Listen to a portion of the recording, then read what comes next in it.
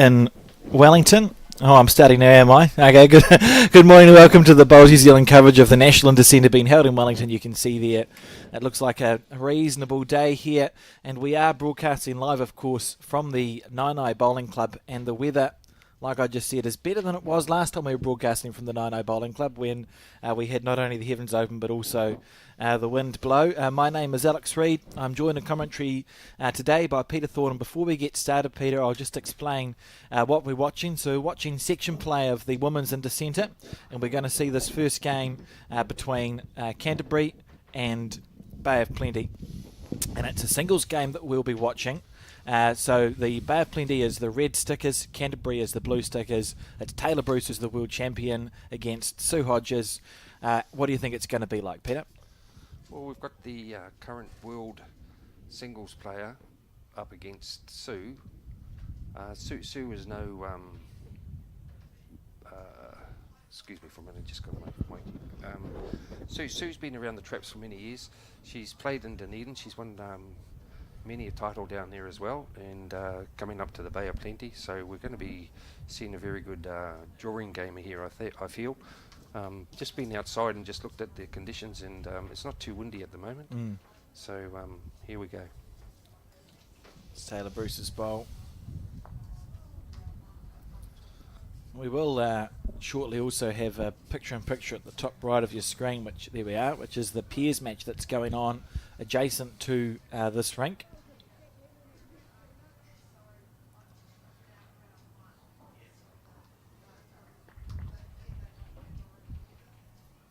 And Sue Hodges with the white bowls.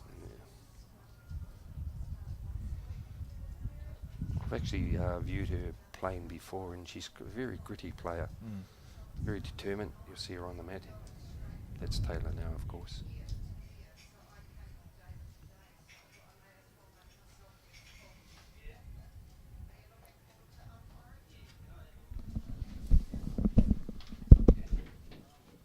Here's Taylor coming in with a nice bowl here.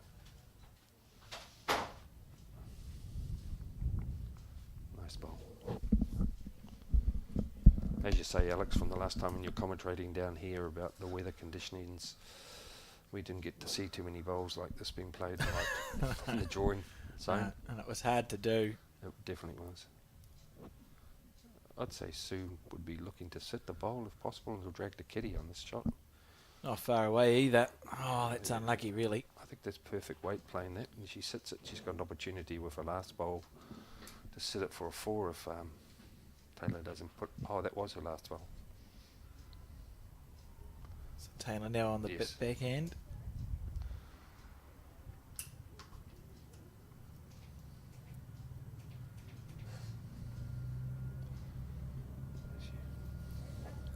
How's that for a first end? That's not bad at all, is it? 2 shots there.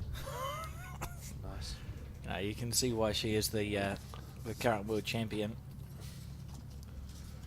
It's first to 25 shots, so there is a while to go in this game.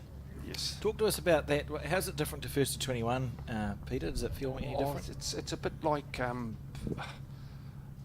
when you play the 21 ends in fours. It's like after 18 when you got the 18 shots or whatever, or even 21 when you've got the 21. That it can tend to play on your mind that you've got 4, but it's give your opponent. They could be on 18 and they're just as confident as what you are of digging in, and both of them are gritty players, so I feel either one of them, if they are going to be behind at that stages, they will peg it back.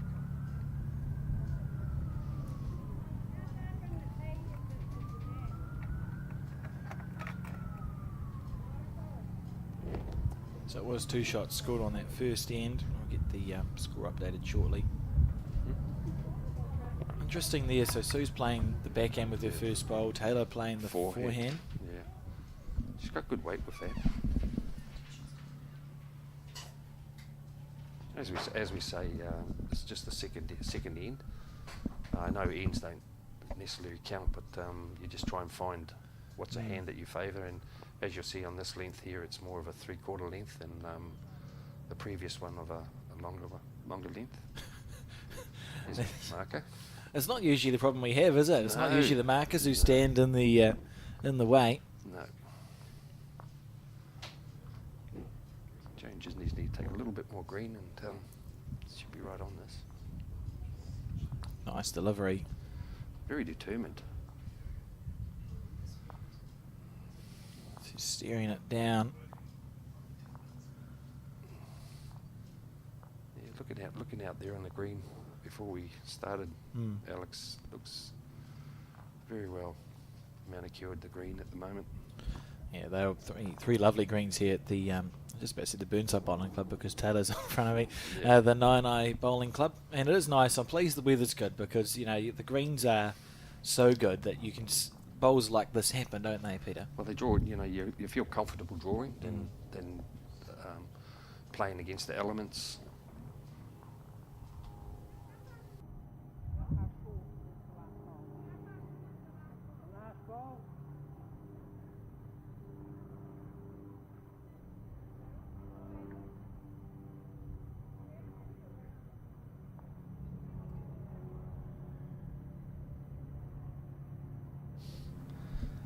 Tighter this time. She's got the weight to hold it up. She might be okay. Oh, look at the air. Yeah, nice. She's got a good position there with her back bowl there on the left-hand side. So for Taylor, do you think she's just... I should just be drawing. Early stages, I think, at the moment. It's not too worried about putting in positions at this stage. Just stacking it up, really. Yeah, just get a draw game going. You see, she flicked it over to the right-hand side there. She would have still scored. This is Sue's last bowl. Is it just a rinse and repeat, do you think, Peter? Play a Oh, similar bowl again? maybe just a little yard to it, so she gets, as my favourite's saying, maybe the clunk, just sit on the shot bowl onto the kitty, going back to her bowl, which I feel she's playing. She'll be pretty close here, I feel. Oh, she's just going to miss or edge it. Oh, great try. That's the weight. Lovely weight. You can see she added the weight there. Yes. So one shot further to Taylor Bruce. 3-0 and the race to 25. I think just in that short 2 ends we've played, Jones playing her hand by, if she is down, she's going to be up. Doesn't look like she's going to be drawing, which is going to be good. There's shots there to be played. Taylor didn't look happy with that Jack delivery. We'll just see why. A bit shorter than she would have liked, perhaps, based on the reaction. A lot of the international players, when they do play Alex, they like the ditch to ditch. Taylor seems to have come out with a game plan at the moment of just like 3/4 or over the peg.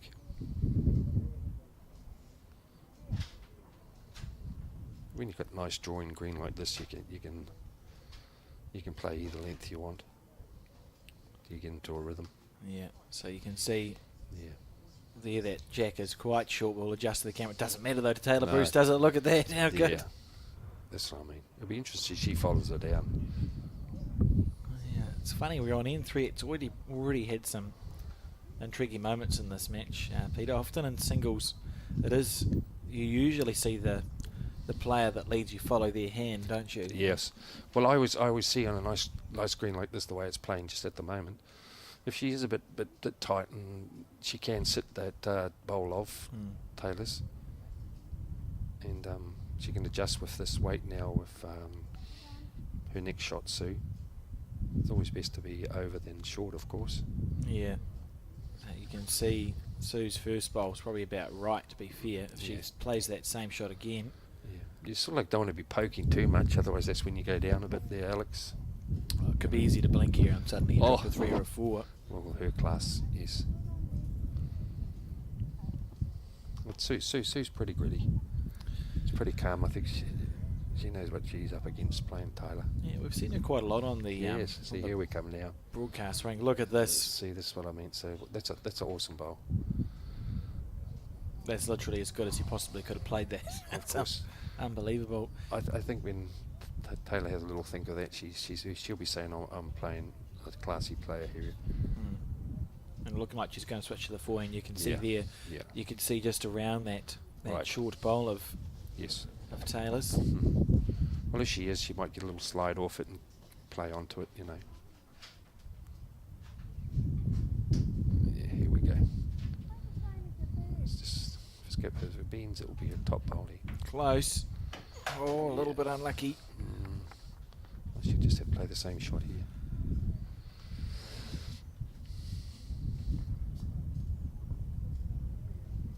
He's got a smooth delivery. Always lets it go. Yeah. Yeah, well, Sue. And she'll be looking to... Well, that's a good green because her bowl seems to be coming home well from there. I'm not too sure. That looks. Would you know what type of bowl she's playing with, Alex? I went out and had a look before at a couple of the other bowlers. Well, I used to know.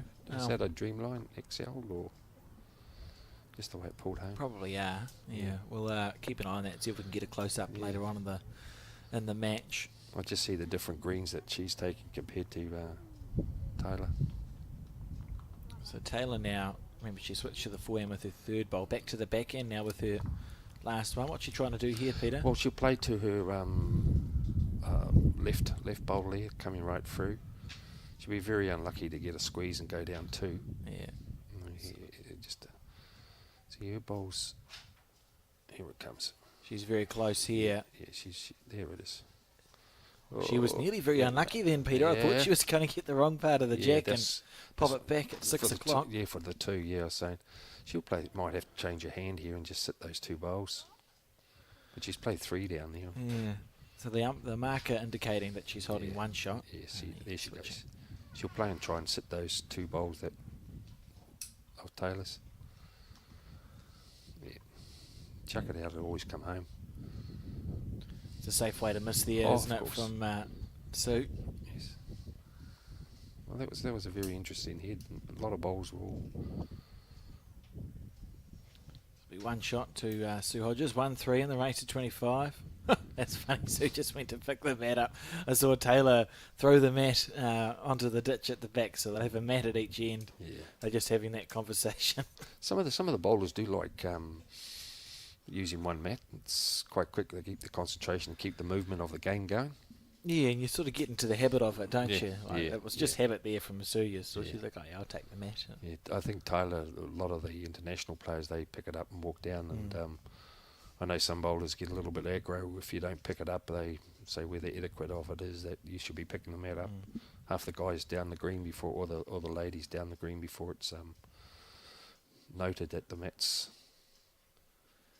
on the bank. Yes. He's got the glasses off now. Cool. Sunnies. That was interesting on the forehand. Just a bit of a shove there. Yeah. Oh, yeah, and you can see there this bowl's going to ditch. More to the ditch. Be hoofing through. Let's see if it stays up. Just underneath the number 2.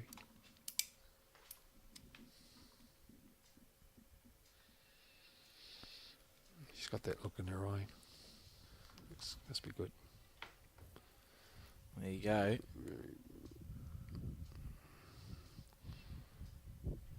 Nice enough way to start, isn't it? Oh, that's the longest end I think we've had, Alex.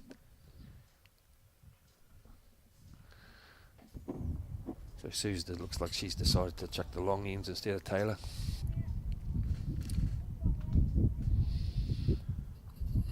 Making a correction. This might put. Yeah, good bowl. Weight was good. Sort of we could be pleased enough with, isn't it, Peter? You go, Well, it's not the end of the world. No, well, she's turned her back, but I don't know what she's looking at. See Debbie White there, the skip of the women's see. pair to the left. Yes. And that little picture-in-picture at the top right of your screen, you can see and keep track of the pairs match between Bay of Plenty and Canterbury. Yep. Yeah, Tyler there was just trying to either promote her bowl or dead draw, of course. So let's swip her hand now. So it's always a good guide, that jack level bowl there, and no use pushing the other bowl in, of course. Steering after this one. This is what I mean. Like, yeah. Yeah.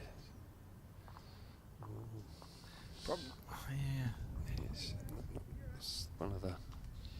It stayed up on the rank, just. Perhaps got caught up with the idea that you're reaching on to use your own bowl. Yeah.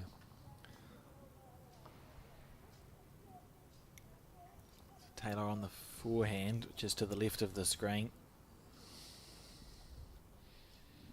I'd say Sue would definitely be naturally trying to find one close. So otherwise, I think Taylor will be trying to attack that bowl if she doesn't get the shot. She desperately. She'll definitely need to put one here, of course.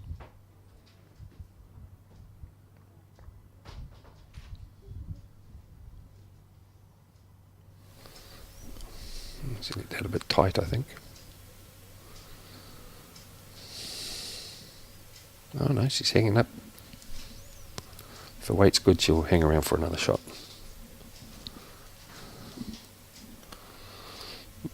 Ooh, jack level. So Taylor may be 2 down now. Is it still? You're just still trying to draw the shot here, Oh, aren't of you, Peter? course, yeah. Just promote her own bowl that's short. If she is a bit tad heavy, she could come back to her other bowl on the right-hand side there. She's walking it. She's talking it. I don't know if she's up. Oh. No, I think she's God, short. she'll be gutted with that, won't she? Oh, definitely. If she's 2 down, she'll be hurting. It's a sort of... It's almost too easy, that shot, wasn't it, Peter? Because Taylor would have thought to herself, the class that Taylor is, you know, she could put 90 bowls out of 100 within I think it is 2. that distance. Yeah. She'll be disappointed with the 2. Almost too easy, you feel? Well, it's a different change of length, you know. It's like, I know it's only the 3rd end, but that was their longer end that they've had. I wonder if she's going to have a long one again. Be intriguing. Well, it looks like it might be making it. She's that.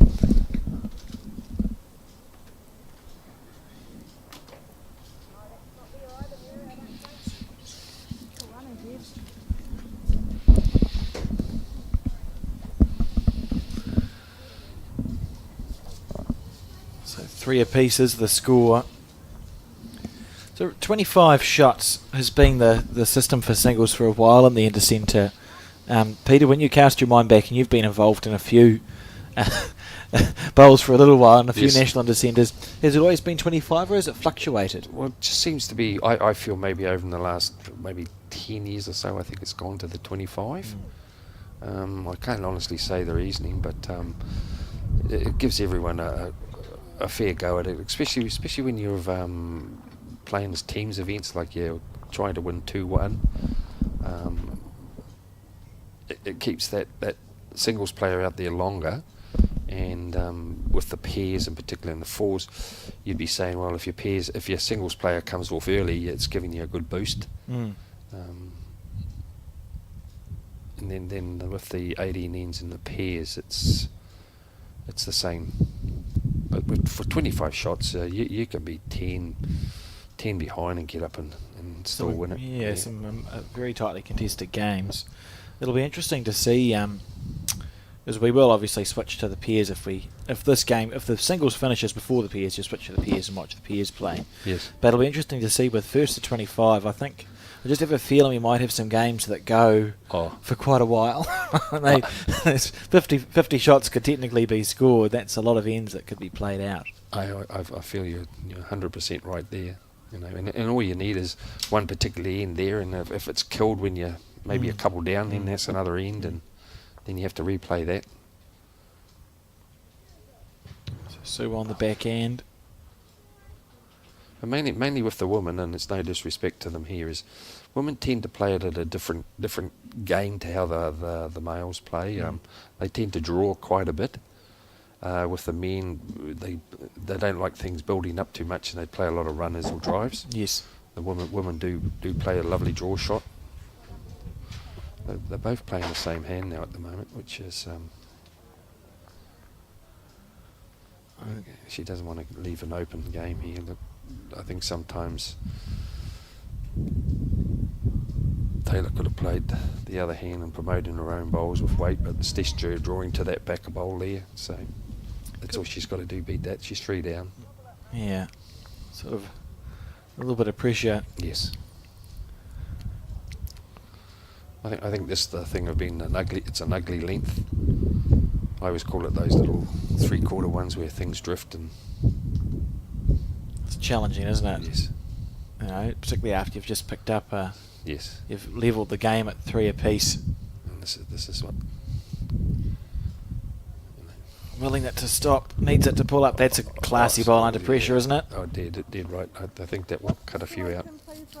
If not the shot, she'll be 1 down, I'd say.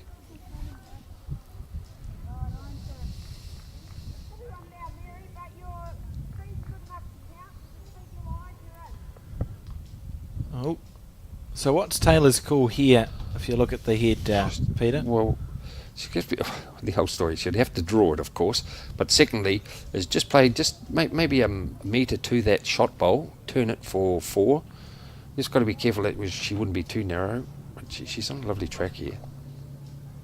She's very close. If it holds for 4. Oh, mate, she's made a few out of this. Oh, that's a good shot. She's at least 2, I'd say. Wouldn't it? I can't. What do you feel? Oh, it's at least 2. She rolled Sue's ball out a couple of times. She was actually a quarter of a bowl from 4 there. That's a fantastic effort. Yeah. She's conceded. Maybe. What's the 1? Great shot. And 1 more bowl over. I feel she could have got a 4. Yeah, it's 1. 1. Yep. Well, that Marcus just indicated Yeah. 1 red, which is interesting because that should be blue. Well, that's how we got confused, I think, in one other episode. That's okay, I've been confused before. So 1 to Taylor. Unlucky not to make more out of it, but a very well played shot. Of course. Yeah, this will be interesting, this length. She's reverted back to just over the peg stuff. Yeah. Well, I feel when it's lengths like this, it goes to show that the conditions are suiting the players. It's not going to duck and dive the bowl on the delivery.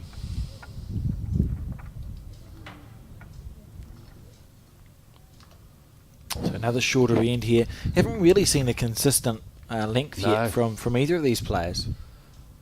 I think the last end, Sue actually wanted to go more to the 2 metre mark and just fell short and got herself into a bit of trouble then, but she bounced back with the last bowl.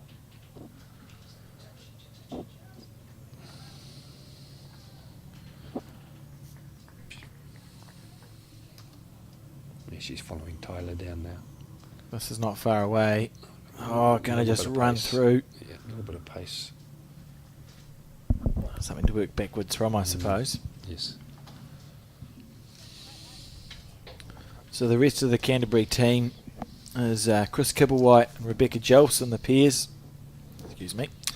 Then the 4 skip to Nelda Scott, Kirsten Rowe, Olivia Manser and Tanya Woodham to round out the Canterbury team. What a great bowl that was from Taylor Bruce. And on the Bay of Plenty side, we see Sue Hodges in the singles pairs. Skip Debbie White, a well-known bowler with lead Mary Campbell, who's won the New Zealand pairs 3 times in a row, I think, Mary, for Sharon Sims.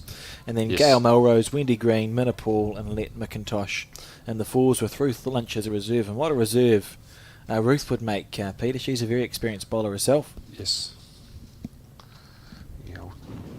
She's got herself in a little bit of difficulty here. She's just haven't been able to find a consistent weight. Like there's a few scattered ones, and then just coming in with the 1.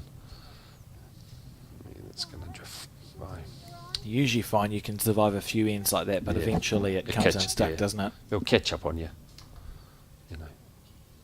She's swapped her hands now.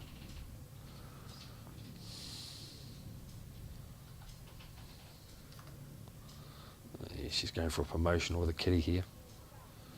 Yeah, follow through. Oh, she was fortunate. Yeah. Fortunate. It was interesting for a lot of reasons. Yes, well, there's a possibility she could have gone down 3, but at this stage she's looking like 1. She's got a bowl on the hand. She's aggressive and she's got 2nd and 3rd. If Taylor doesn't draw inside here, so we'll expect to see her have another nibble. Oh, she'll have another. I feel she'll. It's tempting regardless. Yeah, it's early stages, as I say, and she seems to be an aggressive player, so she might play that yard to it again. Just give yourself a chance, saying if you clear, if you go past the front one, you'd be unlucky not to land on the back bowl at 6 o'clock. The way it's coming, if she was a bit of a metre to it, I felt, could have gone back to her other bowl there in the middle of those other two. Yeah, it feels like a bowl that was played in two minds there, and 2 indicated now. So 6 shots to 3 in the race to 25. Taylor Bruce leads. She'll play a shorter length again, I feel. See if you're right. It's not going to get past the half. Oh, no, maybe to the halfway mark. I think she'd be. I don't think she would have wanted it that far, unless coming down she feels that she may have a bit of wind behind her. Doesn't seem to be too much out there. Taylor just waiting for the marker to straighten the jack. She's now done. Taylor on the back end.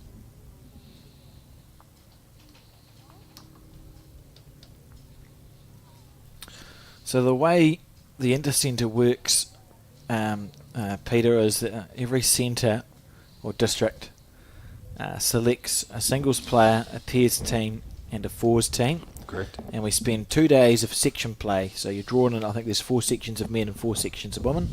2 days of section play, and the top 2 from each section qualify through to a quarter-final. Yes. And they're played off. It works sort of on match points first.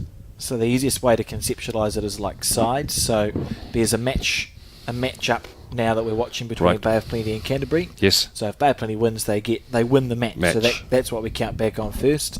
And Correct. then if your centres have the same number of matches won, it goes back on games won. So matches first and foremost. If people are wondering when you have a look on Bowl Sub or how someone's winning, how does it actually work? Who's winning this? Yeah. It's matches won first and foremost, and then back on games won, and then I think there's a list Points. of about 20 other things that you go on, and if it happens to be super drawn up after all that, I'm pretty sure the team's nominated a player and they play 3 ends or something there.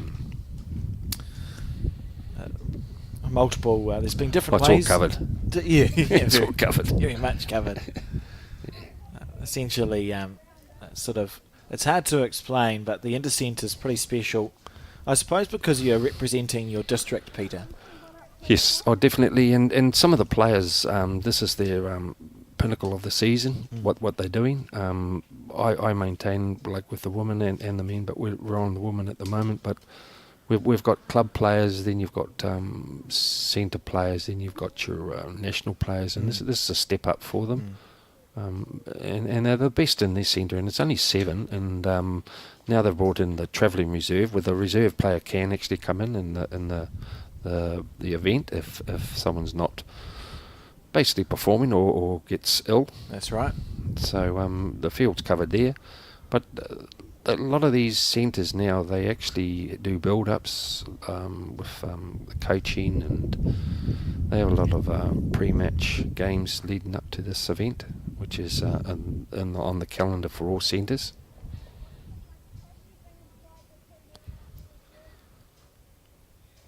Yeah, so sort of the peak of district representation. Yes, Look at this, needs to follow it. Good bowl from Sue Hodges.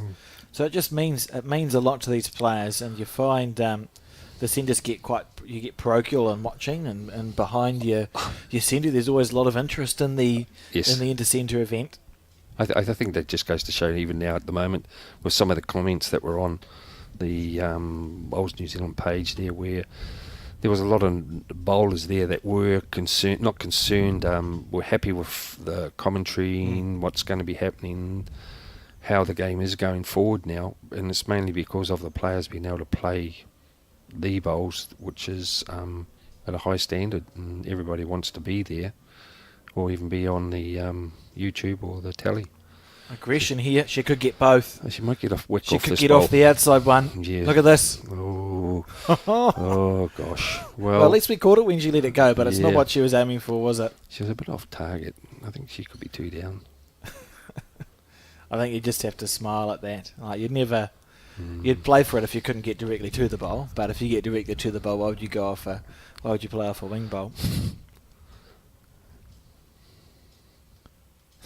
Yes, Taylor's there doing a little bit of expression on how it was. Just explaining the situation. Yes. I suppose, yeah, I mean, if you're up, you give yourself a chance. This the bowls here that I think was... Let's see, when she's walking up, the wind's actually starting to pick up a bit now. You see on her top there how it's... Sort of out of nowhere, Taylor Bruce's. There could be... Just the one. Oh, they're going to get the measure out. Yes, getting back to the centres and preparation for these events, Alex. I know Dunedin have had great build-ups, weekends being away, and they got events Super Sixes and shooting up to Canterbury, playing all the other centres before this event starts, and that's been in the last couple of weeks. Good build-up. And one thing good about this event, selectors and that, they have a look at up-and-coming players as well. Yeah, it's like you say, it's for a lot of players, it's the pinnacle of their season, or sometimes your career can peak at Intercentre level because you've been acknowledged as one of the 7 best players in your centre, and you can only pick 7 best players in the country, right? So there's, and we've got 26 centres or whatever it is. So the 7 best players in your centre, that's a fair effort, and it's where a lot of players learn their trade. Well, it's getting back to the old story with like the women in particular and the men, but we're focusing more on the women. Is you're the best lead, you're the best 2, you're the best 3, you're the best skip, and so you've all been given a position, and you've got to go to shine. And as we all know, there'll be a lot of others there that feel that they should be there, but there's a lot more to it in it being in a team where you may be better playing for your club and you all get on, but you got to remember you're travelling with a different team. Absolutely. It's a nice opening bowl play. It was a beautiful bowl. It was lovely to watch come in on that arc, wasn't it? It's the indication of it being a nice speed. She tends to be following her down a bit now. So so we saw the first 2 ends. Sue played the opposing hand, didn't she? And she's sort of following it down. Have a lot of conversations about bowls theory when it comes to what hand you're best to lead off on, and there's lots of things that you consider when you're deciding what hand to lead off on, aren't there, Peter? Yeah. I always feel, when the green is running well like this, and you're wanting to find your weight, and this is a prime example, is you play to the bowl, and see this is what can happen. Where the other hand, if you're playing the other hand, it's a dead draw. At least with that there, you got something to sit. You miss by that much on the other hand, and your bowl's nowhere. Correct. Yeah. At least there.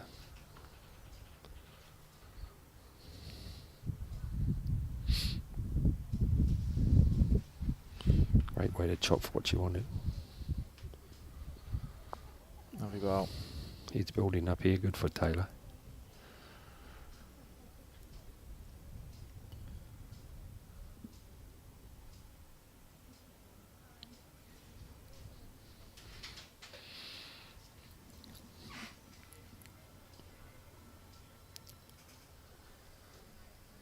She's giving it good here. She's another good line here. When she comes back, it's going to be a good home. Good bowl. Yes. 1 on, 1 over. The old story. If some people are watching, they may be worrying about if the Kitty's going to be respotted, where that would have been an excellent bowl, but it's an excellent bowl anyway, regardless. Yeah, so the at the Intercentre kills a kill. Correct. But it's a nice place back, and you can see the aggressive intent there from Taylor Bruce. Yes. And that's nice of Taylor trying to get to the end of the rink the green before the bowl is finished. It's a bit of etiquette in the game that Yes. some people tend to miss, where you're trying to hide the line of the bowl, and I've there's all always, these. always found the Intercentre is a nice thing for etiquette, though, Yes. isn't it? Because you got it's your 7 best players, That's it. or your 14 best players have been selected to play. Yeah. So the etiquette is usually there. It's pleasant to play at because there's often mutual respect. Yes. So every bowler there, be you from West Coast, which is one of our smaller districts, and I think we're covering later on, to Canterbury, which has about 50 clubs. Correct. Every bowler there has respect for everyone else who's playing. Yes. Well, it doesn't take long.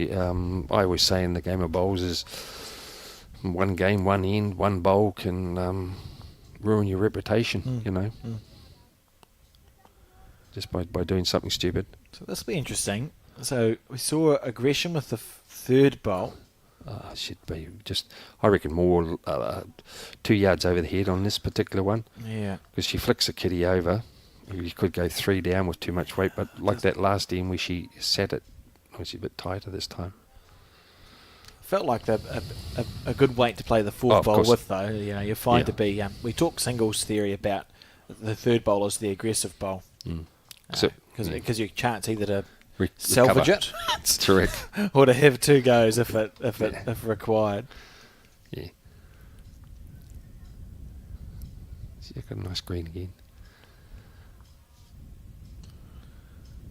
It's got the weight right. This should come back in for second shot, but may just be It's a little bit over there in this one, but it's a smidgen past.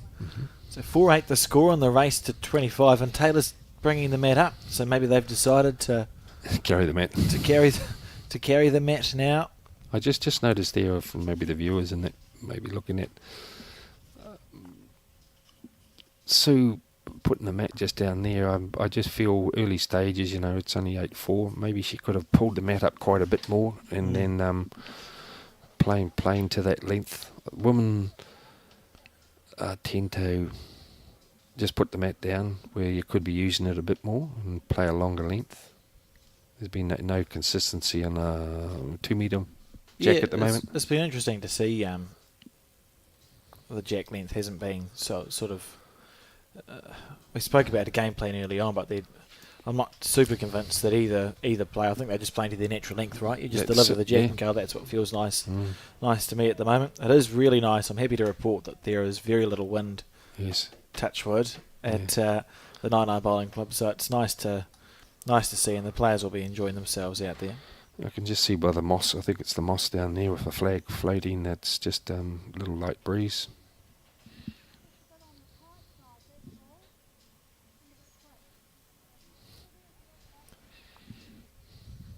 There's a good little green.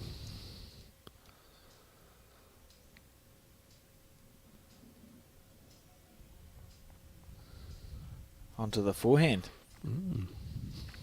And being followed.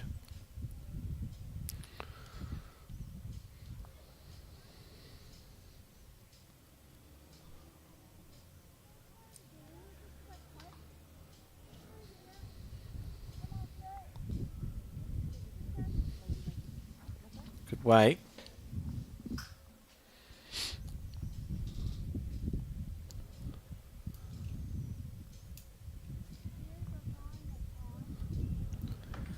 And Taylor... She's a bit tight, isn't she? Yeah.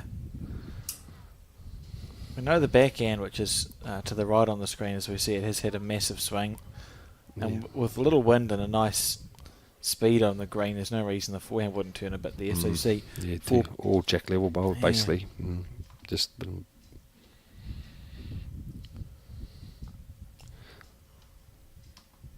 Hopefully there's not too much correction where they drop their weight. Yeah, it's about trying to... It's such here's a good bowl coming home, surely. You'd think so. Oh, brother. Commentator's Perth. No, I thought that was going to come. I blame you for that one, Peter. Yeah, no. Oh, I'm used to it. Oh, dear. So...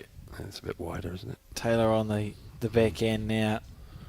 We're willing it to hold, really. You don't want to get the outside edge of that white bowl of Sue's, and she hasn't. Came back a long way.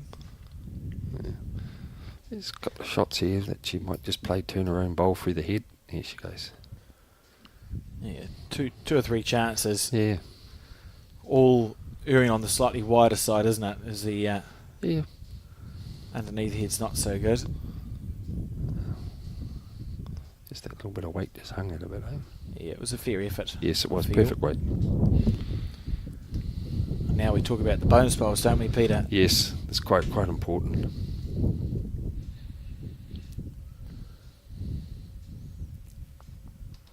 Desperately want to add the second one because there's no right of reply to a bonus bowl. You're just saying, look, I'll score another shot on this end.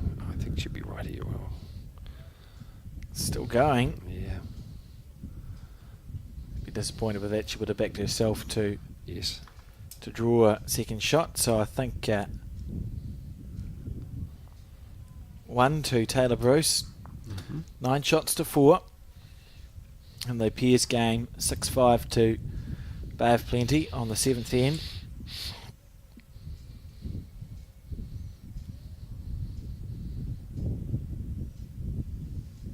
Yeah, we've just been, what is it now, just on about 55 minutes we've been going, and score's only 9-4. There hasn't been any big scores, which is always good in singles. Really, Alex, in rep play, I call it rep play, Intercentre play, you shouldn't be dropping fours in games, and because as we know in singles, that's when you are struggling, and we all know that if you do drop in big numbers, it's very hard to get yourself back into the game. Yeah, ones and twos are the expectations, aren't they? Yes. Yeah. And if you have a good shot on, you know, your exceptional singles players might find a 3 or a 4 somewhere, but it's usually not the other person's fault. No. It's not their fault that they've dropped the number. It's just that the way the head set a really good shot has appeared, that it's not because you've just chucked 3 bowls metres away.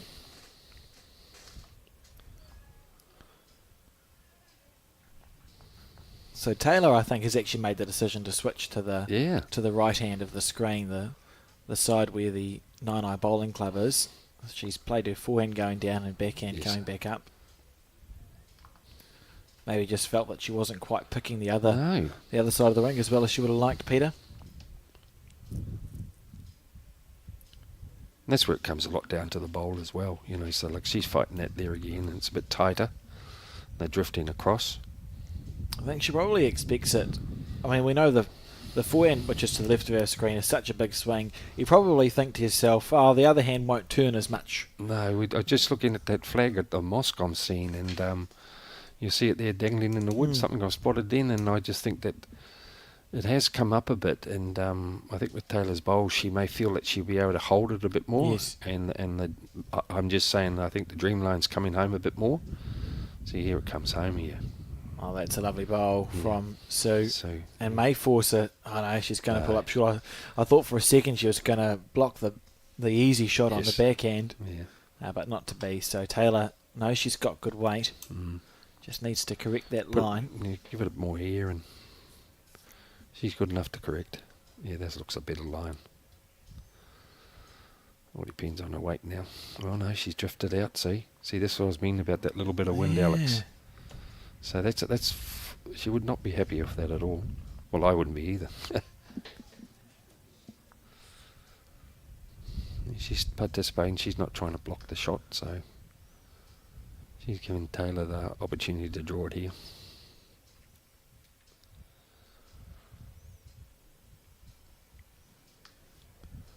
I think she's on another good line here, guys. Very close. Yes. This end's come out of nowhere, hasn't it?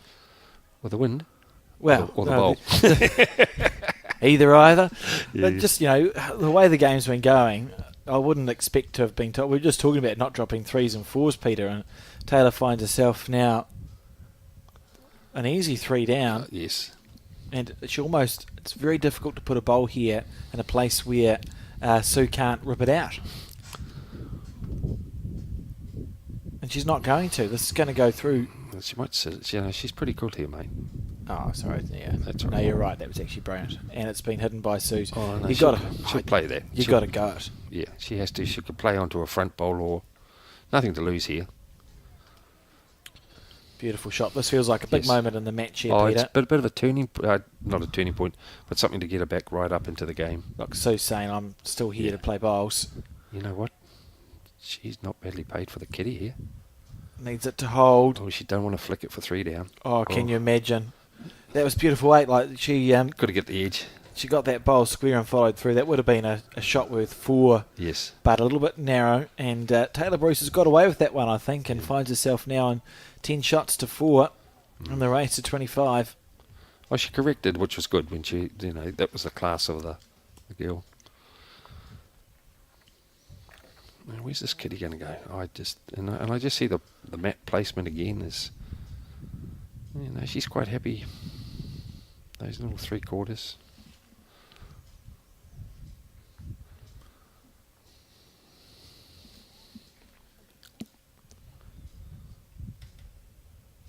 Got the old marker running around now.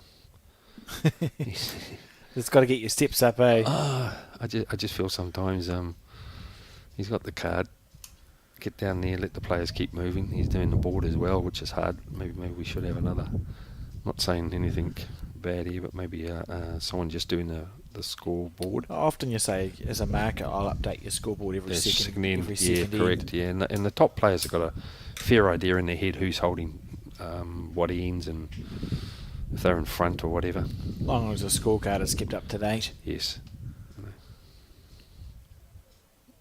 To be fair, as a player, if I'm playing a game of singles, I'll just do it on the in-between ends. If my marker's going to update it for me when they come down that end and the in-between ones, it's no sky off anyone's nose just to write it on a chalkboard. I feel like most bowlers have kept enough scoreboards that we'd be okay doing it, Peter. Yes, of course. Yeah. See this? Looks a bit drifty almost Yeah, on that it's just- forehand side. It's just starting that. And it wasn't doing it earlier, so that's an indication that's wind, isn't it? Yes, If that it is wasn't wind. doing it at the start. It's coming right from over the hill now. I saw Taylor go and talk to Emily, and now she's playing on her backhand side. So I wonder if they've decided to switch back to the backhand. Just a bit of changing game plans from our world champion. Well, I think that's good about having your coach on the sideline. You get involved in the game so much that little things do slip into your game, and you lose a bit of concentration. And you could ask your coach, "What do you feel?" And then, "Oh yeah, that's right. I am getting forced onto a hand that I was playing before, but the wind's come up."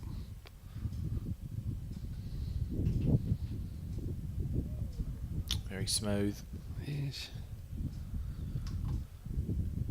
She's narrowed it down this time. So watch this bowl. See if it Yeah. goes a bit snaky. No, that is holding quite a bit compared to.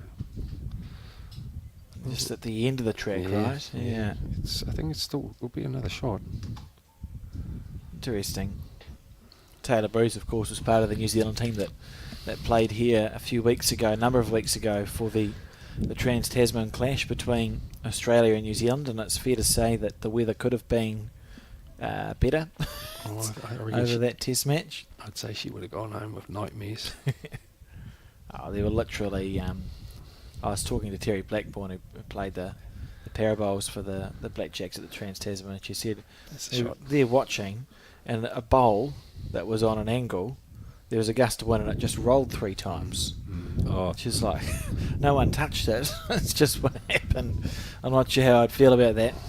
see, those shots I was saying before, where you can play and sit a group of bowls when you're struggling a bit. And she touches Kitty, she gets 2. That's going to roll a bit more.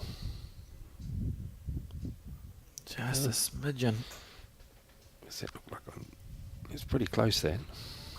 Be in for second shot, I would say. You see by that woman's hair how much it's blowing now. Yeah, she's come up.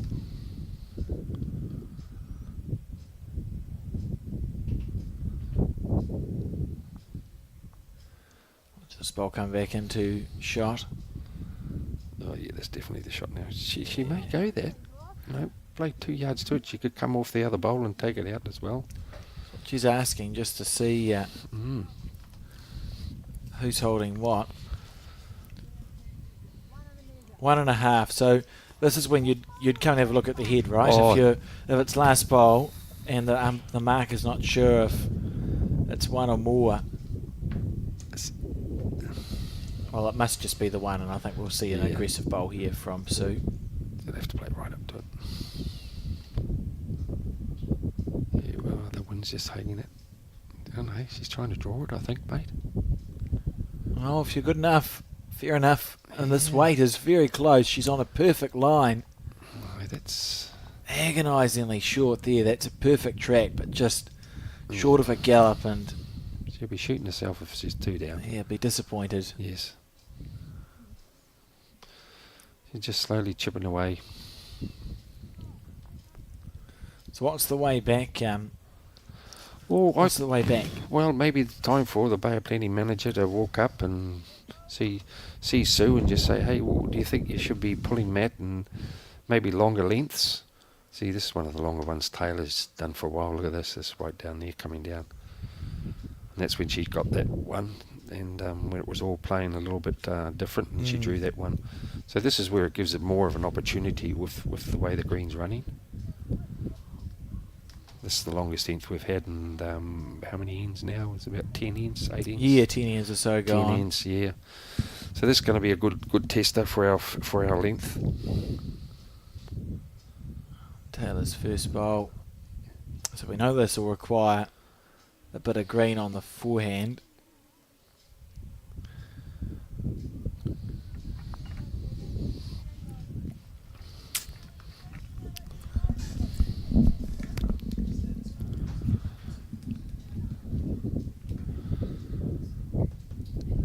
Yeah, that's good bowling.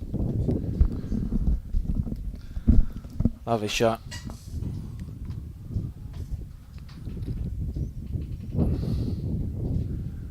Sue now. Oh, someone must have. No, I think it's the wind, mate. Oh, was it the window? Yeah, I that think makes so. sense.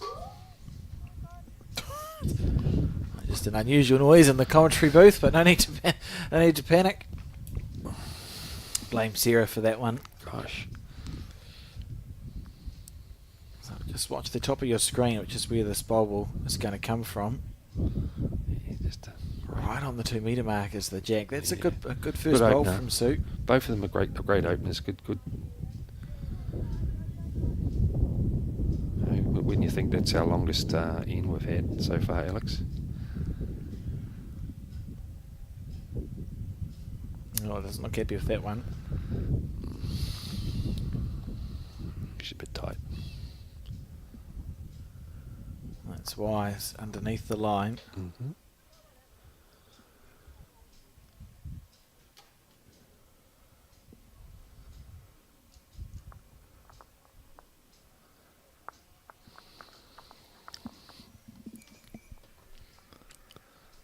Important that Sue makes a correction here. Yeah. Might go on the drink. Yeah, she'll be disappointed. Mm.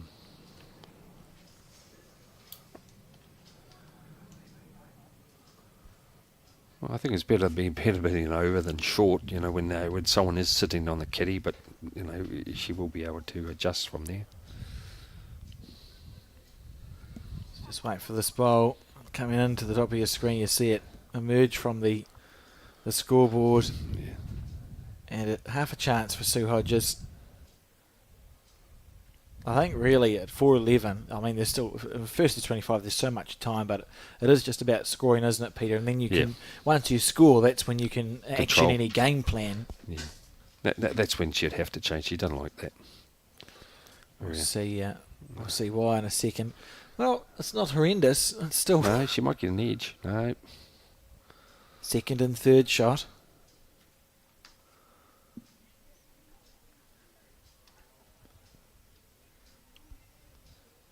Yeah. She's looking at it. She must like it.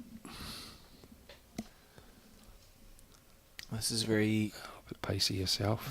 Oh. Or you'd have to go that. Yeah, if it's Yeah. left. Yeah, now you have a nibble, right? Yeah. Let's see if you can attack this. Yeah, maybe that same weight she had before.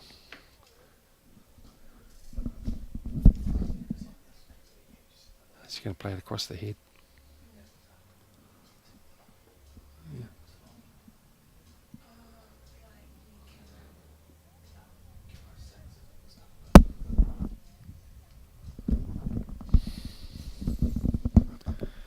I don't think I...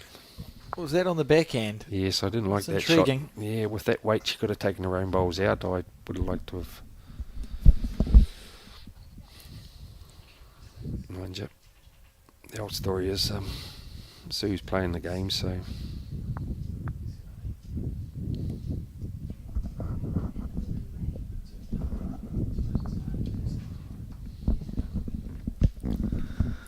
So what was that in the end? The one to One. Taylor Bruce? Yeah, just stayed there from her first bowl. There wasn't much around that one. 12-4. Yeah, she's definitely got a game plan going now where she's chucking it along. Seems to just be ticking over. Nothing Yes. magical in this game, but steady, isn't it? Steady bowls from Taylor Bruce. That was nice of Debbie to straighten the kitty. Poor Mark is on his way back down again. He's going to deserve a bit of water after this game, or a cup of tea, or some water. Maybe a lemonade. Potentially. Little lemonades at bowls. A lot of lemonades.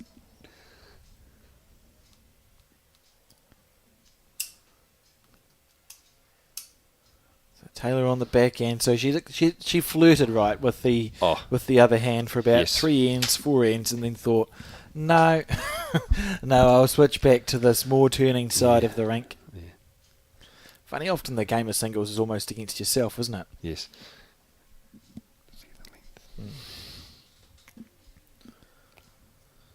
And Sue now really does need to just get on the board, and then I think you're right, Peter. I think we'd expect to see the mat length change. Yes. Well, Taylor's definitely changed since she's last 3 ends that she's putting it up a bit just longer, stretching it out. Yeah. That's a very good bowl from Sue. That's a lovely bowl from Sue Hodges. I think, and I swear it's random, but she'd be almost our most broadcast bowler, Sue Hodges. Yeah, she's been on it a Seems while. to be She's on like the a movie broadcast, star. on the broadcast rank, Hey. Sue. It's just the way it Yeah, it's just not the way it favouritism. falls. Not favouritism, viewers. It's just the way it's. Sue's always thrilled about it when she sees us out and about. Usually says things like, "Why me?" So just the way it works. Oh, great effort. Good try. It's quite interesting. I went up and spoke to the manager and just had a little chat and that. And I said, how's your player going? Blah, blah, blah. And she gave her big raps. And, oh, don't you know her? And I said, oh, yes, but I just want to know a little bit more about her. Lovely bowler on the Taranaki fours recently. Yes. The tournament that you've had a long association with as well, Peter. Yes. Could get unlucky. No, it's okay. Been a horrible second there where Sue might have thought, I hate to get the outside edge of the bowl. You see it. Sit it over a couple of times. Some of the things bowls do seem to defy the laws of physics when it's not working in your favour. It never seems to go your way, Alex.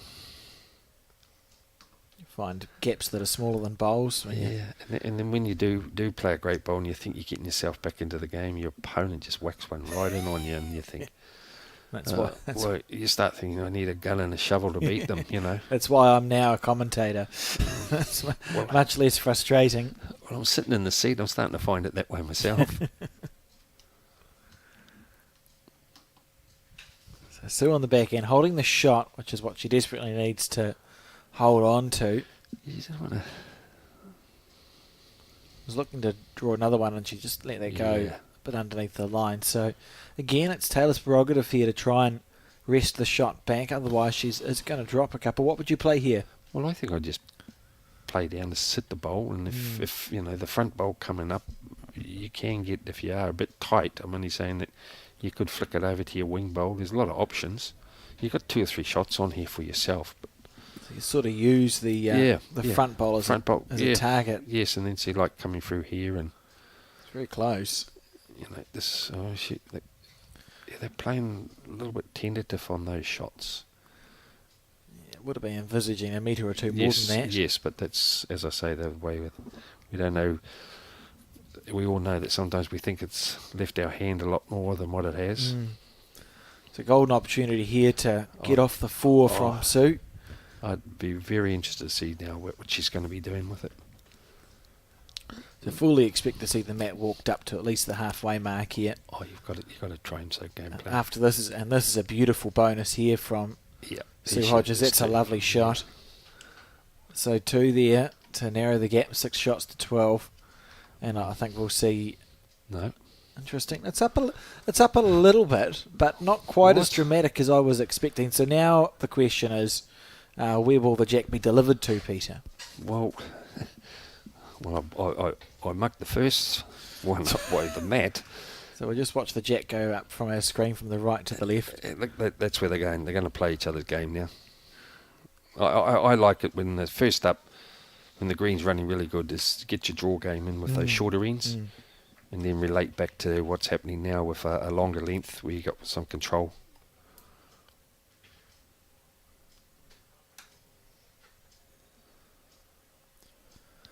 So Sue's taking the mat a little bit up and throwing the jack right onto the 2 metre mark, or deliver the jack onto the 2 metre mark. This first bowl feels quite important. Yeah. It's a good start. Oh, that is. I'm not sure if they are. Those are not XGs. They've got that Dimple like a the tailor. half crescent grip. They do look like tailors. Look like a tailor with that. I'll see if I can find out for us what bowl Sue Hodges does have. She's been using them for a while. Certainly whenever we've broadcasted her in the last 3 or 4 years, she's had these bowls. See, and then you look at like Taylor's ones. I'm pretty sure she uses the old Taylors. She does, yeah. She said, with a name like mine, what other bowl would I use? But you look at her delivery, they say sometimes a person's delivery can get more turn. Like a left hand, it can hold them up more. Yes. That is a big part of it, I think, the delivery of the bowl. Yes. You can put a cant on the bowl, so it sort of goes out different arcs, and back in. He's a good bowl.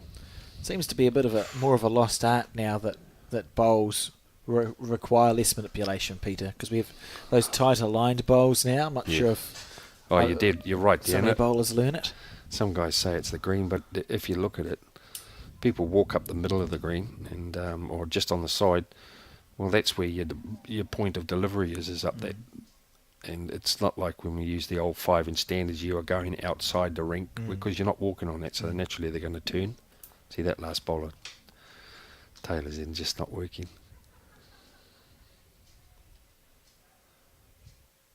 So Sue on the forehand has scored for the first time in 4 or 5 ends on the run. Yeah, and that was with a 2, so... Oh, aggression. Oh, mate, this is going to be interesting. Oh, she rocked the bowl. That'd be your ration book, wouldn't it? If you're taking that sort of risk. Well, it goes to show, isn't she confident of drawing something? Because you got to respect Taylor and being able to draw another 2 there. She's going to laugh about it. Well, the danger is here if Taylor does draw a second shot. Yeah. Now, Taylor's going to go... Well, it doesn't really make much difference to the shot because I think we'll take that back one anyway. Yeah, that's how it looks, right? And you can see it from there. But as we know, if it's your third one, you want to you have a go and then next one try and draw it if you're 2 down. Yeah, it's he's saying it's a measure. I would go and have a look. I'd never... Yeah, this is the right thing to do. There's plenty of time, and it's... Well, these intercenters are important things, so if your mark is not sure, which they're entitled to say because you don't want to be wrong, the player can come and have a look now. And you would argue that you could do that if it was earlier on in the end, Peter, because it's an exceptional circumstance. You just go, can I please approach the head and have a look? Yep. So that's what the head looks like. What would you play? So let's. I think Sue's only 1 down. I think her second shot is the bowl at 10 o'clock to the jack. Personally, singles. The only way you win singles is drawing.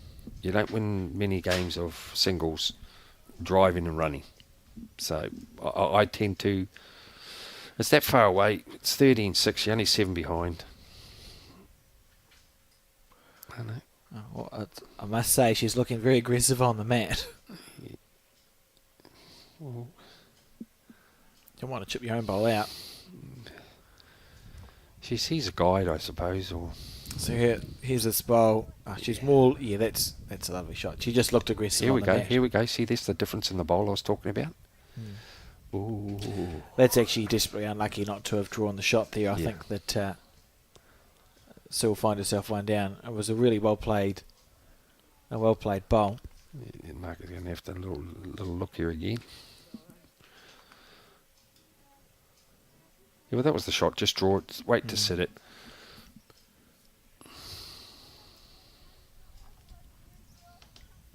There's old Calvin there.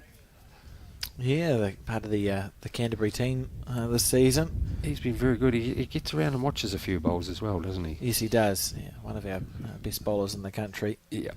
Won 2 New Zealand singles titles, and he was about 25 years between drinks, I think, Peter, which is a fair effort. Yeah. Well, I wouldn't worry him because he doesn't drink. Drinks of water, Yeah. yeah. So this is what I mean about Taylor coming in and plonking one there. She didn't try and draw one with an effort. So she's over 1 or 2. 2 there. That's Yeah. So it's 14-6. So she's working her way around this and just grinding away. Well, what you'd expect from an international player, but I'm sure still got a lot of confidence in Sue, grabbing a couple here. Yeah, I remember, I don't recall if it was an interclub or an intercentre, but Sue played a game of singles against Joe, 2 games of singles actually, so it was both an interclub and an intercentre. She played the intercentre singles against Joe Edwards and the interclub singles against Joe Edwards, and both times, I think, got near 20. She stayed within 4 or 5 points of Joe for the duration of both games, and Joe's our best female bowler of all time. So it's a fair effort, Sue won't be afraid of playing anyone at the intercentre. That's why you're selected to play singles for your intercentre. So, yes. For Sue, I think it's about chipping away. See if you can avoid I suppose when we go to 21 shots, we talk about if you can keep your opponent away from 17 shots. Yes. You're in with a chance because they can't go out in the end's time. I suppose in 25, it's if you can keep them off 20 or so, you've still got a chance. Oh, definitely. And as we all know, how many times have you seen some games, some guys just sat on 20 and someone's been on 11 and the guy's got up and pipped you. Now it's reverted. Here's come so well. Short end out of nowhere, Yeah, Peter. that's that instead of that 2 metre one before. Maybe the idea is Put her off a track. Yeah, it's one of the things we talk about with the really good bowlers is often if they back themselves. So say you're Taylor Bruce, Taylor would back herself to adjust quicker than anyone else on that green. Yeah. So if you don't let anybody settle down and you're constantly changing the length of jack that you're delivering, that's a perfectly acceptable game plan too. As is any game plan when it works. Yeah, at this level, and I'm sure Sue would be aware of that mind games start playing. Not much talking between the two of them, so it's great to see that they're concentrating. Good bowl. Yes. Yeah. The level's been very similar between the two, hasn't it, Peter? Oh, it's just that Taylor's just getting out. It's a couple of times there when Sue did have an opportunity of scoring, she'd plonk one in, and here's a prime opportunity now that with Taylor's last bowl here being over, that Sue needs to hammer this and put a little bit of acid on. Then if she gets a 3, well, it's 9-14. You're only 5 points behind. Exactly. So you got to look at it, and it's like the dart players I always see. They always think of a number they want to get and just chip away at that. Go from there. Yeah. This is close if Sue's got the right speed. I think she has this one. Then this is nicely played. Yeah, good shot. Yeah. She needed that one there to really put the heat on Taylor. And these are the shots that Taylor's been executing very well. And she has. She plonked that one in, and this is what I was saying, where 1 minute you're holding. Oh, she's a bit wider, isn't she? Oh no, here they go. Oh, this hand lets go, so it's down to the weight. These are the shots Taylor's been executing really well. And look, we see another one. Yeah, this is what I'm saying. You got 3 honeys and next minute bang, and you think, what do I got to do to win this game? Forehand here for Sue, do you think? Yeah, basically the same. Try and tip her off, and then if the kitty comes back, You could almost just play a metre over on the... yeah, but you could play it down, and then it flicks over to the other bowl. Maybe just follow Taylor down with a couple of yards to it. Asking some questions now. Yeah. I know what you're saying, coming off the front bowl and wick off it, but there again too is It could still go ugly, right? yeah, still go ugly with a bowl will roll back, and then you got the back one. You could go 2 down, you know. So, she's on the forehand. Yeah, she's going to play on her own bowl.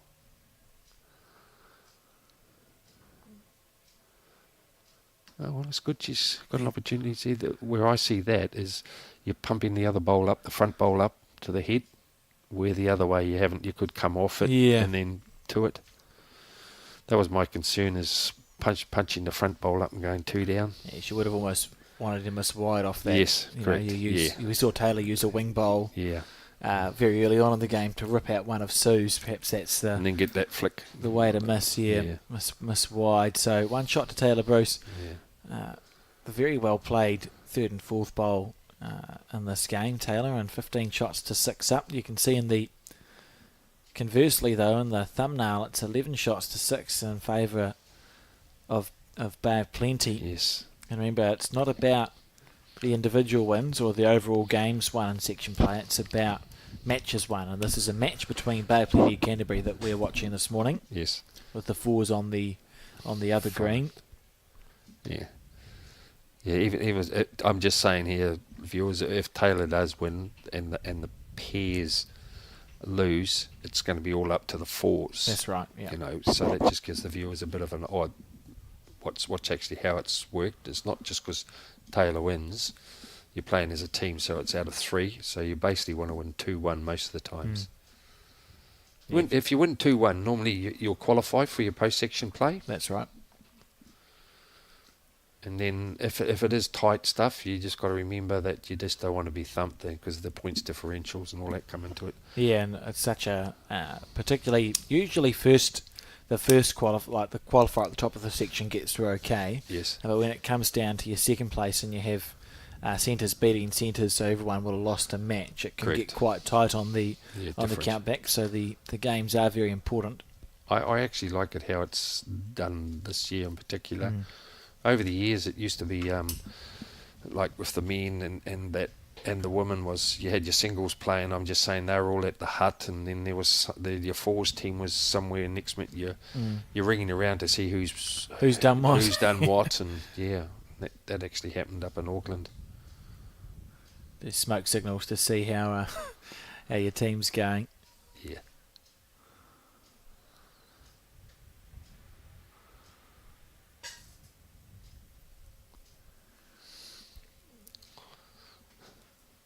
Right, so Sue Hodges now on the forehand. I'd be saying to myself, well, just give me a 2 or 3. I'm going to chip my way back into it. Get the double figures, and man, anyone's game then. That's the thing. It does feel like you've got that little bit longer in the race to 25 than to 21. Yeah. Bowl's going to stay up on the rank. Yeah, she's. You think Kelvin will be wearing those shoes to bowls tomorrow? I can't see a reason why not. You know, I think you'll be quite surprised. Far North play a lot in Jandals up there. Do they? Yes, they do. Yes. There used to be in the law book for indoor bowls. In 1991, Peter, a man won the New Zealand indoor fours. His name's Kevin Angau, and he was skipping, and he won the indoor fours wearing Jandals. Gosh. And that was looked upon poorly by the administration at the time. So there's literally a line in the law book for indoor bowls that says Jandals must not be worn, and they added it in because of New Zealand fours skip winning their fours title wearing Jandals. Jandals must not be worn. Here's a good bowl. During a game.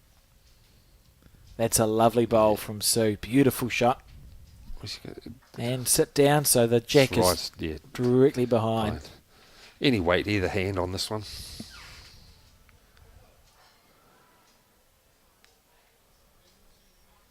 Yeah, there's the manager giving some encouragement.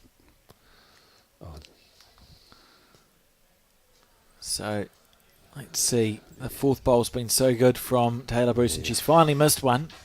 Here we go. When she has been down on the head, I can think of one other time where Taylor's actually missed a shot. She's nailed it every other occasion.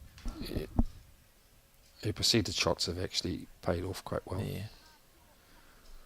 Yeah, this is where you've got to. In the last couple of ends, old Sue's actually played well. You know, you'd be a bit unlucky that she should have been up in the double digits. Mm. Yeah, the standard's been fine. Yeah, it's it's just the timing from Taylor. Yeah. There was an end where Sue was holding 3, and with Taylor's last bowl, she drew the shot. Sue couldn't get rid of it. I can think of 3 or 4 times where Taylor's just shown her ability under pressure. Come on, please. Sure. Well, Sue's got the mat. So no, she's just going to put it right on the 2 metre mark here. Okay, so yeah, there is something different. Yeah. Now, where are you going to put this? Just waiting. There we go. Right. So where's the jack being delivered? Well, the marker needs to watch out. Definitely. I was worried for his feet briefly, Peter. Have we got a little runner out there just to see what the pace of the green is running at the moment? There's a couple of people just... I'll time this bowl. Yeah, I'm just going to have a wee look. I just had a couple of queries. I would say 17 or so seconds at a guesstimate. But who knows? Right, let's see. There we are. Now the second on to that. Yeah, so your 2 metre. Pretend it's to the 2 metre.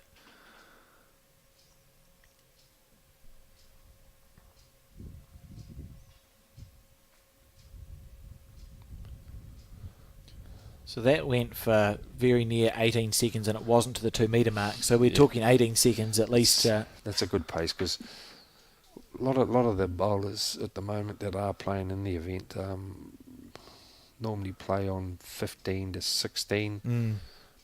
As I say, the green here is well manicured, and players will be playing some great shots in the next, was it 4 days? Yeah, it's nice, isn't it, to get on these greens, because it feels like instead of having to tell yourself, I need to push this, it's just a natural Well, that's the way delivery. It should be played, and you're not blaming wind and everything. But it's just amazing, just a little short brief here about the new building that's right opposite us here, Alex. I remember years ago, I used to play here, and it used to be hailing off the hills here. Yes. And I think that's going to be a great asset for the club itself, where you're going to be able to be sheltered by this building here. Yeah, in theory, it absolutely looks like that's what's going to happen, doesn't it? Which is I was a believer. I used to, when I was with brass and that, we used to shoot in and be a bit early, and just look at the surrounds of the green and which way we're going to play, and have little game plans. And this would have been an ideal one where we're going to be playing to the building or away from the building like now. So no doubt tomorrow I'll be pretty sure they'll switch the green around different directions. Yeah, Alex. yeah, it's my understanding. Unless sometimes it's the greenkeeper's prerogative. So if it's felt that it should stay away for a game for a day, it will be. But it should be ordinarily you go backwards and forwards. Yeah. The Australians do it halfway through the day, which has always confused me. Well, I was over there, and you're 100% there. What they do is they'll even water the ends, you know, and they're very precious on the greens over there. And the green actually plays exactly the same way as what you've been taken off, same rink, everything. Yeah. So on the forehand, trying to make a correction from her third bowl. She's trying to turn her bowl up or sit it. Just sort of pinched it. Could get a very good result here. Isn't going to. If Taylor doesn't put another one there, she'll be playing 2-3 metres to that, or 2 metres to it, sorry.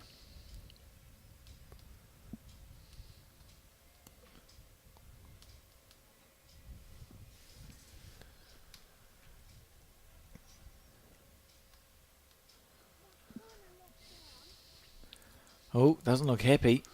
Stalking after this one. I think it's more her weight, isn't it, than anything? Doesn't look horrendous. Just gonna little bit snaky. You to win singles when you've got a few bowls around the head. These are the shots you need to score on, and I don't think Sue's played one at the moment that she's played a shot. It's of been a runner. Yeah, absolutely. It feels like it's been the difference, isn't it? Yeah, it has. And that's no disrespect to her. It just hasn't worked for her at the moment. Oh, you're talking. It's amazing in this game. Taylor's been within a foot and had these really good results, and Sue's missed. Oh, this bowl here, to be fair, this is the most she's missed by, but often when she's playing those shots... non-effective. Yeah, she's just been missing by a foot or less. I always like when playing shots like that is play narrow more than wide. I know it sounds... Taylor, I just can't see what's happening now. Yeah. No, 9 times out of 10, you'd rather play narrow, then you've got bowls to work off. Yeah. You know, where you're playing that absolute... A lot of it's about giving yourself the chance to get the good results. You don't get a good result going into fresh air. So Taylor now wants to make a bonus happen here. Probably a little bit weary of sitting. If Sue's bowl goes up and over once, the bowl that sits at 11 o'clock. You could play down the other hand, and she could play for 3 here. Yeah, which I think is what she's going to do. If she's just got the actual draw weight, she's not going to turn that other bowl in by too much. So that's the logic, isn't it? Because if you... Yeah, that's for scoring more points. You'll actually be unlucky to knock Sue's bowl that sits at 2 o'clock in for shot. Here we go, but see, this is the shot. How's your weight? Looks pretty good. Oh, which way she's going to fall? It was a mighty effort. Yes. But that was the one, you know, she just touched the kitty maybe 100 mil, she would have got a... Yeah. So 16 shots to 7. Yeah. One thing good about the 25 points, Alex, is I keep on going back to, if she can get a 3, she's in those double digits, and it's still 6 is nothing.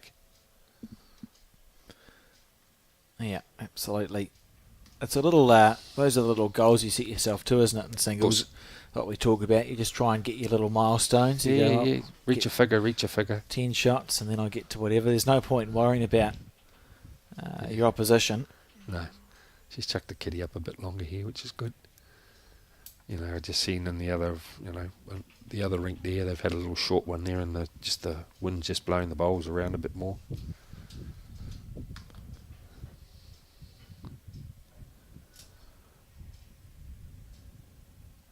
A bit short here, I think, Taylor.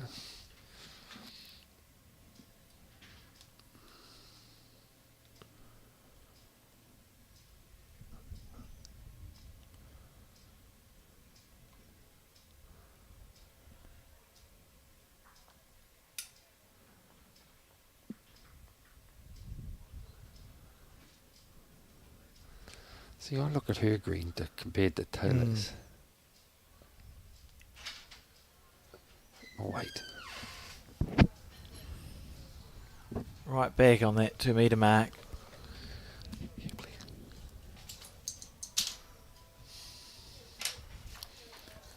And Taylor on the forehand.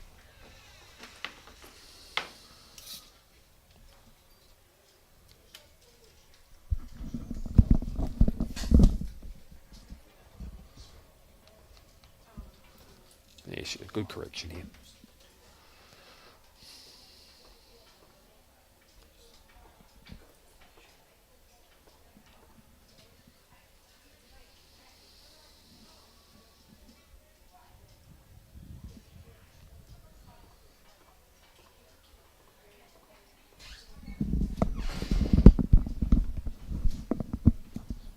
Close here. Yeah. Come around the back. No. Try. Oh. It's not what some of you may be thinking. Water. It's water. It's definitely water. It's very warm and humid in here. Right, on the forehand, Taylor Bruce.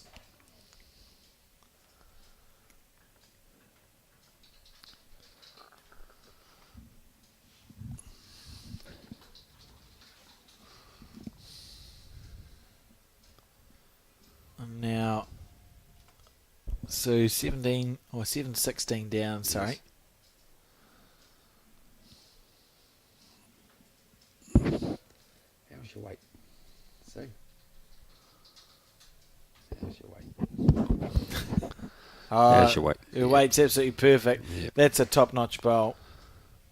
Yeah. Really, really well played. You thought I might just play down the other hand here and just, like the last end, and just come inside that short bowl of hers.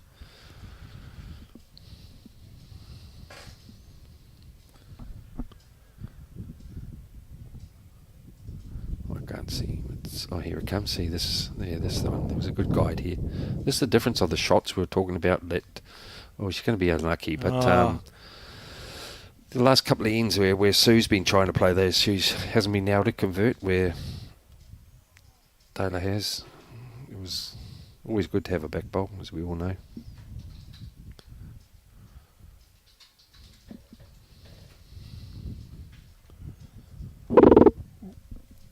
That's the second time that's happened to me in commentary, Peter. So, those of you who tune in to watch a bit of bowls will have heard and always see this as a great shot. Oh, a bit unlucky gone through. Mark Noble, I was commentating with him at the Nationals, and that noise happened, and it caught me off guard because it hadn't happened to me before. What it is a damp. It's like a damp. Googling. What do you call it? Like the condensation on the glass goes against the microphone, and then you get this intriguing noise. What's been dropped on the ground there? Wouldn't be me wallet. Anyway, 8-16 the Yes. score now. Yes, and you're going to finish it, Alex, before they thinking of other things. No, I was just going to leave it. I was just going to leave it. We'll get a few calls about it. Peter. Thank you.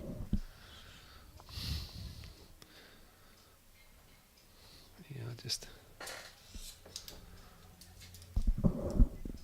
Oh dear.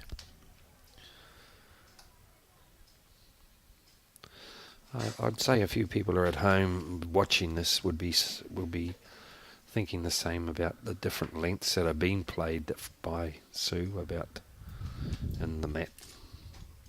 I know it makes a difference in the next bit plonks, but yeah, you just want to try something wee different. It becomes tempting, eh? And then you often wonder, when you're in game, often the question is, there's an anxiety about making those changes sometimes, Peter, because you think, oh, I'll just give it one more end. Yeah, I'll give it one more end. Well, I scored on that, and and then suddenly your game's 2/3 over, and it's not looking so good. I think you're right when you talk about if you are going to have rink coaches, that's where they're probably at their most helpful is with the singles player. Yes. Because you're just interacting with one individual. Your teams, your peers and fours in theory, you're pulling on a pool of experience there. I would back those players to make... You'd expect those teams to make reasonable team decisions to start off with. Singles players should be quite easy to work with in theory. Yes. Well, they're the loners out there, and a coach normally will sit behind on the side, basically, sorry, and then just have a wee chat and just say, oh, what do you feel about this? And just maybe you might be rushing it too much, or this hand, that hand. I just see it at the moment with the difference of the movement here of this bowl coming home from there. Oh, That's look huge. at that. That's still going. You should have to play her with the other hand now and come down and sit it. Oh, she's not. Interesting. Yeah. Forehand would have been the instinct. Yes. You think, there's a bowl and a jack to reach through and pull it back to 4 or 5 o'clock on the screen. And you've got 2 shots to... Could block it now. No, it's just all there. Jimmy, she could be respecting Taylor, could draw 2 more, so... No.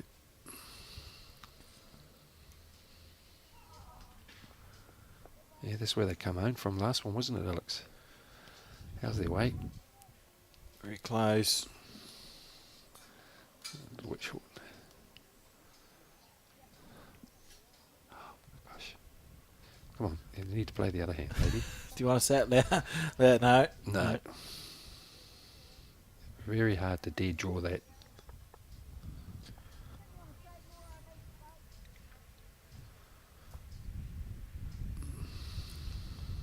But that's a nothing shot, I think she just was trying to say then.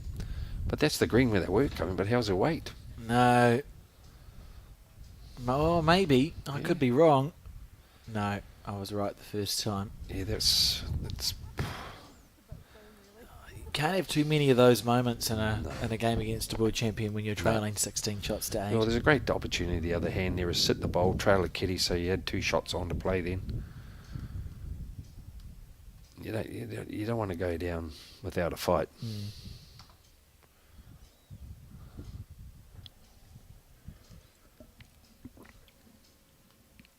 Good line. Look at that. The green of all of those bowls Yes. perfectly in line with most the of them jack. green and the black. Yeah. 17. So in an ordinary game of singles, at 17, you'd be thinking, I'm in checkout range now. Correct. It's not quite like that yet, is it? Well, that's going to be a bit of the experience of the player as well. Like Taylor, she'll know that. It was like reverting back to the old days where it was 25 ends in the game of fours. Mm-hmm. Where after the 17th end, you always used to think of it as a different game. It's no difference in playing 25 shots. That does become a different game. You need to start scoring to get off that 17. Yeah. And get that mindset going back. Have you seen the kill graphic yet, Peter? Have you experienced? I did see it there. I actually think it was quite hilarious. I love it. I love it. I like anything different that's bringing the game, turning the game around to how it is now in the 20th century than the dinosaur days. It's great, you know. I'm quietly hoping for a couple of kills. I think we have I don't think we'll see one in this one. Have the kill button. We've got 4 days, so surely. Oh, I'd want to see one. Surely I'd get a kill in 4 days. Yeah. How's this from? Yes, well. Sue? Justin for one.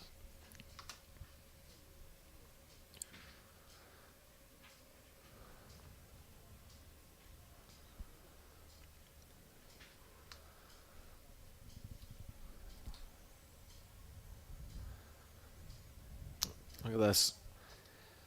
Yep. That's a lovely bowl from Taylor Bruce. Mm-hmm. Beauty.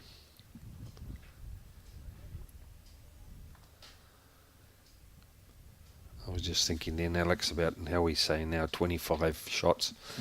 I'm not too sure if you're aware of a few years ago, there used to be a tournament. It was called the Lion Masters, and we played 31 to 31. 31, and it was the Lion Masters in Manawatu. And man alive, boy, that was really long days. To 31 feels like they'll be long games. It was unbelievable. We played till 7, 8 in the evening. It was really hard then. 25. Oh. Yeah, 25 is long enough. No, that's dead right, you know. Here's another one coming home. We broadcast a game of Manawatu's maybe in day 3. Oh, that's right. I think Wayne Sellers is the manager, so you'd know yes, Wayne, Peter. Yeah. Vic Sellers was his dad. And the races, the horses and everything there, yeah. That was very strong down there in that time with Scoggy and that. Those big names. Yeah. Peter Shaw, and there was a... See, that's coming home marvellous, isn't it? If it sits down, it should be second shot. Yeah. Probably is second shot, I think. Yeah.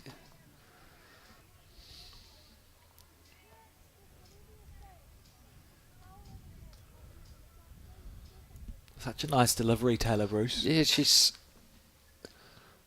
everything's the same, you know. Yeah. It doesn't come out of your hand badly, which I find real challenging as a commentator because it always looks... Some people when they let it go if it's come out nice or if it's not. Correct. But Taylor just always looks nice. So I don't know when she's played a bad bowl until it's about halfway up the rink. I just... Don't think so. No.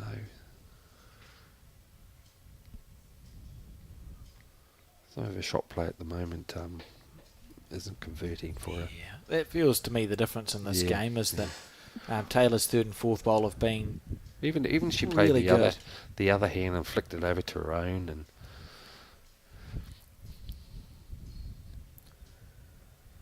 she want to make a measure. Must be only one. The old fingers. Finger measure. What do you think about the finger measure situation, Peter? Mate, I just think it slows the game down sometimes. You just get down and measure it, you know. I've never been able to make it work. So. I'm quite fortunate. I do use it, but I don't like using it. When it's very close, it's good. But when you start seeing them, they're crossing your arms like hot cross buns and all this, and then I just feel like at the other end I say, get down and just measure it. You know, that's what it's there for. It was just the one, so 18 now in the race. Remember, it's a race to 25 shots. The Piers game chugging along quite nicely. It's interesting, they're on the 14th end already of the pairs. So it may be that we don't actually switch off across to the pairs very often, Peter. It'll be interesting to see, just as these 4 days go on, how long the singles games take. Like, if in theory, even if Sue claws us back to be a close game, it'll be going longer than the pairs, won't it? Because Taylor needs 7 shots to win, so that's at least 3 or 4 more ends. Easy. Yes, so that's... Sue scores on a few of those, that's 6 or 7 ends of singles. If it was to be close, it's probably another 10 ends of singles, 4 minutes an end. What's that? Best part of an hour, 45 minutes? Interesting.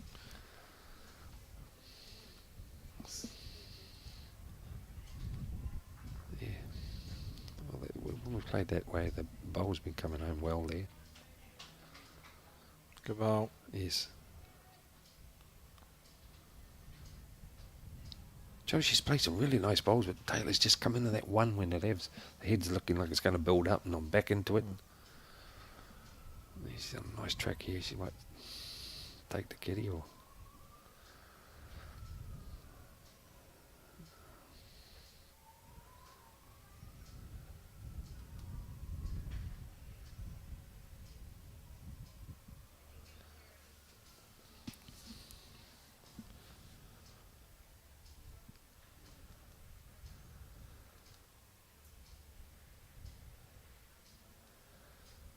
Wind's turned around. Here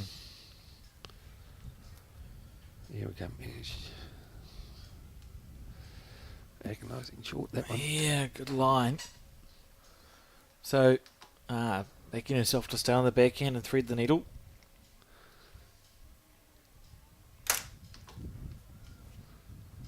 It's given her a guide, actually, to come inside the bowl. You might have just overplayed this a bit with the weight.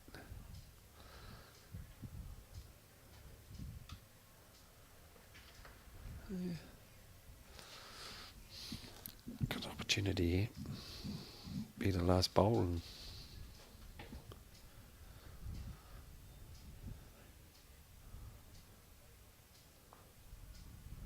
Is it to hold? yeah, when she hits her own up, it'll be alright, but just don't get the kitty, you're going to be gone. Oh. Yeah. That would have been a heart and mouth moment there. It's just the way it's been going for her, you know. I'm not saying that some of those shots have, but when you're struggling to get back into the game, you can flick a kitty and... Like, you'd look at that and go, what are the chances that I could go around the short bowl and flick the jack? And you'd be like, well, it should be almost impossible. And she just about managed it there. Especially when you had that front one, you just clank onto that, roll through, with your bowl rolling through as well. You could have got 3, and next minute you're looking at nearly 1 down. I reckon the club need to go see Bunnings for this advertising they're getting. Yeah. Be getting a lot over 4 days, or every second day, won't it? Yeah, yes. Oh, here we are, girl. You've got a great opportunity here getting a 3. Or 2, sorry. Not 3. That front one's short. Oh, she's putting the finger on it.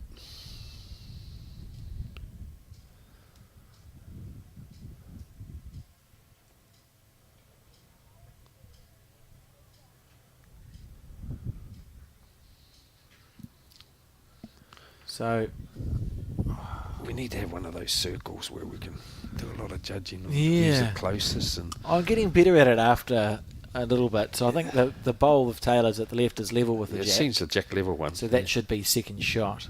So Sue on the back end draws second. She could make 3 out of it if she gets Clunks. a little clunk. If you clunk onto the front white, follow your through. Collision bowl should follow through. You should make a 3. Yeah. See, she's not adding to those ones. Better to miss on the that tight side again, using the bowl. tight side. And then if she could even sit that wing bowl, you know. It does feel the difference. Their first 2 bowls have been very similar, these 2 players, but third and fourth, Taylor's just been more effective. 1 shot though, to Sue Hodges. 9 shots she sits now, 1 off double figures. Keeping in this game, and we've spoken about how tenacious Sue is as a bowler. She doesn't know when she's lost a game. She'll go until you're not allowed to play anymore, so she'll keep chipping away here. I see the woman as, and no disrespect, I see she's got a lot of mongrel you know, and that's great for singles, you know. That she doesn't want to give up. You got to remember with Taylor, she's got a huge record. I don't know if many people are aware of it. Like, she's won the singles and the nationals. She's had a pairs. She's won that. She's won the fours twice, and that's without a gold in the singles for the World Bowls. Then, of course, with the triples, she's won a gold in that as well. In the Commonwealth, she's done the fours and triples, and then she's a world champ. Yeah. And then in Wellington, of course, we can't forget that she won the in 2022. She was the world champion of champs. So Yeah, it's an incredible record. Oh. And she's been playing for a long... Because Taylor started when she was young, so she's still young. And she's got this incredible record. She's been around the game for more than a decade at that top level. I saw her when she was a bit younger, and man, anybody that looked like was going to be a champion was her. You know, Just tell, eh?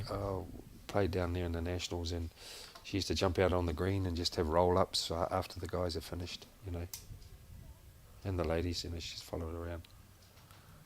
This feels like an important end. So Taylor gets a sniff of blood here, right? Oh, If you're Taylor Bruce, you're thinking, well, position's missed two. Here's my chance. I want to put one right on the jack. And as I keep saying, there's no disrespect to Sue. You know, she's playing a world-class champion, and her record proves it for what she can do. She'd be one of the... You know, we talk about... here's a good one coming in as well. Lovely bowl. We talk about Joe and Val, and, you know, this girl here, she's got another, I'd say 20 years when you look at it, what she's got left in the game.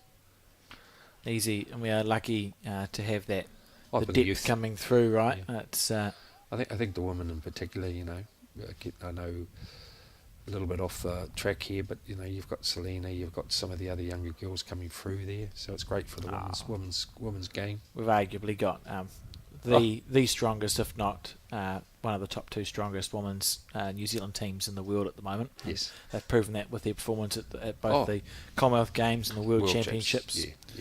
And the multi-nations practice that was before then, those the teams that New Zealand picked to women's blackjacks were very successful. So nice to have. And if you look at the range of five, the core group is going to continue playing for some time, which is great if New Zealand support. Look at this here from Taylor Bruce. Yeah.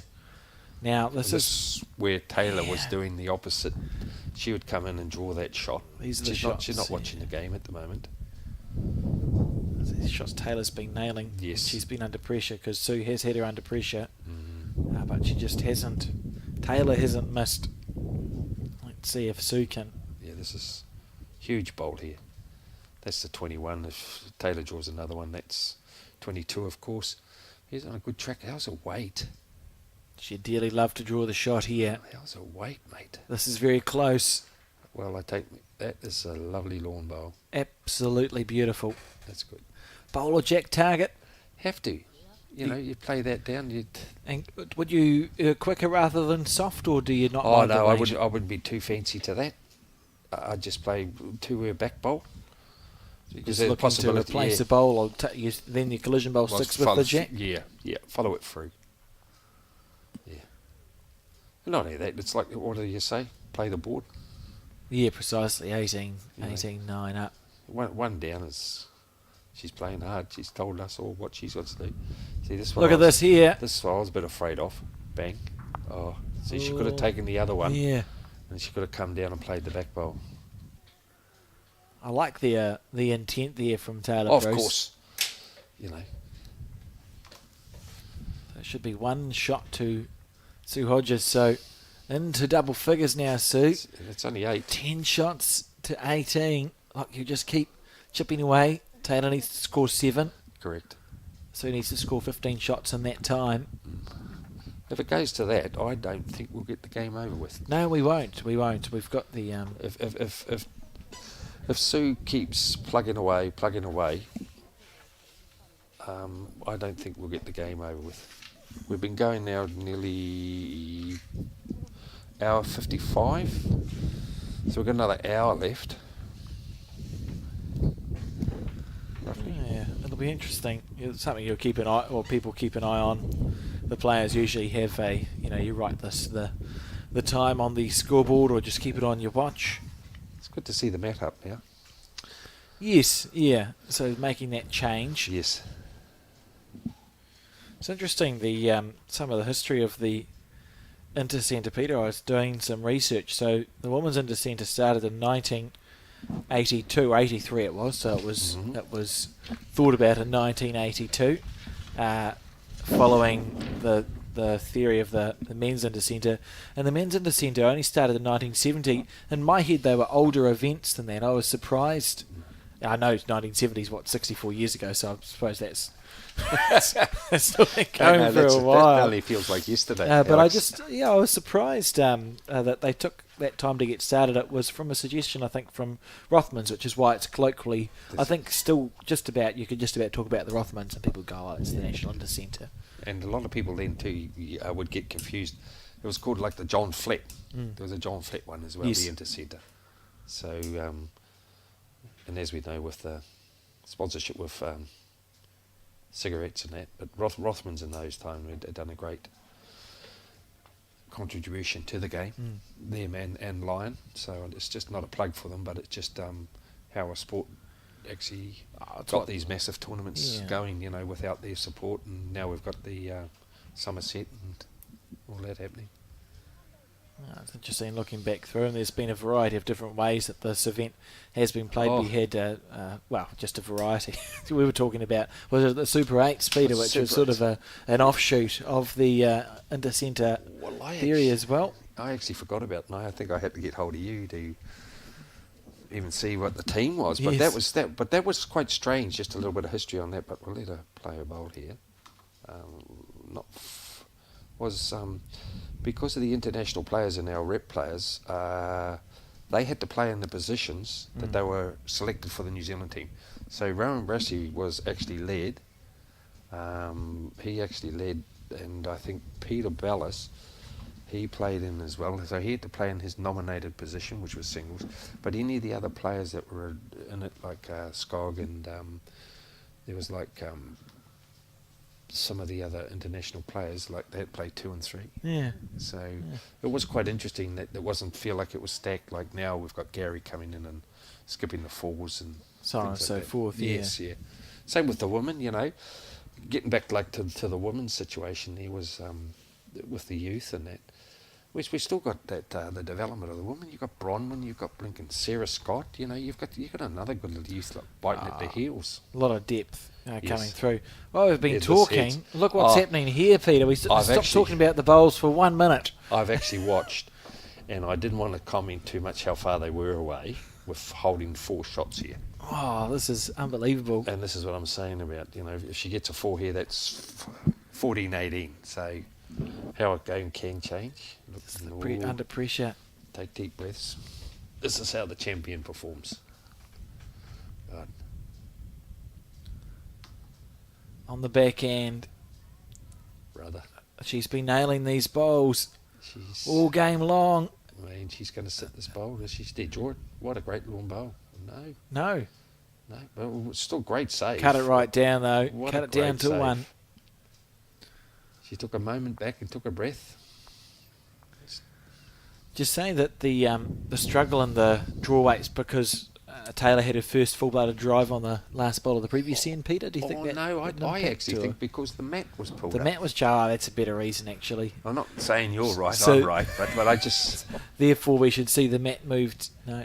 Okay. Well, no, she's playing a different way. As you'll see here, she's got like a 2 metre mat over the 2 metre mark. But when she was coming down, it was like a 3 to 4 metre mat. Yes. And I think that put Taylor off. Changed that default weight. Yeah. See this one here now, she's just trying to Yeah. play mind games a bit here. Interesting. Yeah. But that's good. She's thinking of the game of singles, and that's what you've got to be, Not only just a good bowler and drawer, but have a think when you are in trouble. You're doing well here, right, to keep yourself in well and truly in the match. Yeah. But normally when you see a game like this, and it's, say, 2 o'clock, we've been going over 2 hours, you'd be thinking, the game should really be over, because not many games go that long. Yes. And when you see the score like this, it's no indication of the game. It's just that been a couple of shots that Taylor has played that's given her the boost. It's one of the good things about racing to a points total, and though there is the overall thing where we have to keep an eye on the time here, otherwise it would get a bit ridiculous. But if you're looking for a shots total and not a set number of ends played, you can actually afford to be down, and you can just chase and chip away. Yes. You can chip and chip and chip and chip away at the score. So 11-18, that's fine. You know, you're going okay. Yeah, and as I said, there was a possibility there she could have got a 4. You know, and that was 18-14. People will be saying you don't have to be a rocket scientist for that, Pete.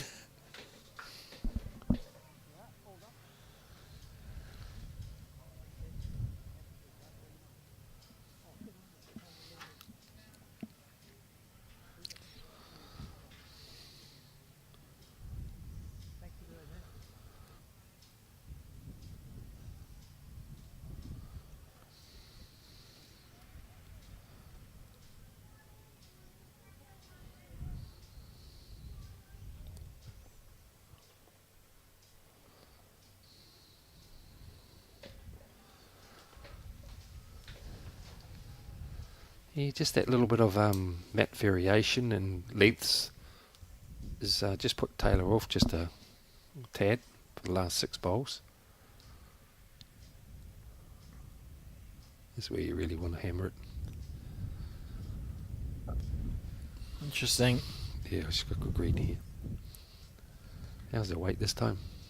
She's very close. Down through the jack. She's got the kitty, hasn't she? That's a lovely bowl. Yeah. Still a bit of space. Yeah.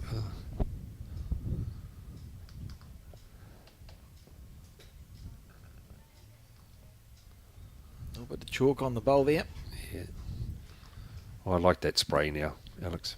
Spray chalk's Great. good, isn't it? Oh, great. I don't carry it much, but it's a great thing. I know the feeling. I'm always leaving it. We'll use it to someone, and next minute I don't get it back. Gone forever. Yeah, here's this little bit of... Oh, It's the late swing here, Alex. She's a late swing, I tell you. There we are. oh. Mate, 1 and a bit, you think, mate? I can't see Yeah, properly. I'd call it 1.5. Yeah. I don't think if you're Sue, you'd be expecting Taylor to draw the shot with their last bowl. So I don't think that the shot bowl now will be the shot bowl in 40 seconds' time. I think Sue needs to draw I think the one last of those- three... a closer bowl. I think the last 3 ends, old Sue's had the bidder. This is very close. Yeah, it should be in the count, wouldn't it? Yeah, this is lovely stuff from Sue Hodges. Yeah. Putting pressure on Taylor Bruce. Yeah. And Taylor, with no shot play available, for her it's literally you just have to try and draw as close as you can here. Yep.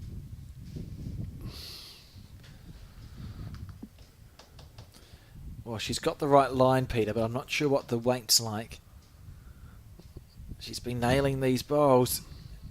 How's the weight? I don't like the same thing. And that's... Ah, A lot of this has just been the mat variation. just that little change. Yeah. She gets a 2 or 3 here, like, she's right back into it, mate. Every chance. She's going to put the measure on it. 1, 2. And Taylor's pretty confident, only 2. a little look. Oh, the half of that, you do that anyway, don't you? You go, Oh, I do play mind games again, yeah. I always say when It's only 2. I'm walking up the green and say it's 3 from here. Yeah. Mind you, I don't play singles much now, I don't. So Sue will measure. Nice little comeback and play here for Sue Hodges. She's stringing together some ends. Yeah. 2. 2 shots. 13 shots to 18 in the race to 25. I thought Made up that little bit, yeah. So she's doing different things each end. She's playing mind games here. I like it. She'll play a long end.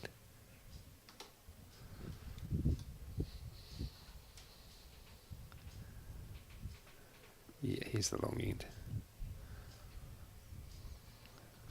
We should have a box sitting straight up high. I'd love to see it. You know, I'm just guessing sometimes. We'll put everyone's affiliation fees up, and they Oh. can pay for the box, and we'll see how that that goes down. we wouldn't do something like that. No, I think at the moment I think in bowls in general now in New Zealand we're doing very well, you know. Certainly, we have seen a Oh, plateau and then beginning to have an uptick now in participation, which is nice. I think with the bowls the way it's going now, and burgers and bowls, mates and bowls, you know, the youth coming into it, I'm all for the youth. Yeah, well, the participation's there, isn't it? You know, in the old days, there was one sort of bowler and you play, whereas nowadays we seem to have a lot of twilight bowls and roll up and business house, etc. Well, it's getting everybody out and about now. You know, the office staff are playing, team bonding more. You know, in your office there, you can get out and see what they're like with a beer with them and socialising. Yeah, exactly. And sitting in a desk and next minute, oh, gee, she's hard work to be out with, or he's a bit of at work, he's a pain, and then you get them out in the green and we're all equal. Yeah, that's one of the things I've always enjoyed about our sport, is that we have such a variety of people. You can be on a green at just a day tournament, and you can have a doctor on one side, someone who's 94 years old and hasn't worked in 30 years on the other side, a school student playing like across. There's such a variety of bowlers, and we're all equal on the green, Peter. Yeah. I can tell you a story, and this is gospel. We were playing, and we had a very young team, Rowan, myself, and it's exactly what you said. We were in the car park, we just finished bowls, and these guys, they'd broken down, and we found out, well, didn't find out, they invited us back for a drink, and they were up in the Nationals. It was exactly what you said. One was a lawyer, one was two were lawyers, sorry, one was a doctor and one was an orthopaedic. Yeah. And it was Rowan and myself, and we were just young guys then, and we were all equal. That's how we found it, you know. And I had I was in the painting industry there, and Rowan, he was selling his bully, and here we were talking to these guys that were all professionals. Yeah. So it was marvellous. Yeah, absolutely. What was the old story? We're brother and sister bowlers. Yeah, and that's honestly, I think it's something unique about our sport, because you can continue to play it and be involved at all the levels, right? But you can have a career, you can play the game. What you talk about from the cradle to the grave, right? Yeah. You just sort of you could literally dabble for 70 years, Yes. and it's I don't think there's many other sports like that. So you just develop these communities and Gift. connections. Man, this is an ugly head, isn't it? Yeah, if she's fallen short here. Yeah, It's very surprising. She'll be a couple down, and this is what we're talking about, playing the mat that I'd like to have seen her have before. Now Taylor's going to go and talk to Emily, watching the background, Yeah, see. utilising the coach. Sometimes I like to see the coach actually step on the green and talk to them as well, than the player going up and asking, what am I doing wrong? The coach should be switched on and just, I want to have a chat with you, you know. But they'd have a good relationship going, you know. Yeah, they absolutely will. Yeah. Emily's been around the Bowls Canterbury scene for a while. Used to work for them Yes. as the Bowls New Zealand performance coach, so went away with the Blackjacks and helped them out. Taylor now on the forehand. Big bowlers. Huge moment in the game. Oh, of course, yes. And she's changed it. Well, she was cruising. She was Yeah. 18-8, 18-9 up. Here's a better bowl. See, that's narrow now. See, it's holding. Back herself to draw this every day of the week, and she has done so. See, that was 3 down. Yeah. They would have made it 16-18. And this is the turning points of the games at times. Through the game, I should say, where Taylor has come in with that last bowl or run shot.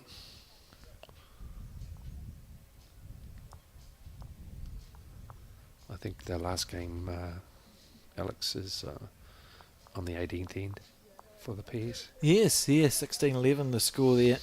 So you're right, it's interesting that the singles game's outlasting the pairs match, and it's finished that game, so we'll just see the winner of that, who the winner of that is. When we do get to the finals day, Peter, we're going to have a little drop down on the right of your screen which has end-by-end updates on the fours and pairs, so we'll be able to understand how the matches are going. Slightly less important for section play, because it all needs to get tallied up to find out who qualifies. But when it's post-section at sudden death, we'll be able to tell viewers who's won lost. The normal service has resumed here for Taylor Bruce. It's a lovely first bowl. Yeah. She'll be pleased with that. After the last few ends, Alex. Yeah.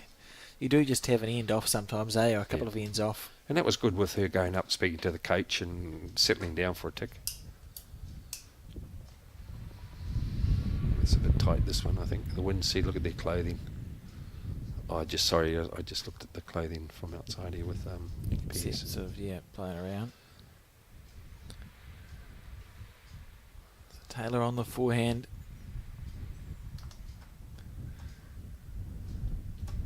So if Bad Plenty's won the pairs, which they have, it's now important for Taylor to win the singles to give them an opportunity in the fours. Correct. Conversely, Bad Plenty goes, well, look, we've got two chances. If we win the singles match, we've won the match. If we win the fours match, we've won the match. I'm sorry, viewers, we can't tell you that. They're on the other green. Yeah, we'll see. Yeah, we might be able to get someone to Do a runner. to let us know before the end, just out of curiosity. Yeah. If you're wondering where you can find the results, the Bowls New Zealand website and Facebook page have links to Bowl Sub. If you're sitting there wondering why that's not the best place that man could be standing, if you're sitting wondering why there isn't a result through for some of the other sections, it's a Thursday today, and some of the sections don't start today, Peter. So No. there may not be We're results through. I'll just watch this come through here. Just waiting for the marker to move. It's a lovely bowl. Yeah, she touches it. Yeah, see. Yeah, that little. But I don't know if you notice, viewers and Alex, that now that the mat has actually, that's the furthest the mat's come up, and actually Taylor has actually drawn two honeys and a back bowl. Very good. And the final score 16-12 in that pairs. So Bad Plenty won the pairs, and they're currently trailing in the singles 13-19. You can see Sue Hodges' bowl there. Sue might want to change her hand next shot, last bowl. And moved.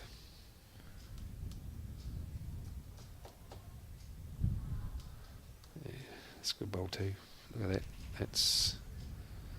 You want to play the other hand now, I think, Sue. Poor old Marker. Oh, there we go. He's moved. He's having a time of it. Yeah, what are you, 3-4 down? Sue?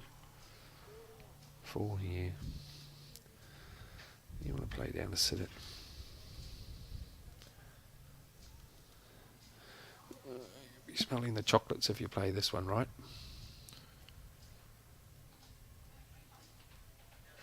Oh. Excuse me. Big moment. Needs it to come back in. That hand turns, but I think it's just been overplayed. I think so, Oh, mate. dear. She's a 4. And now it's feeling almost inevitable for the Canterbury team that it's going to be one each way.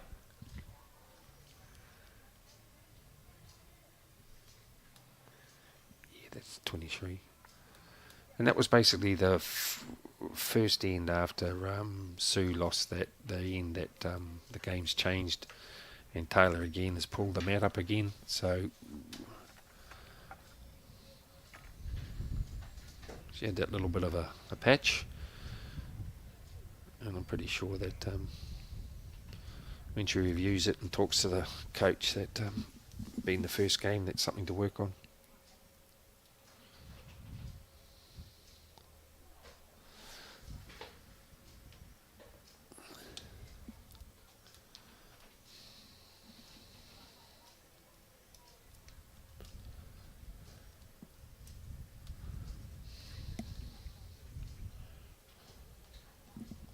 So 23-13. See if we can find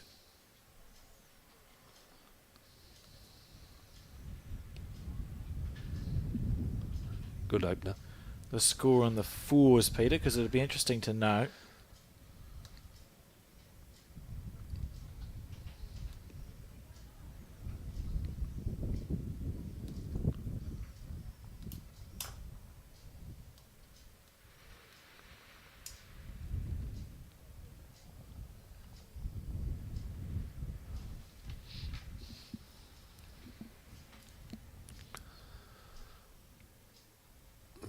stand on the mat there, must be. Just waiting. Yeah.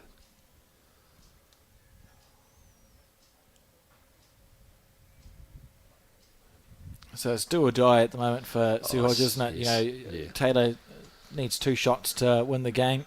Sue needs 12. So you literally need to score essentially every end between now and the end.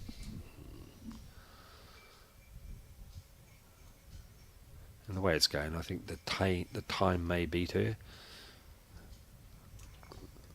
There hasn't been too many ends when you're looking at getting 3s and 4s through this at the moment, you know. We've nearly been going 2 and a quarter hours. It's been a well contested game.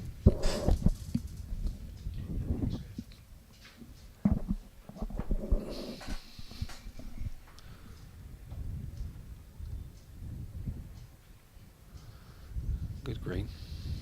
It's got to come home now.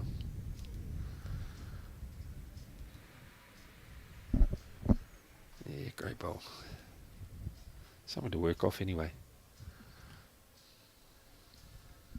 So do need to score every end from now if you are Sue, and that means that Taylor doesn't have to be fancy with any shot play, does it, Peter? No. You know, you Just play the board and the time at the moment, I think. the percentage chance is that at some stage between now and when the bell goes, or before, Taylor's just going to score a couple of shots. Yeah, that shot Taylor was trying to play was just promote, you know, clunk onto the bowls, push them forward. I think she's holding shot too, Taylor. So you think the backhand side here for Sue Hodges? Yes, just playing onto her bowl again, clunk onto that, push it forward, and then stay in the area. At least try not to waste your bowl, and then you've got a scoring chance with your last. Yeah, this looks like the green to play, and then if she gets half the kitty, she's right. No, she's gonna. Oh, she might Inside out. Yeah, there's 2 shots now. Classy. It's a good bowl. Oh, Taylor's got nothing to lose here. She can come off the wing bowl. Everything. 3 different shots here. Kitty in the ditch, or flick it over to her bowl that just got pushed out. On the backhand with nice weight. Yes. And there's every chance in the world. Yeah. Yeah, good. She got more than that. She's in the area. If she gets down. Just that little bit of breeze is just. Well, there's another end, so. Got to make this count. But that was good Taylor going for that, because as I was saying before, you know, if you can get shots, it's 25-30, and I'm just saying that's a good plus differentials if you go count backs and all that. So that probably becomes Sue's primary goal, isn't it? Is you want to claw back. Of course, yeah. You want to claw back the diff if you can, and if anything else happens, it's a lovely bonus. Good shot up and over on that. I reckon she might have made 3. It could be a 3 because I saw the jack just move a little smidge. 1, 2. Wouldn't be surprised. Oh no. So looking at 2. Oh, she wasn't going for 4, was she? No, 2. 3. Nice. Close her back, so get another 3. I think that'd be the first 3 that she scored, actually. It will be, yep. Oh, that just goes to show, as we mentioned before, she's got the determination and everything. So I think she possibly could be going to win more games than maybe she'll lose, you know, even if I'm not saying the game at the moment that she's going to lose, but given her attitude at the moment of not giving up, she'll be fine. Yeah, you can see why she's been selected to play singles for Bay of Plenty. Oh, there was still, you know, to be perfectly honest, you know, you have a look at it, you had Debbie White as well. She was the current, but in that Well, she's won the New Zealand singles. So they must think highly of Sue to be playing the singles when you've got Debbie there. But that she's just as class act, skipping the pairs with her bowls anyway, with the 3 bowls. It's got that tenacity. Yes. Taylor on the forehand.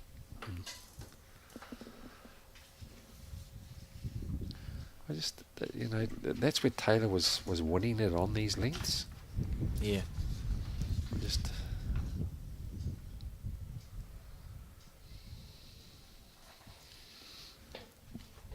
So next up, of course, is another game. Of course. Don't tell anyone. There we go. South Otago and Manawatu, the women's South Otago and Manawatu will be watching the singles match there.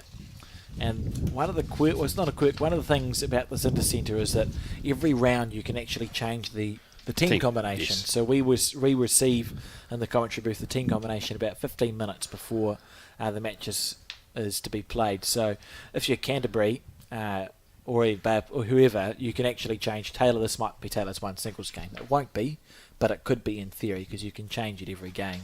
So I don't know who's playing singles for South Otago and Manawatu in that second round, but that's who we'll be broadcasting. Yeah. I think it's very, very similar. I think like Dunedin, I think one of their players actually pulled out, so we don't really know at the moment who their singles player is going to be. And that's what's good, having your the travelling reserve. Yes. Oh, aggression. Yes. She's close here to the jack. Well, it'll be one of the clean. Oh, it's killed. Now, do I have the kill button? I'm not sure Come on, if I do. let's have a look. Don't have the kill button. Oh, gosh. That's gutting. I've come all this way. Absolutely gutting not to have the kill button. But that's okay. No. Oh, well. I'll survive, Peter. Man, I won't. I was looking forward to that. We'll have to get it loaded on and it'll never kill again. Gosh, where's it gone? I'm not sure. Up in the universe somewhere. As it goes, I'll just blame anyone but myself. So the fours is 9.24 to Canterbury. So it comes down to the winner of the singles match will win the match. So Canterbury will be feeling okay because, as you indicated, we know the time limit is 2 3/4. Yeah, it's 2 3/4 hours, and we started at just after 12. Yeah, about 10 past 12. Yeah. So essentially, we got till 3. They're looking happy there, the Canterbury team. Yeah. Supporting. And that's good for the with Canterbury. You know, the likes of Sandra Keith not being there, and there's some top bowlers all around New Zealand that have missed out in this event, and some have made themselves unavailable. Yes. Yeah, it happens with the rep bowls. Yep. It's not just because they haven't been selected when you don't see their name, and with the women and the men, they tend to feel that selectors haven't done their job, but they may have decided to opt out.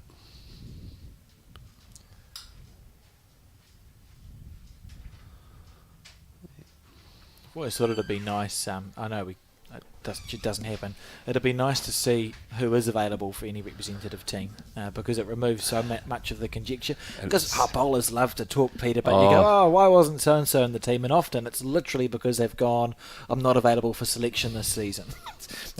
I'm not interested in playing, and that's the answer to your question. Very, very hard to comment on some of the issues that are happening at the moment. I'm with you. So I try and keep myself away from the politics of that now. It's hard enough looking after what I'm doing with the with Tongan team, so it's a nice bowl. One thing I like about with the Intercentre and that, how all the centres have got all the good colours and brings a bit of colour to the game. That's good, isn't it? And it's become the normal now, so it actually looks weird to see when you see people with whites or with black bowls. Or brown shoes. Yeah. We've got brown shoes. I like the brown shoes. Or red shoes. You don't see them on the green very often anymore. Not Ferraris. It's the closest I'll ever get to owning one, I've always said. Yeah, that's a lovely bowl there. Lovely shot. I've recounted it, but I have a pair of brown shoes I wear for when I play representative indoor bowls. I like my brown shoes, like greens, and I wore them to outdoor once, and Jordan King asked if he could see the date stamp on them. I would too. It's fair enough. They probably are a little bit out of date. Well, there used to be a guy just having a little wee yarn then, tyre. Was a guy, his nickname was Jandals. It was old Gary Bracken, because he used to wear the sandals to bowls, Whatever works. Oh, it was the Roman sandals too they were, and I said, you must have kept them from school days. Here's another lovely bowl. Yeah, so this is for if Taylor can win this game, it's the match win to Oh, Canterbury. That's actually good because she separated it. She'll go that. Put the kitty in the ditch for 2.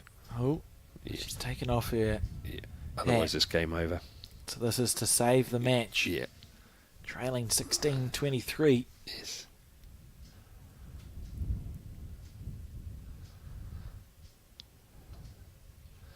She's not badly played. She's got 1. One of them out. Yeah. So There we go. can you imagine if you chip your second bowl out? Oh, well. A good shot. So Taylor now has a bit of room here. She'd expect herself to She'd to have win the back game in herself. about 20 Yeah. seconds. Yes. And that was the thing with that lad, with that Embertine. If Taylor does draw it, why the mat wasn't pulled up and she was scoring well. Oh, mate, what's happened here? Wouldn't be short. Surely not. Oh. How's it looking on yours? Well, No. if it's in, it's only Justin. There'll be wrap over the knuckles for that shot. That's a poor Right. bowl. I think she just wants to be out. Yeah. Even the team is saying it. Come on, Taylor. You keep us out here for lunch. Maybe He's putting a measure. She may have made it. You know, it could be close. Good on you. No, you never know. You looked further than that, didn't it, Alex, on our screen? Well, she had plenty of room to draw at the end of the day. Oh, just 2. Shake the claw. Oh, congratulations. Yes. So well done to Taylor Bruce for winning that match, and congratulations to Canterbury. They take the match off. Bowls Bay of Plenty. If you're a Bay of Plenty supporter, though, it's not the end of the world because that does go through the entire section. So there's a lot of games of bowls to happen yet, and it comes down to match wins. We'll be back 20 minutes after the final end has been played on this green. And if I look out in front of me, I can see there's still a couple of ends to go. So we're back probably in 20 minutes' time. I'd say come back to have a look at around 10 to 3 o'clock. We'll see you then.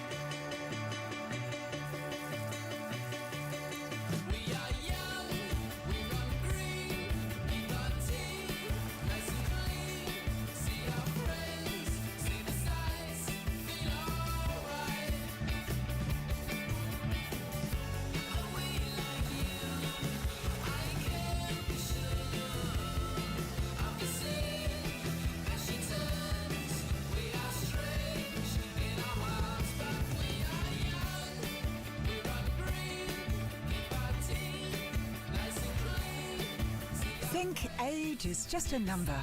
Love the life you choose at Somerset Retirement Villages. Aotearoa. We see you. We see the can-do spirit that makes us who we are. As whānau, as communities, as Kiwis. We see their positivity. That willingness to help each other out. But what about helping ourselves? Sometimes we find it tough and experience feelings that challenge us. Feelings that we may not understand. Feelings we may not want to share. Even with those closest to us. In times like these, let's use that Kiwi spirit to look after ourselves. like we look after others. Let's focus on building the skills and knowledge we need to look after our own well-being. With the right tools, you can discover your own path to wellness. Ka whati te ti, ka wana te ti, ka rito te ti. Aotearoa, we see you.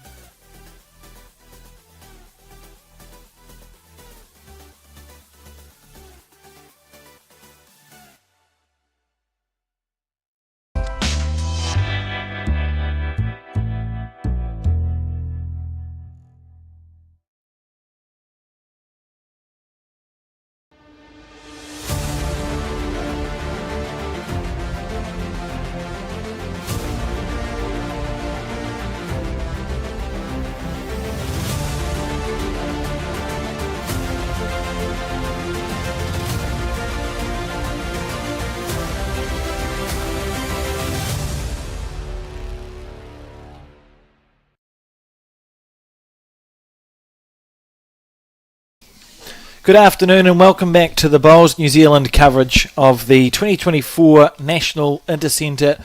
We've been covering the women's section play and this game is no different. We're going to see South Otago take on whoever I said they were taking on, Manawatu. My name is Alex Reid and I'm joined in commentary today by Peter Thorne.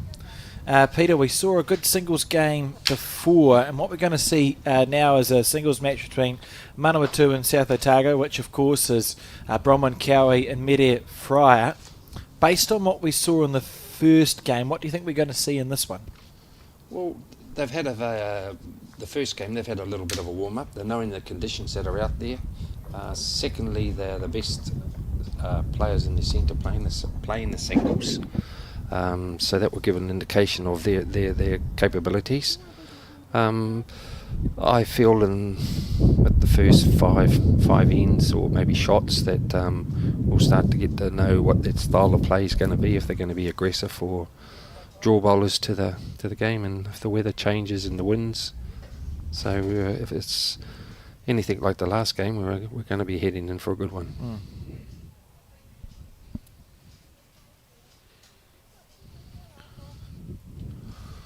So we'll just have a look for the stickers. So we won't look for the stickers actually because they'll be the centre stickers. So we'll just have to pay attention here because we've got lots of similar coloured bowl. No, we don't. There's a pink bowl. That's good. Oh, that's right. So this is Naenae Fryer on the left from Bowls Manawatu and Bronwyn Cowie from the South Otago Bowling Club playing with the pink bowl. So Naenae with the dark blue.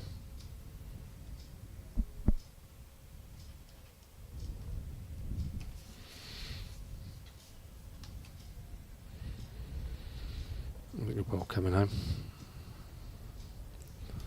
Good correction. Good bowl. Before that bowl had stopped, actually, Bronwyn Cowie was on the mat, delivering her bowl on the backhand. Yeah.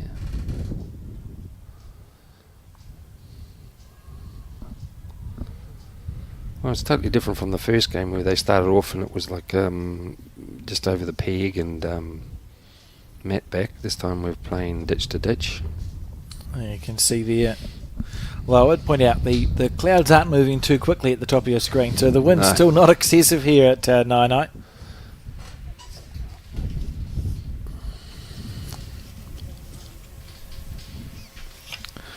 See what it is on the first end.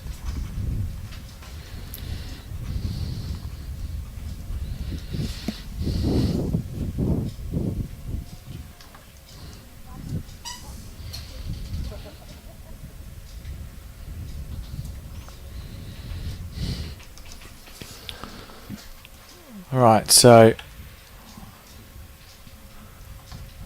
end one, and our commentator, well, he is a commentator, our marker some might recognise. We've got a celebrity marker, Peter, and Grant Nisbet. Might have to invite him into the booth if the marking isn't up to scratch. Yes. Well, it could be a good opportunity to see if he's got his card, not the scoring card either. Guarantee you he won't be standing in front of the cameras. No. You would hope. Oh. Here we go. Oh. No, we're okay. There's another nice ball coming in by me. So the first end,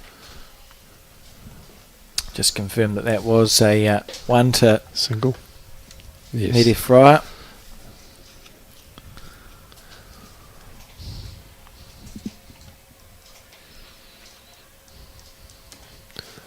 Nice ball coming in by Bronwyn, good weight.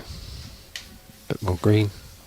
Yeah, I think both these teams are in off a bye, if I recall correctly, so they've had trial ends and practices and stuff, but they won't have had that game to figure out how much the screen does to them. We timed it, didn't we, Peter? It's near 18 seconds.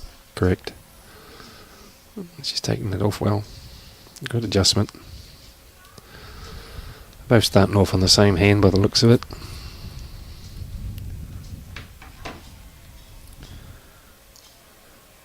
Oh, this is dangerous. Bronwyn didn't look up, you can see. Oh, there was nearly a collision there, Peter, but there's no need to panic. Might grab the kitty here. No, it's at the shot Little well. feather. Oh, Yeah. good shot. Well, that was good. That's good using the bowls.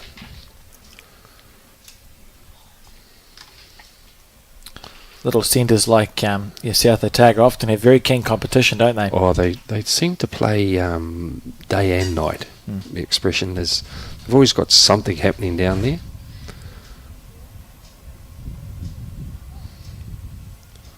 Good weight. Bronwyn on the forehand.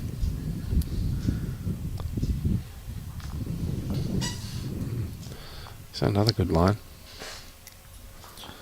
Be careful here. You wouldn't want to chip yourself out. You wouldn't want to chip yourself out, Peter. No. Oh, goodness gracious me. That would have been heart and mouth stuff if you were Oh, she should have been two down with that weight. Well, I think she needs to... I thought she may have played that for a little bit more weight. Yeah. 2 good seconds and a good bowl on the right-hand side, but she barely draw it now, after saying that. Second, third and fourth. Oh, well, as we say, it's just early stages at the moment, and one's not bad, but there is a possibility of Bronwyn drawing another one for 2.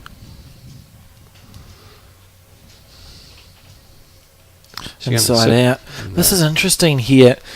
You made a comment earlier, Peter. I think you're correct that a lot of these players, if we keep in mind this is an 18-second green, that would be a bit quicker than most of the 26 centres around New Zealand. So, Yes. you're probably talking between 13, 14, 15, 16 seconds as your normal speed.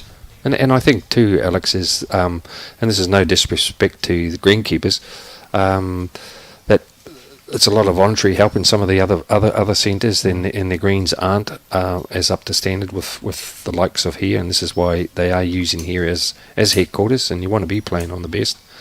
With an 18-second green, it's always nice to know you can draw your way out of trouble and give it a little bit of a hee-ho when you are in trouble. This is Bronwyn here on the forehand. So in the last game we saw the players sort of have a flirtation with this side of the rink but stay off it in general. Yeah. Be interesting to see if that happens in this game too, Peter. Oh, I feel when it gets like this, it depends on lengths more than the wind. See, that bowl actually went dead, and we haven't got that much wind that is going to drift the bowl out as far as that. If you can imagine the width of a green, it's the length. The width from where it's placed from the jack is normally about 2.5 metres. So that's a lot of. She switched to hand now. She wasn't happy with that. Yeah, immediately switch to the backhand. And normally, if it was a tight hand, you'd only be taking a metre.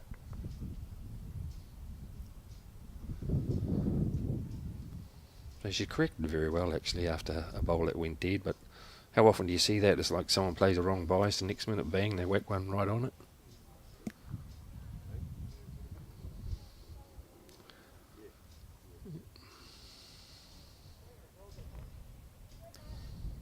On the backhand. Yeah, here she comes. She comes home with those.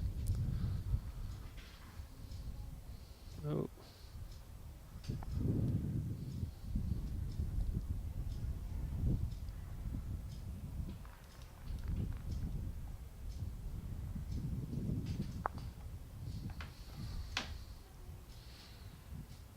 Bronwyn's got another good one here, I feel. Yeah. Lovely bowl.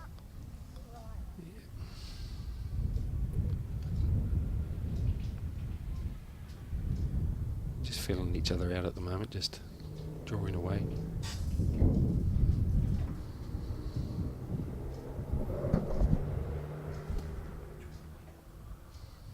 She's had good weight both times. She might be able to draw the shot this time. Oh, she has. Nice bowl. Sitting right on it too, in the back bowl. Nothing more here than just try and draw, get second shot. Bronwyn.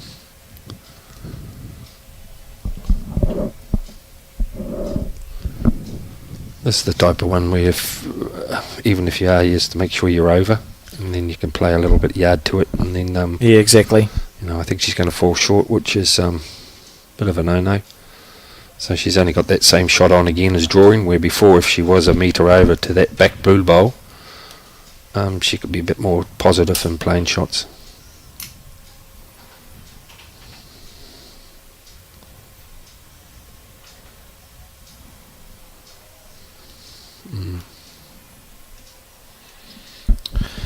Oh, just about. Yeah, falls in. Reasonably well grouped, isn't it? These bowls. 13 is good.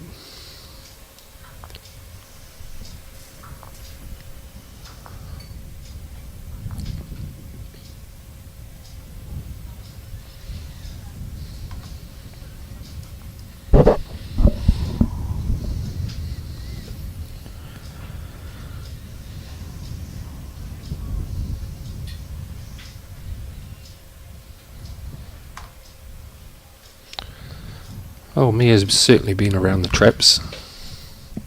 Yeah, and she's a great bowler, isn't she? Oh man, I think she's got an awesome record with her at the moment. She's got about 36 club titles, and that's no mean feat. And played at Terrace End, 30 centre titles. Man, she must be really looking good at prize giving. I'd like to be at her table. Nice. Good on you, man. I saw Carol Bennett is playing for West Coast, and she is a woman with an amazing bowls blaze. Have you seen her bowls blaze? I've known Carol for many years. She was a member at the Hillsborough Bowling Club. Yes, yeah. And then her partner then was Bill Feakin, was the greenkeeper. And great shot there from nice. Bronwyn. She went with it, lovely. And Carol there, she had one of the meanest drives in Auckland. She could play, and as you say, she's won many a centre title. Yeah, I remember. Her blazer is just it's like a suit of armour, isn't it? I think that's what I was saying about some of the badges and that we used to call them. Looked like Ike walking in that prize giving, but it is great to have the tradition of your blazer there with a few medals, but some of them have it when they've won the handicap P's.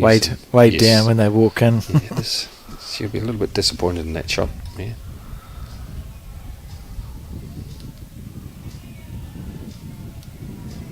I don't know your view, Alex, but I think sometimes when the people come to the Intercentre and they haven't played in them before, they're a little bit tentative of playing these shots. Yes. And playing a little bit more positive. They're being drilled into dropping ones and instead of playing their natural game.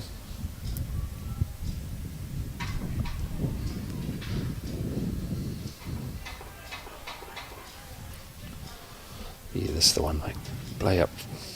It might be a bit tight, is she? I can't see him. It's a drifting hand, so she could be okay here, Meta Fryer. She's very close if she's got the weight. No, that's a little bit what was happening in the last game. That when they were sitting on it, and with that bowl should have been over a metre or so, Alex, without being too harsh.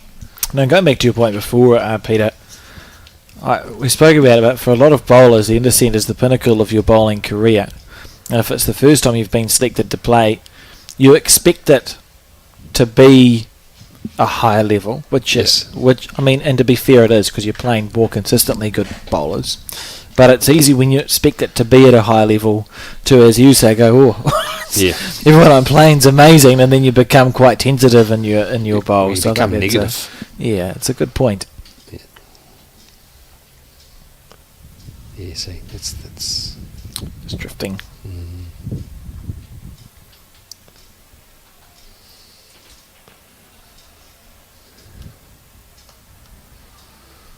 I think I would have rather have played the other hand and just touched the kitty and maybe move it about half a foot for 3.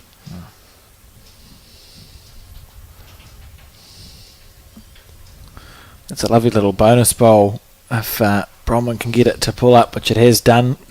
They look like quite small bowls, those ones that Bronwyn is using. I think pink makes it look smaller. Yeah, get blown around a little bit. So, 1. Yeah, 1.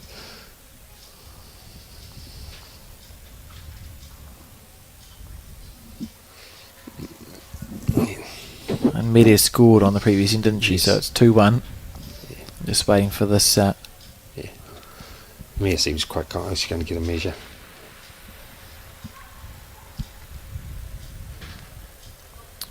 be measured all around. So what we'd expect to see is the dark blue bowl measured first, then you go to the two pinks. Correct. What would have been good then too is Mr. Nisbet carrying a measure. Yes, yeah. And that's normally happened if you look at the other big play. What they do, they get down straight away, and where Mia had to go and get a measure. Bang, and bang. Yeah. Some players don't like walking with the measure. Playing with their measure in their pockets.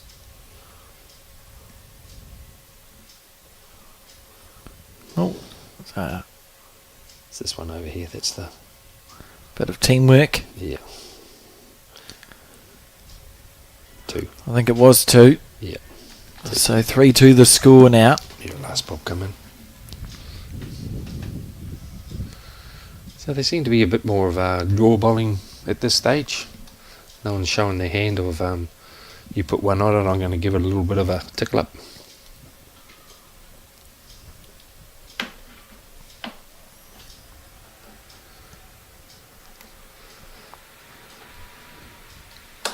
The wind just starting to get up. You can see the camera's moving a bit in the breeze. Definitely. Just looking at my little flag down there at the mosque. Yeah.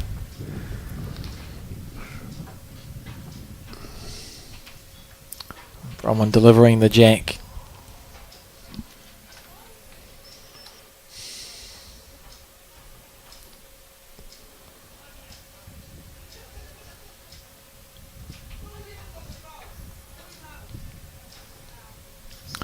And she's delivered it out of bounds. And it went from our right to our left, which I'd suggest is the direction that the wind is blowing in. Maybe that's why that other end there coming down when her bowl went dead.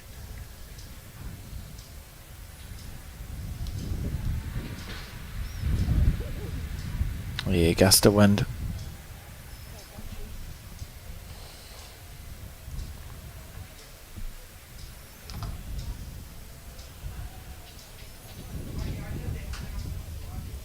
So Bronwyn Cowie on the back end.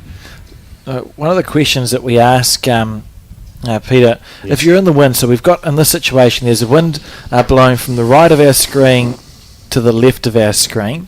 Are you better to try and play with the wind, so to the right as we see it, so you play out into the wind to get your bowl pushed back in, or are you better to play against the wind, so on the straighter hand? What's your theory? My theory is it depends where the mat is, the length, of course. A lot of people like playing the narrower hand because it's a shorter way to the jack. Yes. And I think what's accommodated that a lot more now is must have hit something. Excuse. What tends to happen now is the way the bowls are now that are made for a narrow green. People tend to think in their own mind that they'll play the narrow hand, which is the wind is going to hold them for half a metre. So it's a less opportunity where you're going to use the wind. It will make your bowl draw, and normally if it's a headwind, it will just when the wind drops, it will just whip. So that's why a lot of bowlers. I actually prefer playing the narrow hand because I use a bigger bowl, but I'm not too sure if the women. Some of the women might be only playing with size 3s, 3.5s, and they do get affected a bit in the wind. Where the bigger bowl will hold its line a lot more. Yeah, and we'll see the picture-in-picture of the pairs is perfectly in the way of the bowls that are on the head. Yeah, we can't give you a commentary on it. There we go. We can see it from this. We can see it from this angle here. So a bit scattered. That one nearly went in the ditch. So there's an ample amount of room here to draw the shot. Yes, here's one. She might have the kitty here. A little snick across. What do you like calling it, Alex? Kitty or Jack? I usually call it a jack.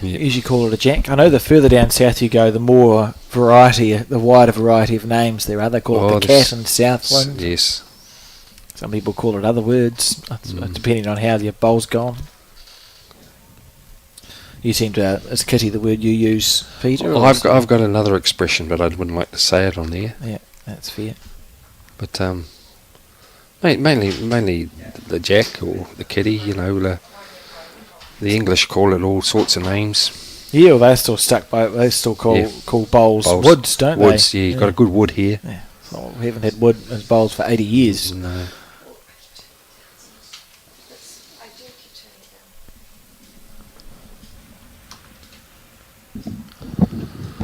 Who's got the shot there, mate? I just can't see on my screen. I'd say the pink bowl that sits at 6 o'clock is the shot bowl. Just out. Amazes me, these real fast on the mat, both Mede and Bronwyn. The bowls barely stopped. Well, I think when you look at their records, of what they've won, I think they've got their shot already in mind. Understand what they want to play. Yeah. That one there was a... Got bogged there, that bowl. So it's a measure for shot between Mede's blue bowl that sits to the right and the pink bowl that's at the back. Grant Nisbet, he's preparing. Well, the kitty's going over to Bronwyn. So 4-2, I think the score is. So I think the old Manawa 2 team, I think, is it Sharon Sims, I think, is involved a bit with them as well. So yeah, she's the manager. Who's it? Coach, I just looking at my paperwork later on. I know Craig Gash is involved with the men. Yes, yeah. So Sharon Sims is involved. I mean, Sharon Sims is a name. Oh. The same as Scotland is a name that when you think of Manawa 2, you go straight to there. Won the World Championship pairs. Yeah. 3 New Zealand pairs in a row. Which I think she's one of 2 female skips to do that. It might have been like Sis Stanley or something that might have managed it. Way back when, I'd need a Brett O'Reilly to correct me on that. But yes, Sharon is the manager, and Wayne Sellers and Greg Taylor are Wayne Sellers, of course. That was old Vic Sellers' father, I think, offhand. Sellers' names? Yeah. So, centre that's got a lot of history in bowls. Oh, it's amazing that between Manawa 2 and the old Taranaki, how many legends are from that particular area, the smaller places that have produced, and families. Yeah, it's a community game at the end of the day, isn't it, bowls? Yes. It's one of the things, you see so many examples of people who started their bowls career literally when they were allowed to play after their fathers or mothers or grandparents have finished on the green. You're allowed out on the green for a roll-up, and that could be the first experience they have with bowls, going on to do great things. Peter Ballas used to jump the fence. Yes. Well, he's not alone. Jump the fence. What do you mean by jump the fence? He used to jump the fence. He lived fence next door. Yes. Although I'm sure he jumped the fence with a jack a few times as well. As well. I remember him talking about there was one year when the New Zealand Nationals went to 8-bowl pairs. He said it was very brief because it was in the days when the greens were quick and everyone could drive, and he said we'd just start attack. If you were down after 2 or 3 bowls, you just go, we'll just kill this end. And he said the days were very long and the idea didn't last more than the one go at it.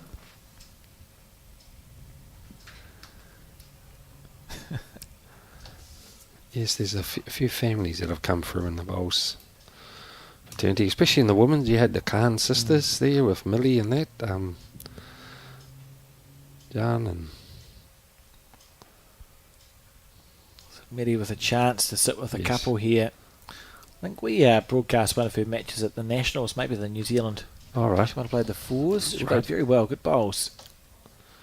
I think in our lunchtime brief there, Alex was saying about, like with some of the singles players that have actually skipped well in nationals, and then because they're good bowlers, they come and play the singles. And it's totally different when you got 4 bowls around the jack, the kitty, compared to when there's 16 in shot play. How it can work. Where this is just you got to draw. Yeah, it does feel quite different, and yes. I think if I'm not mistaken, we could see at least a 3, potentially a 4 here for Medi Fryer. Yeah. Bronwyn, unfortunately, has put 2 bowls in the ditch. It's easy to do on those longer ends on a quick green. So we see there Medi's bowl. That's a good shot. I think it's 4. That bowl that sits at the back of the rink looks pretty close to 4th for me. And that's where I like with the longer lengths when the wind is playing a little bit of trickiness.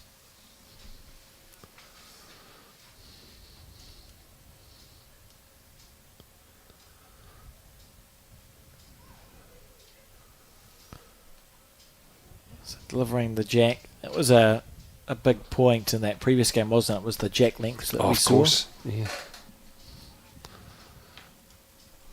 See, they've worked something out already where it's, because of the wind, is more of a longer length. But I'd like to see if it is, and you're going to play it, just pull your mat up just a little bit more, maybe a couple more metres. It was a 4, so 4-6 the score now. I think that's the first 4 we've seen it is. From that previous game to this one. And if you, well, it's going to sound silly when I say this, but if you're Mede, what you want to do is score again. And if you're Bronwyn, you really want to score a shot to try and stop the you're trying to stop the flow.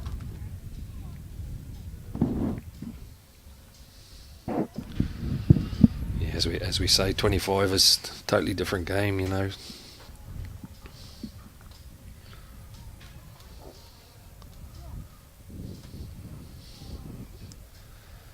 Dropping that tad short with the first one, eh?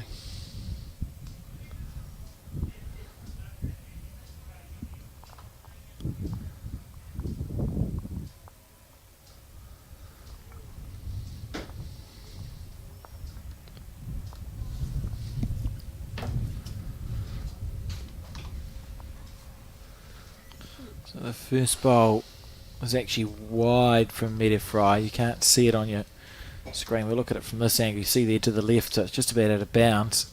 Yeah. The second bowl's pulled up a bit short. Bronwyn now has delivered her bowl, so you'll see it. There it is at the top of your screen, just about to go in behind the picture-in-picture. Yeah, of course, we do cover the pairs match as well, and that's a lovely bowl from good correction. Bronwyn Cowie. Yeah. Really well played.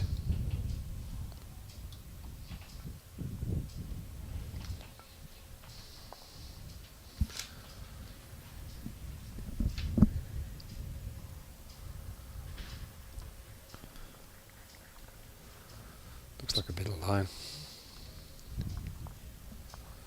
Got that.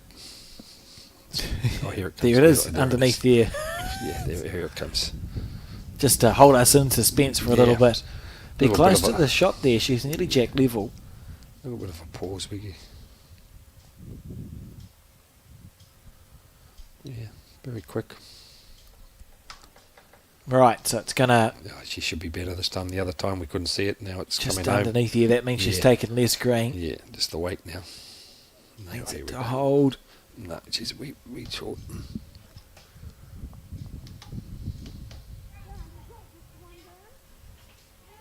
She might go looking for that. Just asking if she's up or down. Grant saying you're one down, so that's actually really helpful from Grant. So that pink bowl that sits at 6 o'clock on your screen is the shot, which means Media's just trying to get another one handy. Get another one in. And she's gone right behind the picture-in-picture of the pair, so that means she's probably wider than what she was after picking up the 4. So that's Media's last bowl. Bronwyn will now stay on the back end, see if she can make it turn. That makes it hurt a bit less, doesn't it, after dropping a 4? As you know, you drop a number, you want to get back and score. You don't want them getting more confident. She's a bit tight here. A lot of it is confidence, isn't it, in bowls? It It's is. a confidence game. I see even with that last bowl, maybe a bit of wind, but even sitting the bowl there for 3, you had nothing to lose, really. It should be the one. So 5-6 is the score. See in the background it looks like Canterbury and Southland playing. Southland, yes. Southland, another one of those centres. They're spread out. Their clubs are spread over such a large they've got 2 distance. What is it? 3? No, that's Dunedin. They've got Otago and quite a few other centres there as well.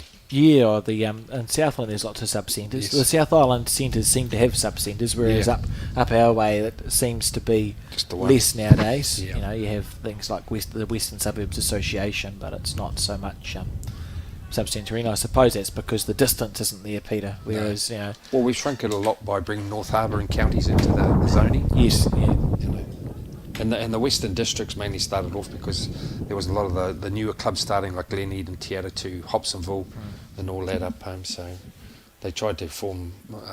They actually were very good for a few seasons there. They were winning quite a lot of centre events because they were playing at night to get involved with the Auckland stuff as well. Yes.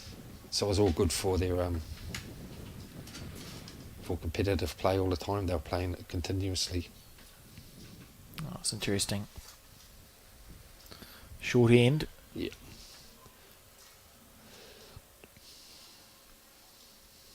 She's thought about that before. When she played the long end, she dropped the 4, so she's thinking about her game.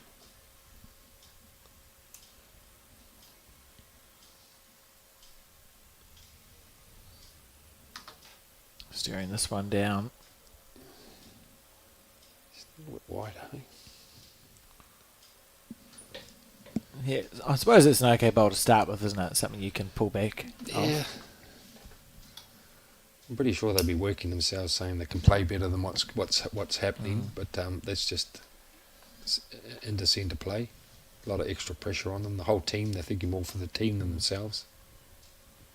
You don't tend to want to let the team down. Yeah, exactly. You know, there's different dynamics. Oh, as there's all rep bowls and you've got tournament bowls and rep bowls feels quite different, doesn't it? Yeah, I think as I mentioned before, Alex, is with this team to play, especially the Intercentre, where you've got a club player, and then next when he reaches he was selected for his club 7s. Then you get them, they go to the as a rep player, and then you've got an Intercentre, which is a totally different levels, and there's about 5 levels now, and then from there you higher honours in New Zealand play. Needs this bowl to hold up. Oh, one bowl underneath the line. I wonder why she wants to play that. So on the forehand, so just stacking it up, I suppose. Yeah, it should come home from there, wouldn't it? You'd think so. She's got the right weight. Yes, she will. It's still going. Drifting on a little bit. It's only one down here. I'd be happy to drop a 1. You just draw another second shot on the forehand side. She wants to be over, just to cover those 2 back bowls. That's what you think, yeah. But she don't want to be tight. That's her only thing, because she'll have to try and. Mia will play the other hand now. I feel, to score. She wants a number here, and she only needs to touch the kitty just a tad. Yeah, it doesn't need to move far. Oh, this is just going to play a bonus shot. Oh.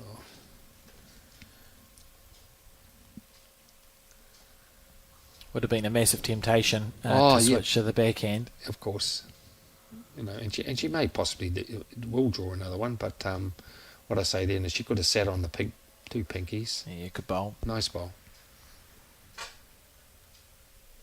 8-5 the score. It's a race to 25, so it's a long game of singles. She seems to be chipping away a bit like the last game, like Taylor was doing. Just scoring your 1s and 2s slightly more often than the opposition.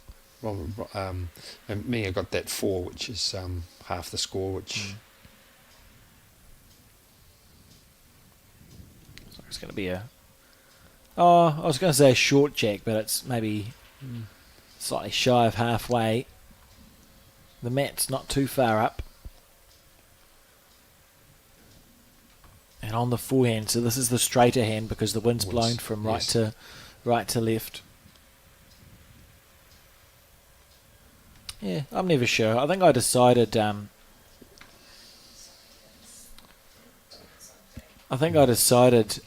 Peter, when I was thinking, which is a reoccurrence for me. Don't get a headache. About whether you should play in the wind or against the wind. Well, not being critical at all. She actually was coming down the last time and the bowl went dead on that hand. Yeah, just pulled out. And she actually come down and she played 2 on the... Yeah, here she goes. She's going to participate with that, come inside the pink bowl. Still on the forehand, yeah. That's right. I decided if the wind if it's consistent, I think you play the straight hand. Correct. And if it's not consistent, I think you should play the swing, the more turning hand, because I think you can get in less trouble. That's a good shot there. Yeah, and that's what I was saying before with that metre of green, just coming inside the pink. Broman going to follow Media down. And that's what tends to happen. You follow them down and they'll duck and dive. So duck and dive, because and a lot of that too is the difference in the bowls. Yes. Of course, there was a lot of weight, but if you try and come inside your own bowl.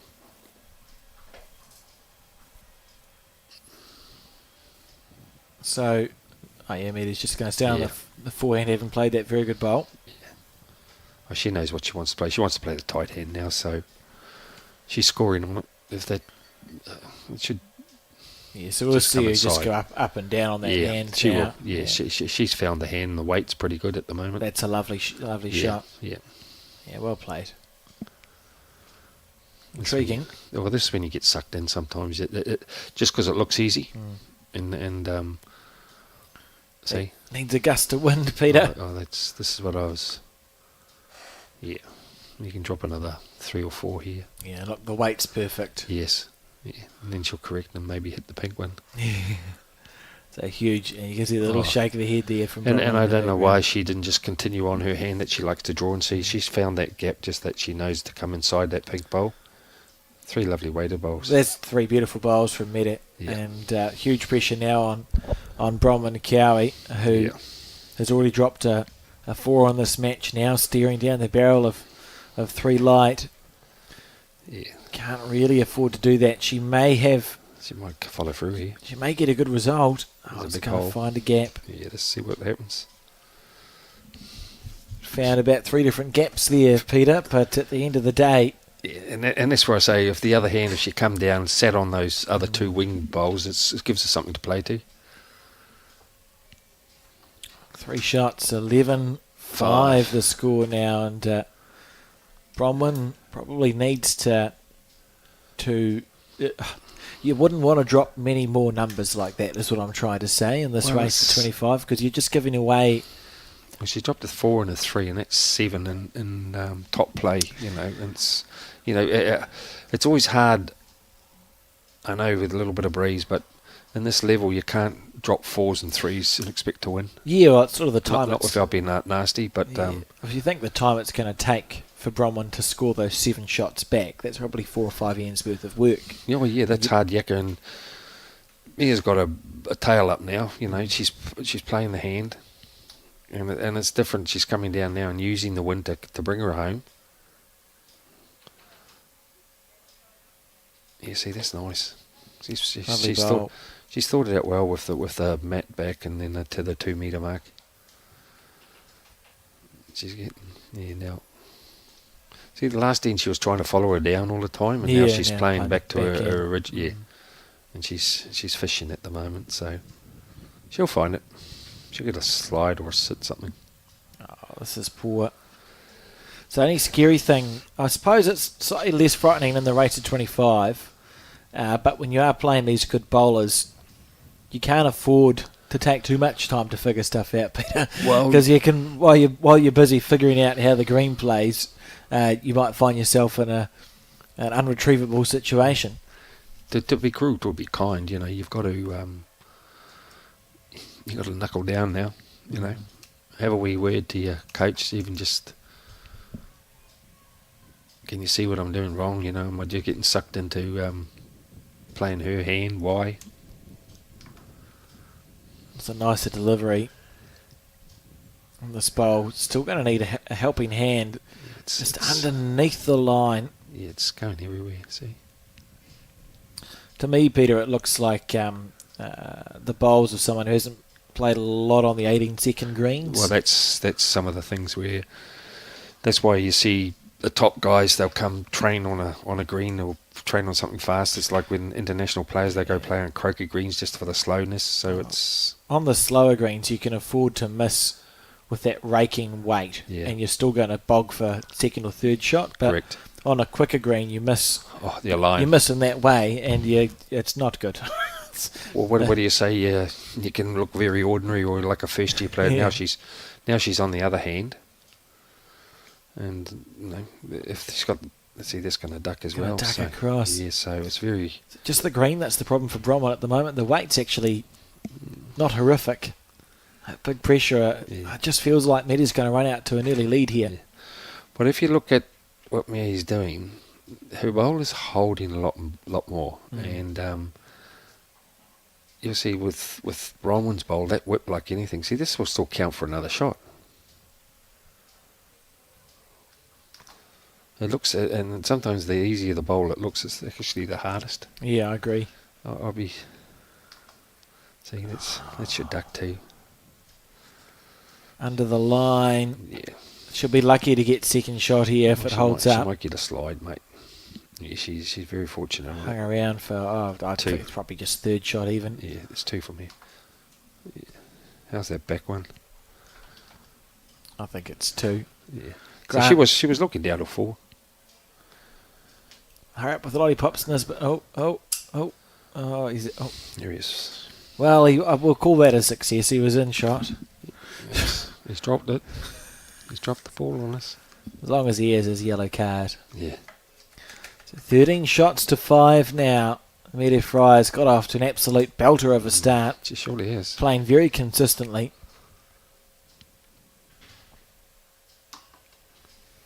See where the jack is delivered. Forehand this way last time was fruitful. Oh. Now, here's a chance out of nowhere for Bronwyn. You've got to change something. You're 5-13 down. Pull the mat right up. You know, correct.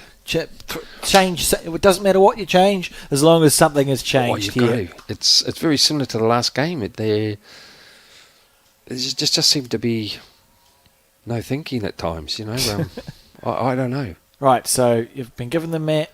That's where it was. Keep walking. That was where it was. That's where it was. I'm not sure about that, to be honest. No, and then next we'll go in the clubhouse later, and they'll say, you know, you're talking this, you're talking that, but we're seeing it how the game should be getting played.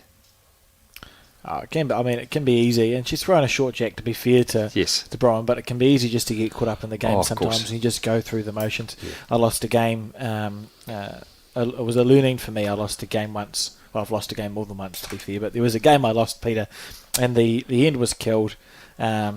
And it was killed, and we were holding like a really good number, and we played really well going in that direction. The end was killed, and we just continued as per normal. And it wasn't until later I realised, well, why didn't you pull them? Why didn't we pull the jack back to where we started from? Because we were playing well in that direction. I thought we've probably cost ourselves the game of bowls, but in the heat of the moment, I was just like, oh yeah, you play we'll just go along. You play the experienced guys. They'll just pick the bowls up straight away, and they'll start walking. You don't get a chance to think. Yeah. That's interesting. So certainly, I'm trying to say is it's much easier to see these things from the outside when you're sitting in a very warm commentary booth watching the bowls than it is when you're embroiled in a match. Changing hands. Pink bowl must be in her eye. Can sort of see that, the one that sits at 10 o'clock.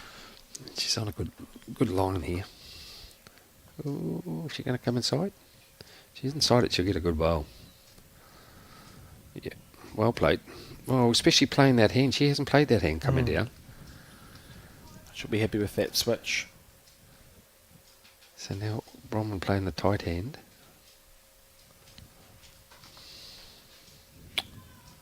Gosh.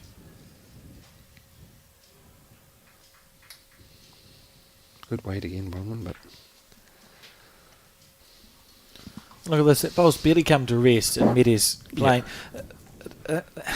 It's an interesting conversation to have too, from a coach's point of view, is that we often talk about being pulled into the speed of your opposition. And if you're winning, you want to be moving your opposition around. If you're not in front, maybe it's an idea just to take a little bit longer on the mat. When you've played your bowl, stay standing on the mat so that your opposition can't hop onto the mat before your bowls come to rest. What Mia's doing, she's dictating the game. Very much feels that way, doesn't it? Yeah. She's dictating, I want to play fast, I want to do it this way, this is my way, my show.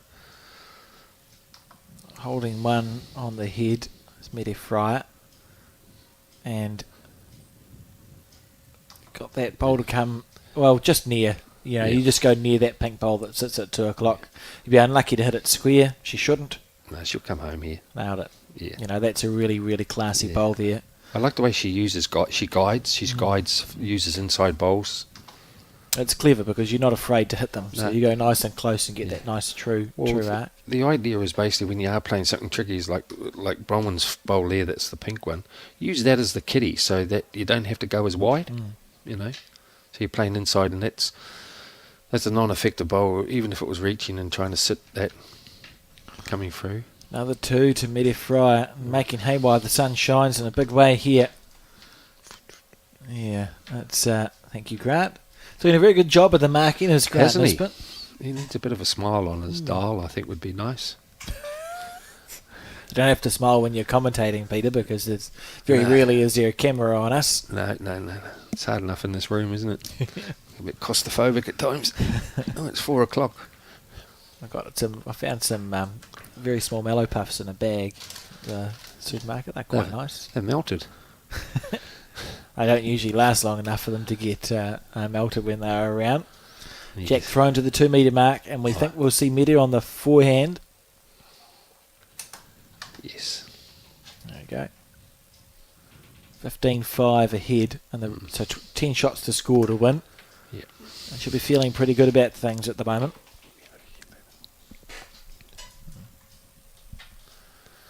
You can see in the top right of the screen we've got the pairs match between Manawatu and South Otago. If this game does finish before the pairs, we'll switch across to that game.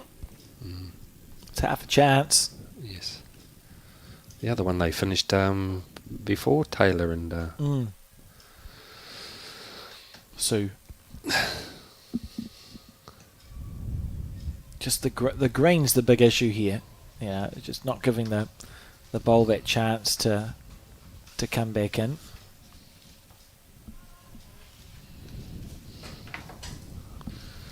Found it very interesting, Peter, when I was looking at, I mentioned this in the first game, but I did look at the history of the Intercentre, and there was a report in 1969 from the New Zealand Bowling Association, and they formed a subcommittee. So Rothmans approached the New Zealand Bowl Association and said, we'd like there to be an event that we can sponsor, and they said that the objective of the Intercentre this one just flying past. Yes. just past was to provide competitive play at an Intercentre level on a representative basis, to promote increased player and public interest, and to attract additional publicity. And I think over the 60 years that it's been a thing, it's achieved those goals. I think they'd be wrapped in, and I still feel a lot of people still around still regard it, not regarding it, but look at it when you say the Rothmans Intercentre. You know, it's just carried that name, it's just been there. You know, I don't think at the moment it's like I'm just chucking names out that it's the Somerset Nationals or Somerset in not Nationals, it's the Intercentre. And yeah, it's moved fast. I mean, fast, yeah. What do you call it? It's like when there's we call cola as Coke. That's it. The Intercentre is the whatever. That's it, so yes. it's just its name stuck. It's stuck, yeah. And a bit of history from it. When you did win them, you got your badge, and even like national level there, when you won it, you got a bag, and it was a blue bag, and it had Rothmans in it. And when you opened it up, it actually had a carton of cigarettes in it. Did it? It did, numerous times there. But they were very good with us at times. They'd always put a bag. Some aggression here. Yes, I think she was more or less trying to maybe promote her bowl. She might, if they don't go in the ditch, she's got 2 or 3 Some here. in the ditch, yeah. They would look after you very well. They would drop a carton by the rink. True. And, I haven't smoked for over 30, 35 years now, but they were very good. They I know now it's caused a lot of health problems. She got the shot here. Great bowl. Oh, it's a different era, isn't it? Oh, it totally is. Drawing the shot there. Yeah, nice. They'll give her a bit of confidence. It's interesting to look at, and I think if we didn't have the Intercentre, I would argue that, where are you going to get your top play for burgeoning international bowlers? If you have an ambition to play for your country, what is a better space to understand what representative bowls is about than the Intercentre stuff? Well, there was a lot of things, honestly, Alex, and it's not knocking what is happening. It used to be, the national events, if you played nationals and then you come to your Intercentre, they actually selected the squads. And now the way situations are, you've got to have your squads and get them more prepared for things. The squad is basically announced, and they're in it for 2-3 years. And with events like this, they are going to get a chance to shine if Mike's around, or Sharon or Peter or whomever was involved, and just say, let's just have a look at these ones here. They're of interest. Yeah, it's interesting. And an opportunity. I just think it's probably, I'd argue in the 60 years that it's been around, it has to have helped the bowls get better. Right? It was known fact that if you're going to play in, I call it like rep play Intercentre, you had a great opportunity of being selected for your squads for New Zealand in trials or teamwork. Nice bowl here, man. What tends to happen now is because you need to select your teams a little bit early and put them into preparation. We've gone away a bit of playing in these events, and when you really look at it, this particular event, this 2024, I think offhand there's only a couple of players in the squads, New Zealand squads, that aren't playing in this Intercentre. I think we've got the likes of maybe Ali and the vast majority of because the wider squads there's probably 40 players in New Zealand in the wider squads. Yeah. The vast majority of them are playing in this Intercentre because it is your 7 best men and 7 best women. Yeah. It's a great shot from the entire district. So you look around and the depth is outstanding. And then you have the players who've been there and done that too, so who might not be in a current squad, but no mugs. They've been around and they've probably played 20 or 30 of these events. Yes. Know what it is to play good bowls. Good try there from Bronwyn.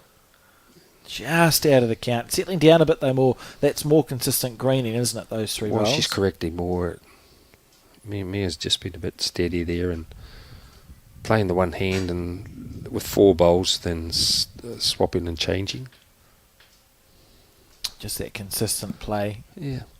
This one comes home. I can't see from the screen either. I was just going to say, if it comes over and covers the bowl, it's still good, just in case she gets a bit excited and wants to plough down it. Yeah, handy bowl. So on the backhand, she has to draw within a foot of the can't see of the jack.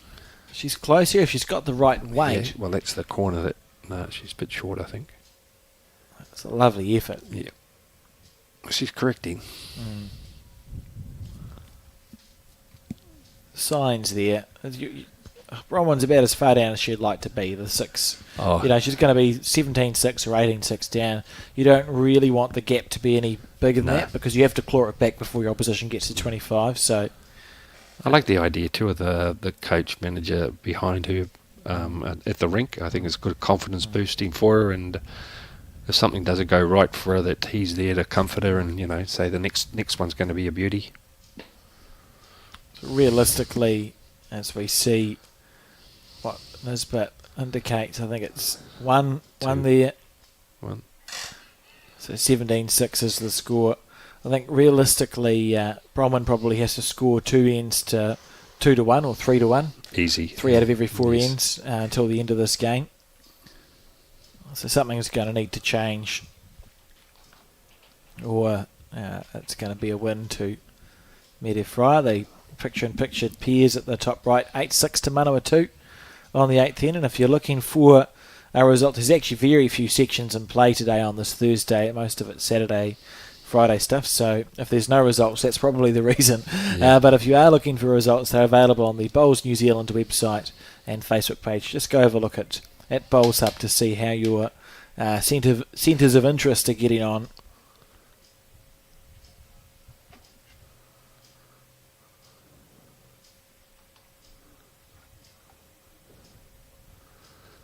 Yeah, good track.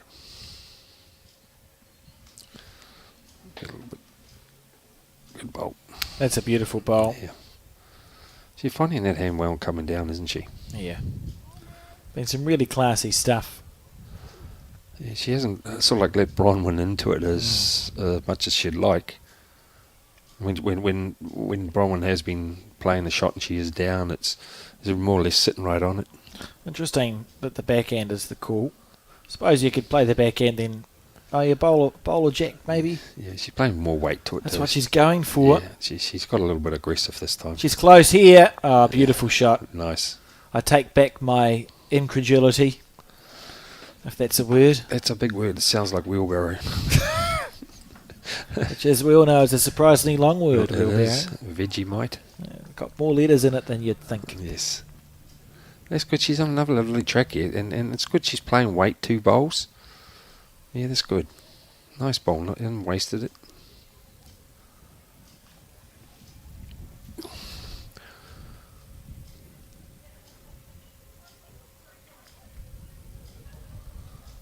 Need another one there. Oh no, that's the opponent next rank's bowl. Same colour. Same colour. How's your weight? Lovely green. Oh, she's setting this head up well. She doesn't want to flick it.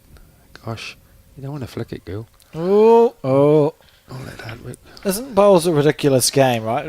Bronwyn spent quite a few ends finding it challenging to get super duper close.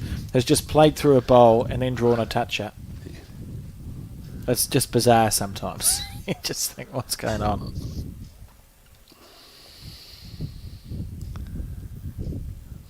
She wouldn't be happy with that. She wanted a yard more to that, I think, Alex.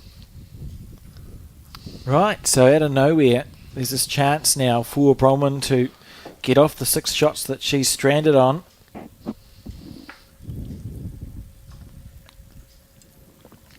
Another. Needs it to... Oh, no, just covering... We've got 2 pink ones coming down.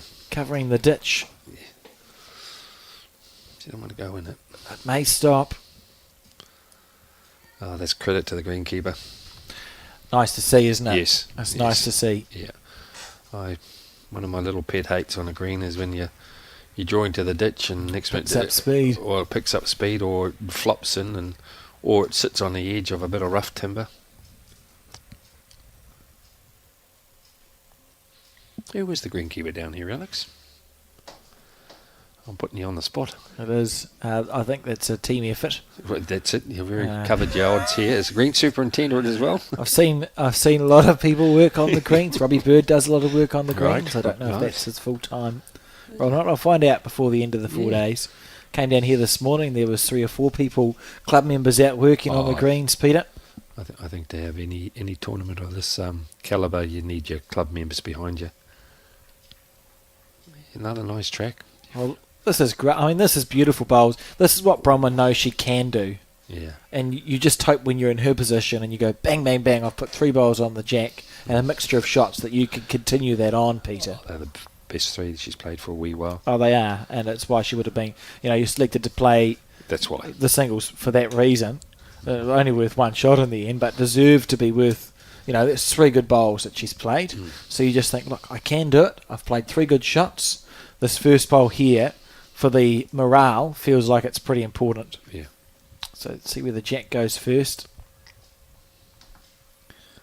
And you want the first bowl to be close, because then you feel like you've clicked back into gear, found your way. As I said in the last game, Alex, even though it's like 17-7, if you can get to double figures, it gives you that little bit of grunt, and you're back into it. It was what happened there with Sue when she was playing Taylor.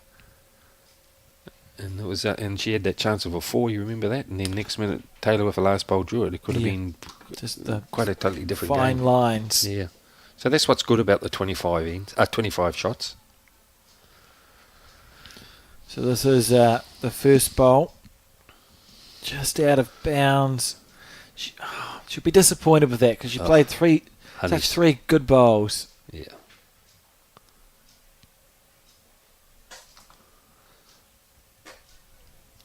Someone dropped their something. Yeah. It's got a bit of running to go across the head now. Needs it to hold. Yeah.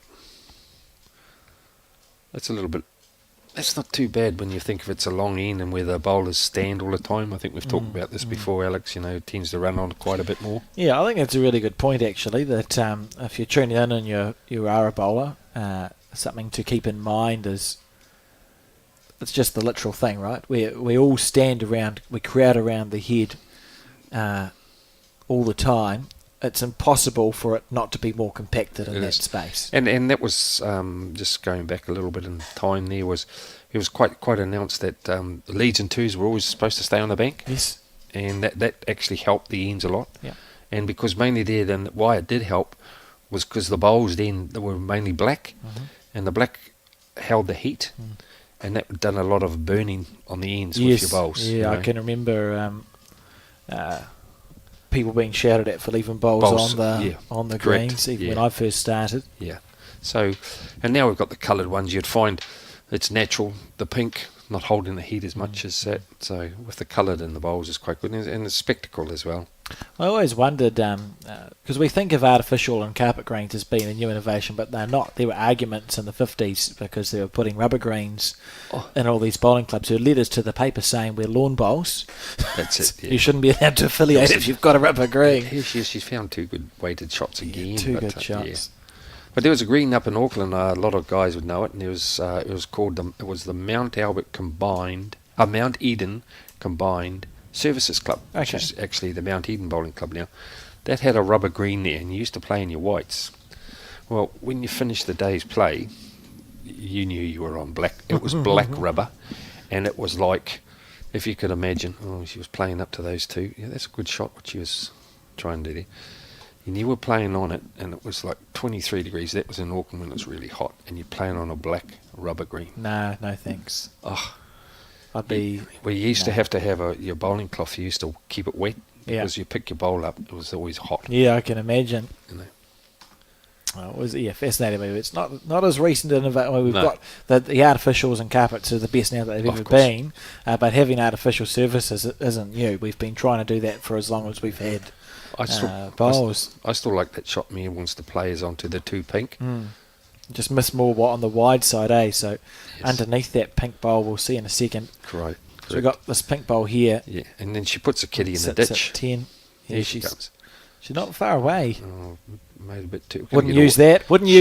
Oh gosh. Oh no. Oh no. Oh.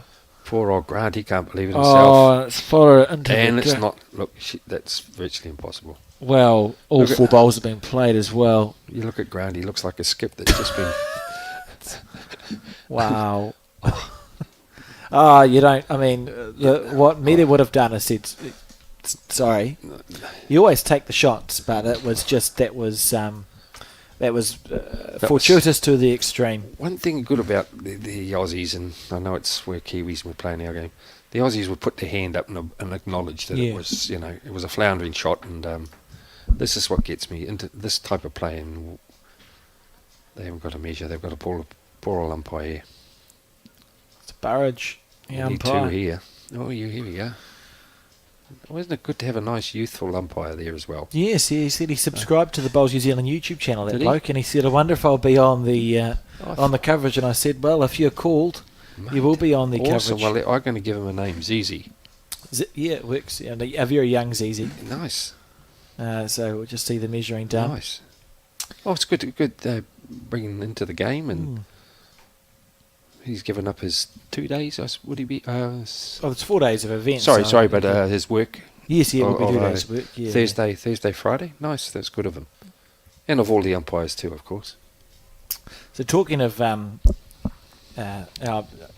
think this is before your vintage, Peter, because I don't think you're that really, old. It wouldn't be. But you talk about rubber. We spoke about rubber greens. Spoke about wooden bowls, but in between the wooden bowls and the composite plastic bowls. And I know this because I did a centenary speech at the Patamahoe Bowling Club earlier on this year, and I looked up some bowlsy-related facts happened 100 years ago. Nick Unkovich was born 100 years ago, 1924. He'll tell you yours too. Yeah, but Dunlop, the Dunlop Tyre Company, briefly experimented with rubber bowls. They had a hardened rubber outdoor Gee. bowl, and that's always staggered me as something that existed. Oh man, I'd love to have seen that. Just for the viewers watching, you see the umpires, and with the one over there, we call those chocks. And why you'd see those wooden, well, they're plastic or wooden chocks, they're so the marker or the umpires, when they're measuring from one end to the other, Yes. so they don't accidentally, which is quite hard because we're not using laser, that if they just touch it, that bowl could actually fall over because it's on like a 45-degree angle. So if people are wondering, oh, why is those wooden things underneath it, blah, blah, blah, that is the reasoning. It's just to help the umpires measure correctly. Yeah, I've seen some pretty impressive umpire efforts. Give me palpitations. You know, you play fours and you see these heads that are all stacked together. So you've got like bowls leaning on bowls, and the first shot is conceded, and they go, well, the first shot's conceded, but I think if I move one away, I've one just of them will fall over. I've just had Freddie come to the window. It's a spooky looking guy. We couldn't possibly say who Freddie. I can't believe you're here. And we call it like a fishing line, but it's actually a measure. Yes, yeah. Interesting, they measure something that stayed the same for 100 years, not broken. Have they forgotten their chocks? 2 years. Give the chocks back, ladies. Yes. The umpires have done their job. So 19-7 the score. Yeah. When are they going to come back for the chocks? It could be quite funny. No. Wait for the... Poor old Bronwyn's doing everything. She's lifting the bowls, put the mat down. But she's not going to give the chocks back. She wants her bowl. Oh. She is. 1, 2, 4, 3, 4. Here we are. If you want, I'd be that annoyed at the way things are going. I chuck them at him. If you're wondering, so the chocks are actually quite helpful to have, even just as an amateur bowl, they're quite handy to have. Oh, they are. If you're wondering where you can get them from and you don't want to fish out for official ones, just buy an eraser from Warehouse Stationery and cut it diagonally, and that'll work. That'll work as a chock. Or Colin suggested if you play at a bowling club which has got the tie rubber in the ditches, 2 little bits of tie rubber, that would do the trick as a chock as well. That's real cheap though, isn't it? That feels excessive. May as well use some of these couple of marshmallows we've got in front of us. Take a bite of it and whack it on. Why not? I can think of worse ideas. Yeah. Oh, look at this. On the forehand, 9-17, 7-19. Yeah.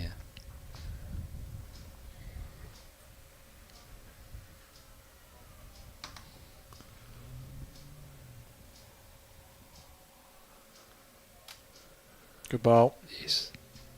Good recovery. Yeah, that's the stuff, and it's what that's the first and foremost what Bronwyn will be thinking about is just chip away, try and get back to the process, the playing of the good bowl, and then you can work backwards from there.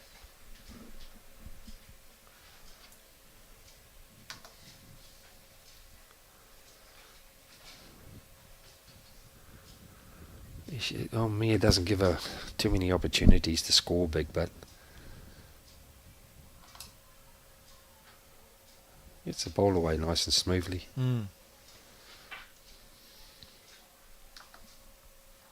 So the other teams in the... Here's a nice bowl coming in, I think. She got the running. Yeah, lovely.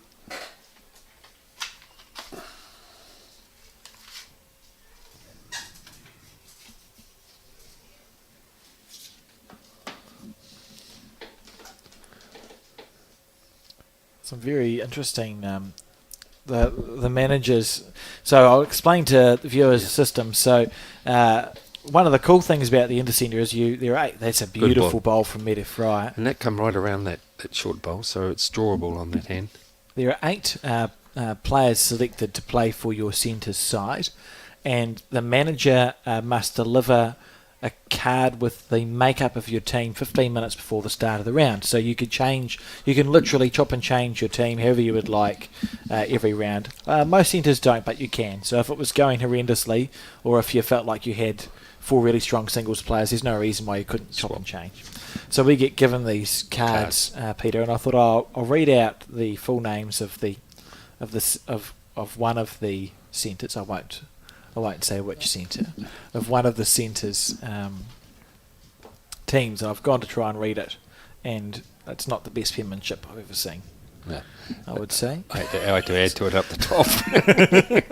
I was wondering, That's okay. So I had to turn it around and do it from there.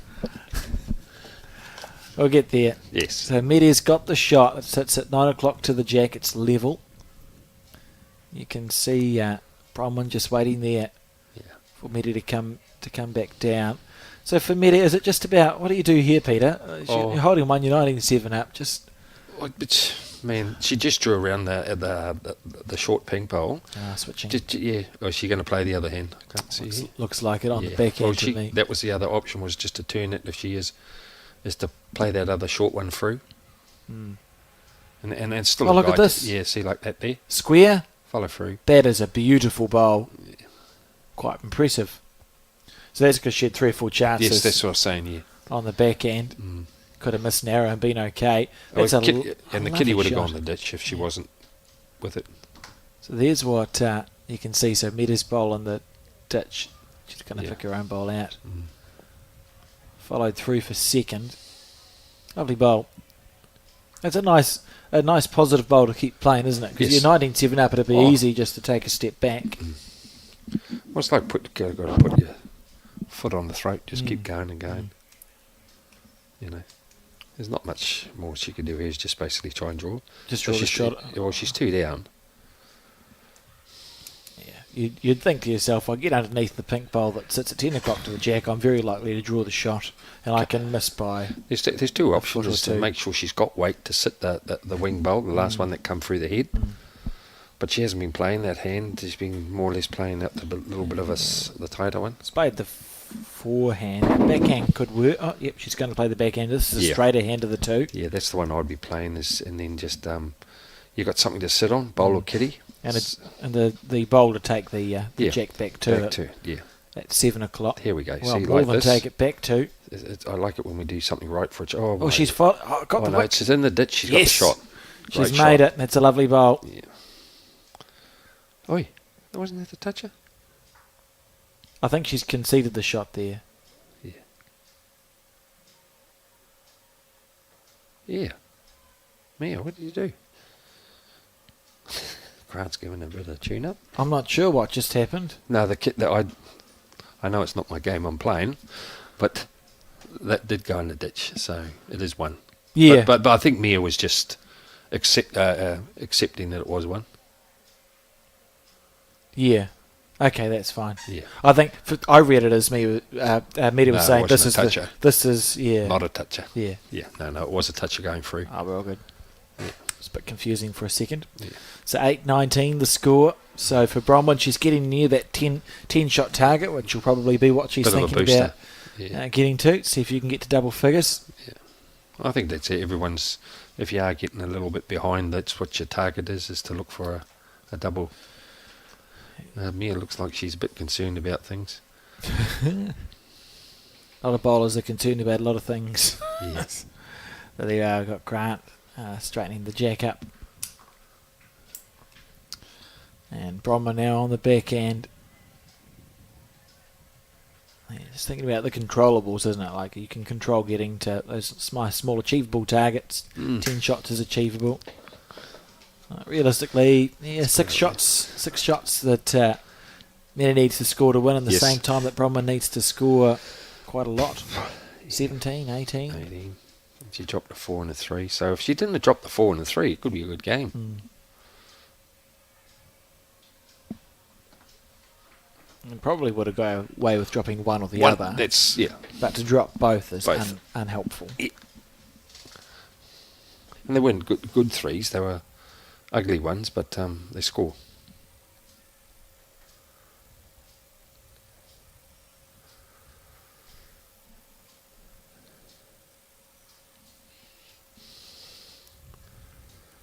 You'd be a bit short here, I think, Alex. Yeah, not quite going to make it. Yeah.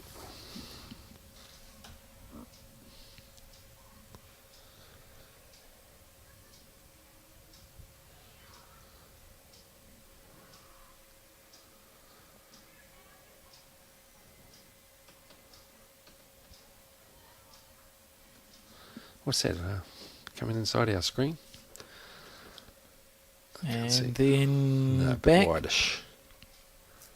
It's actually a reasonable indication. If they go very near the corner of the... If they go back where the P is on the piers, That's it. your green's about right. Should be a weird thing to tell them. if they were wondering where to take the green, I don't think it would work. It's about this is sort of... Oh, we think that's about right, don't we? It's just underneath the... Yeah, that's a good line here. Picture in picture. Yeah. And then in for one. That's a beautiful bowl. Yeah, well played.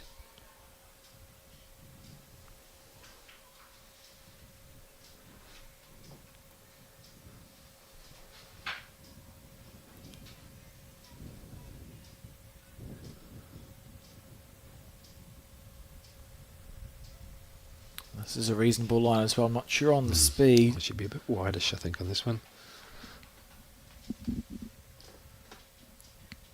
Still not giving Brom an opportunity to score big. Yeah.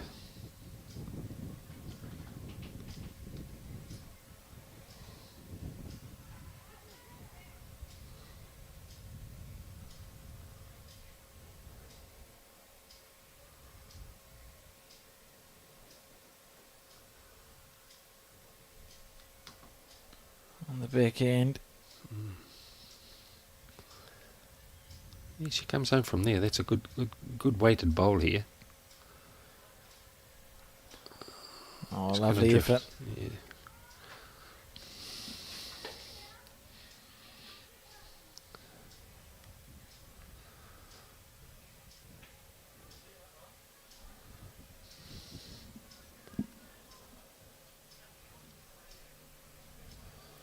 So switching to the forehand side. Yeah, that's a good shot to play here. If the bowl It's the turns at weights. all, oh, look at that! I think it's just gonna drift. Yeah. Beautiful speed. You Yeah, can that see was perfect. Medi knew that she had every chance in the she world. did, of course. Yeah, she trailed that back for two. But that's good. Bromman scored on that end after winning the end previous. Now she's won this end. So it's only 9 shots behind now. We had a little bit of very similar to the last game with Taylor and Sue there regarding a little bit of a sleep pattern that went in, and then about the stage, Just that grabbed little- in front, yeah. lull, Yeah. grabbed in front, and then next minute giving your opponent a little bit of enthusiasm to motivate them to get going.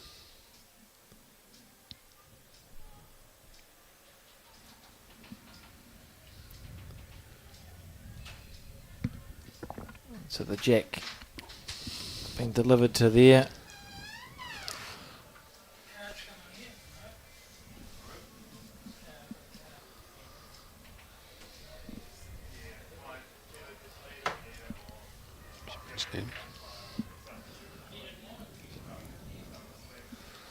Oh, watch out, watch out, watch out, Grant. Oh, I was worried for his feet, but he's okay. Oh, he's got eyes at the back of his head. He mate, that knew boy. where he was Yeah, standing. he knew. Look, he's going to kick it now. I know. Just about did too.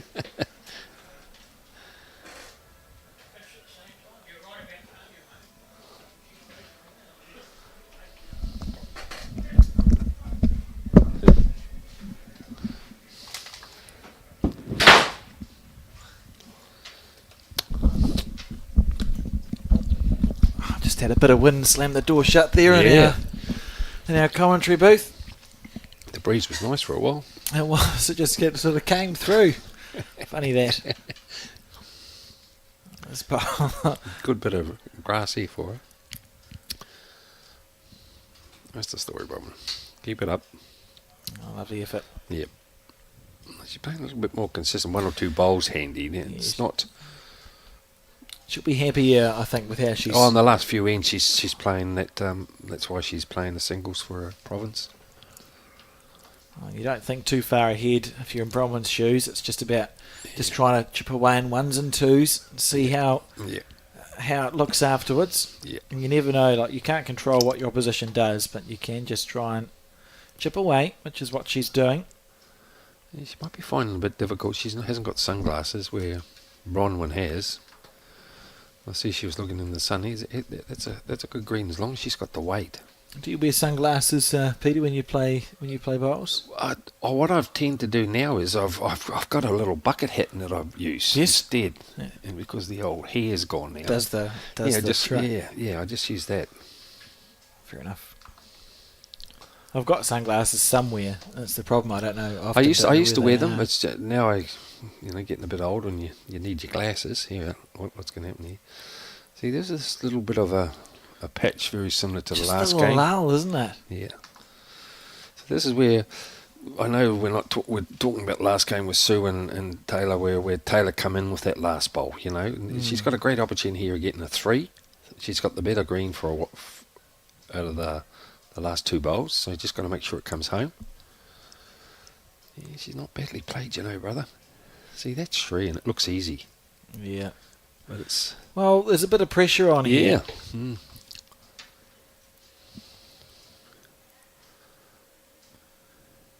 Last bowl. So it's not a tight 3, but it's a 3 nonetheless that this is going to hurt. Bronwyn's holding. That's going to hurt. Oh, she's nailed it. Yeah. She'd be pretty close to it. She'd be happy with that. Absolutely nailed it. That's a beautiful bowl. Very similar to the last one, isn't it? When you think you're getting back into it, and bang. It's like a dagger to the heart, You think, I thought I had it there. There's 3, and next minute I'm only going to be 5 behind or something. Now I'm 11 behind. Big turnaround, isn't it? It's quite deflating as a player for that to happen. 20 shots to 9 now. Meddy will be pleased with that last bowl. You don't want to course. In her shoes, you don't want to give the opposition a sniff either. You don't want them to think that there might be a chance of staging this comeback. Well, it was because it tends to be that little lull again that we keep talking about. That it gives your opponent the opportunity to nail it.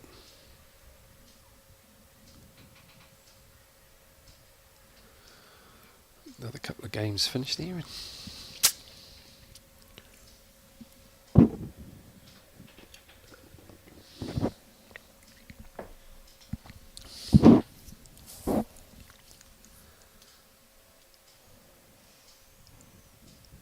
Good opener.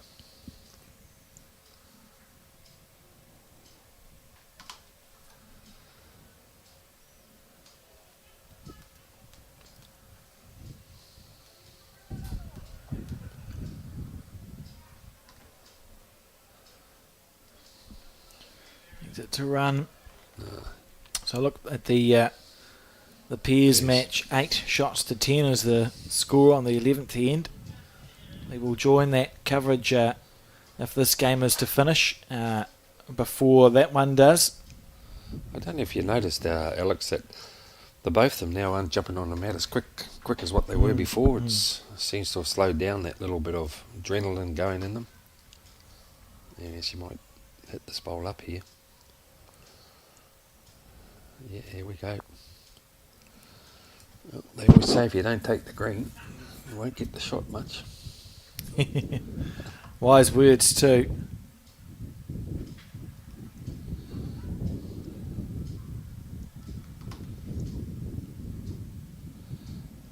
How's her weight? She might clunk onto her own here. Oh no, she's coming right inside. Nice bowl. That's a lovely shot. Last few ends she's been bowling quite consistent. Yeah.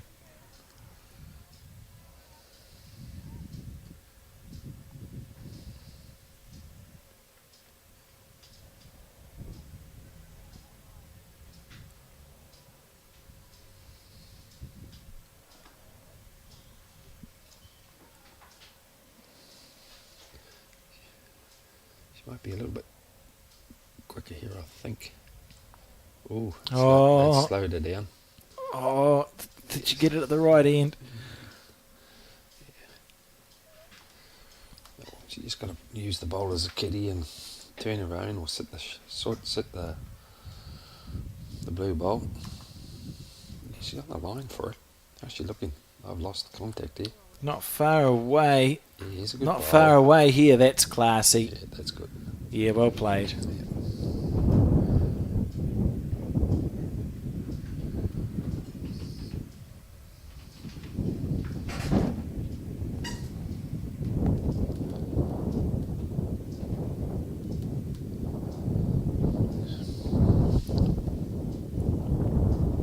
this bowl here.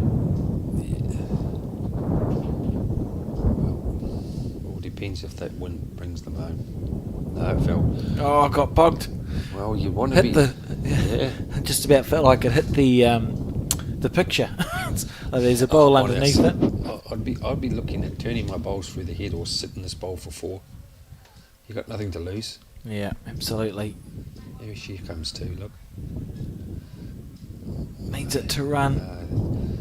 Another metre, mate. Good effort. Not too sure how many she's got. You'd hope she's holding. It'd be disappointing if she wasn't. Oh, she's okay. Oh, I thought she was going to give the met away for a second. 1. So it's forgivable if you're holding a couple of shots, but not so good if you were down. She's putting the measure out now. Oh, she's at least into double figures. Yeah. See the Southland team in the background.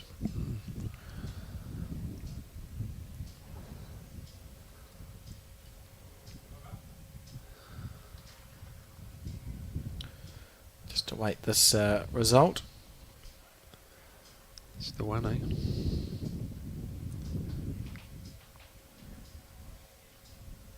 2. Oh, that's right, because she took 1 out, of course. So 2 there, so 11-20 the score. And Bronwyn battling away here. She's kept this game going longer than I thought it was going to go, about half an hour. Hence, Peter, I was thinking that the game may well be over and done with by now, but Bronwyn battling away for the South Otago district. Oh, it's good to see. That's why she's there as the singles player. No doubt the selectors have seen her perform, and when she has been under the pump, that she's come through with the goods. So,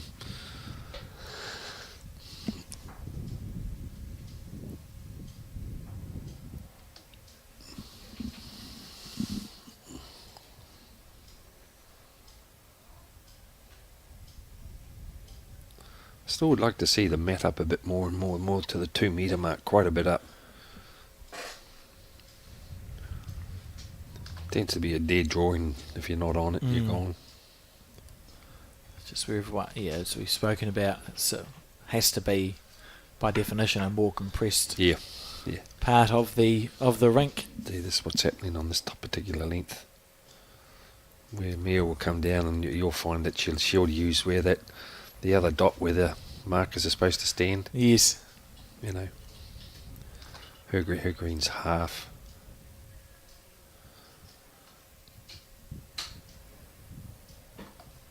You see there? Look at that. It's half. And then it comes turn. It might take off, but that shorter length, see?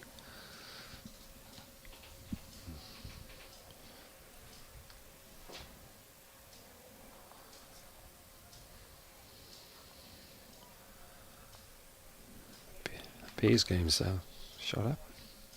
11-8 the score. See, look at this takeoff. Wow.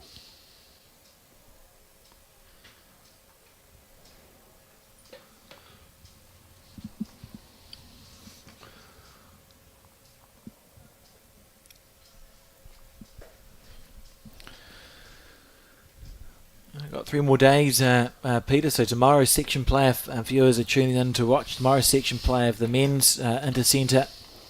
And let's look at this bowl. Oh, that's a lovely shot. Really well played. Nice. The next day is section play of the women in the morning, and then post-section of the men. One of the men's quarterfinals in the afternoon. Right. And then the final day we'll have the semi-final of the men and the final of the women, because last year it was the other way around. That's right. So the final was the men played. That's right. Yeah. So everyone's getting a chance. That's the logic. We try and keep it as fair as possible, given that we only have a limited amount of both commentators and resources. we unfortunately can't stream all the games, but we do our best. Looking forward to the next 3 days of bowls. Oh, it's good to see that we've got the split on it. That's a starter. Yeah, nice. It'll be more helpful for post section when it's important to keep track of all 3 matches, because it's sudden death. Correct. That'll be helpful to have that.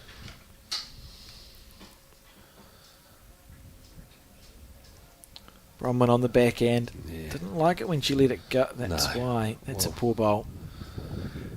Didn't let it. There has to be a delivery problem there, AP. Just didn't let it go. Just even the way she walked off the mat very quickly, but and that's where I might be harping on where when you are struggling a bit is just pull your mat up and do something different. Like you tend to be playing their game as well.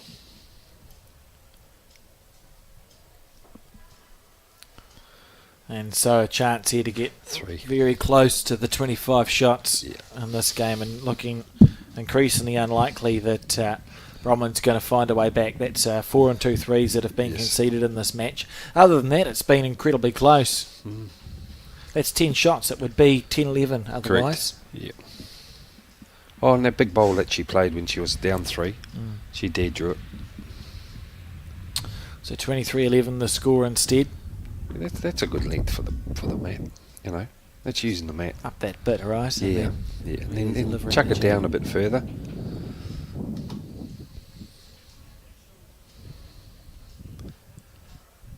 Yeah, it might be lucky to be up, but I don't know. Oh, maybe. So the mat's sort of not quite, I wouldn't call that halfway. Oh,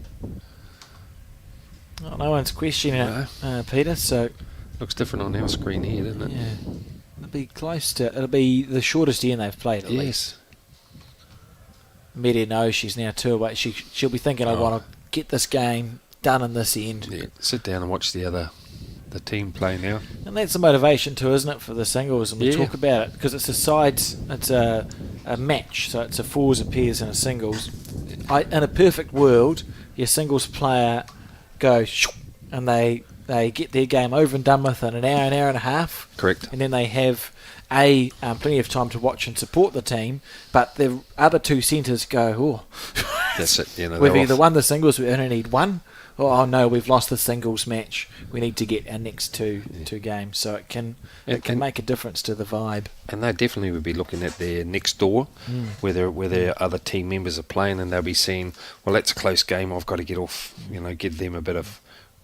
Instead of them watching me and losing concentration. Help them out, right? Yeah. Get it through and some momentum happening. Yeah.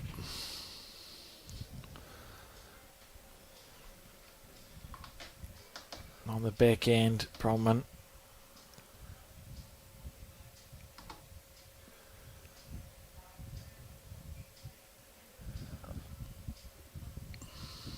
Here's a good ball. Lovely shot.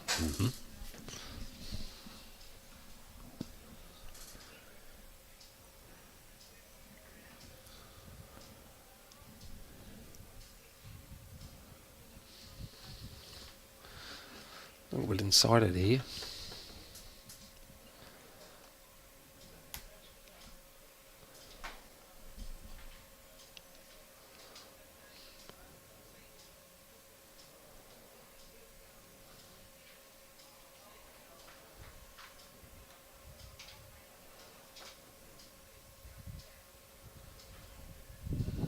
On the back end. Got a chance underneath that bowl clean. Yep. Oh, just Weight inch wide. Yeah, weight was good.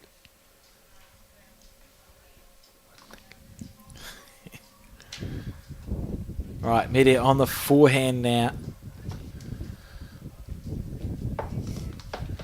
Giving herself... Oh, she I could see what she wanted to play with. Going to get lucky. Could go inside out off that pink bowl. Yeah, looks what happened before. She could go 2 down, but she could go 2 down slice now. of hell instead. Yeah. You can afford to do that if you're 23 shots to 11 up. That's a bit of, sorry to say, it's like a Mary shot. It was in between, like there was nothing to it. Yeah. Really, it should have been a bit more definite to it. That was more draw weight, trying to turn your bowl through the head. The weight for a draw and the green for an aggressive bowl. Yeah, see, she could go 3 down here. Oh, look at this, that's great. Maybe could even be a 4 here. Out of nowhere, could be a 4 to Bronwyn Cowie, and you can afford, if you're Media, you can afford that once. You can have one little brain fade. Yes. And think, oh well, it's not ideal, but she's done the work to be 23 shots to 11 up, and it is a 4. She's got one of the 4s back. 15-23 the score. And how often do you see some games where it's 23-15, I'm just saying, and then next minute the score's 23 all, and you've had that massive lead, and you're gone. Just giving her a bit of encouragement here, Bronwyn.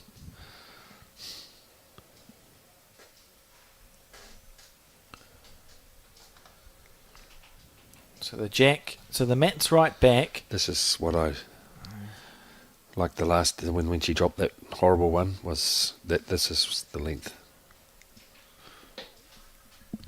Important first bowl. Yes.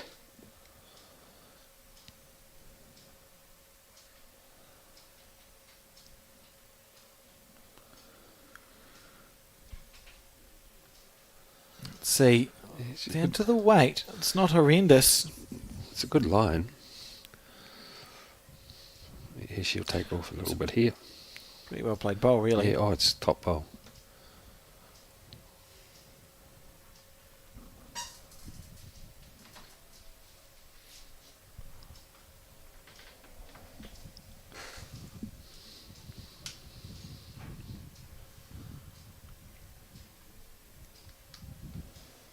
Needs it to hold. Should take off now. Sure.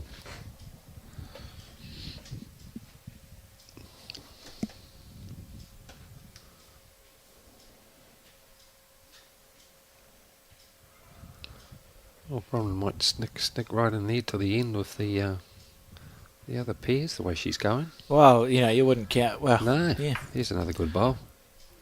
She's showed a lot of tenacity here. Oh, of course. 15-23. Well, 1 minute then it was looking quite comfortable for her now.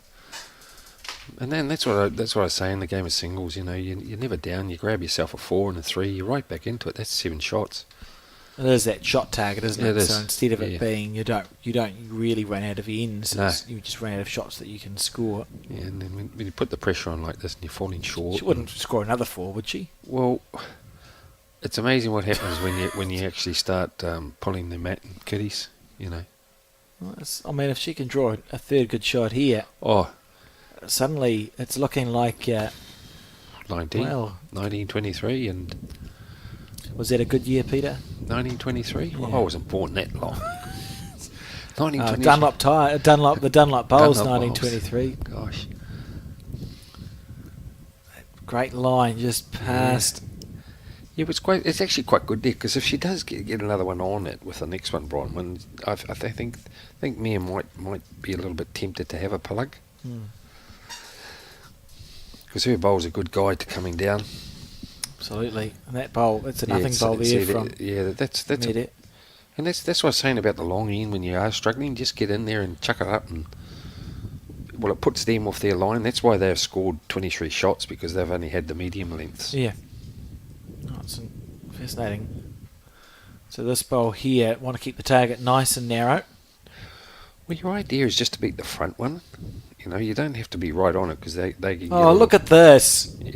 That is absolutely magnificent. Well, it is and it isn't. Unlucky that she stuck the jack around the corner. What happens now is Mia will be thinking, well, 3, I'm not going to draw it.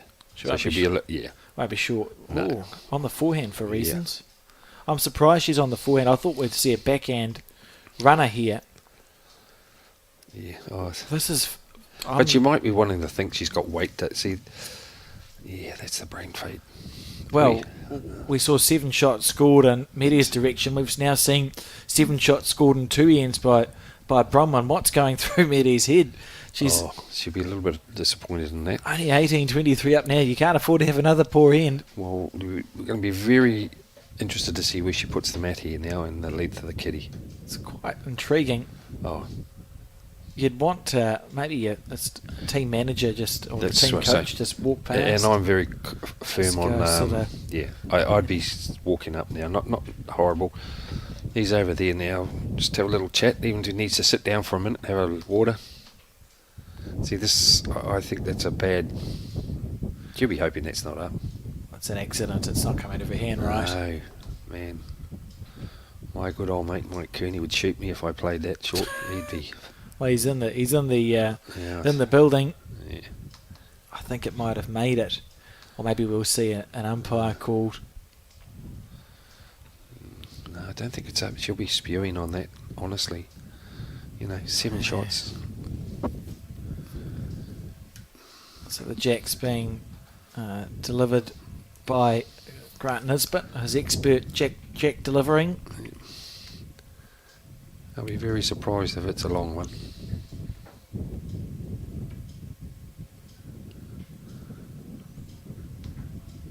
They haven't done much talking to each other, have they? No, they haven't, but is it a long... Wouldn't be a long jack. It is. I don't understand. No, I can understand that. Well, here we go.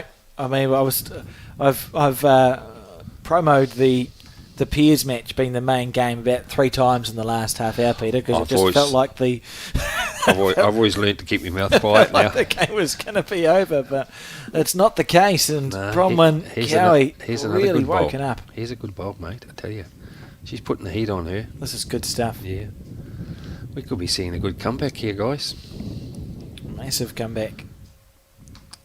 So Media Fry here, Bowls Manawa 2. The president, Grant Pat, for Bowls Manawa 2. And there's 15 clubs that are members of the centre, the oldest one being the Palmerston North Bowling Club, which was established in 1889, which is quite old for a bowls club. Well, it is, but if you look at their record there, I think there was the Northern Bowling Club as well, but Palmy was the one, and that was the one that used to have the Line Masters. That's a great bowl by her for the last few ends, Mia.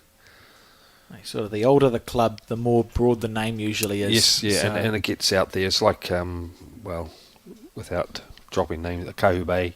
Yes. Win a couple of things there, and it just puts your club on the map. Just know of it. Yes, yeah, it's just a name that's there that sticks in your head. Yeah, this could be a downturn here. I would.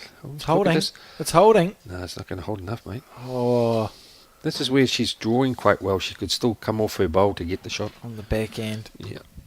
I think I always maintain once you start swapping and changing your hands, you get yourself into difficulties. Sorry to interrupt about the northern one. No, you're fine. Palmerston North. I'd said all I wanted to say. Yeah. It was essentially it. But yeah. Interesting, the history of bowling clubs. We've got in the office of the bowls, the first ever bowls annual from the season of 1905 to 1906 was produced once, and it's mainly South Island clubs as we see. Yeah, tight. Bronwyn. And this what can happen. Drop a 2 here. Yeah. Oh, you drop a 2 here and your game's over, isn't it? Good night nurse, yeah.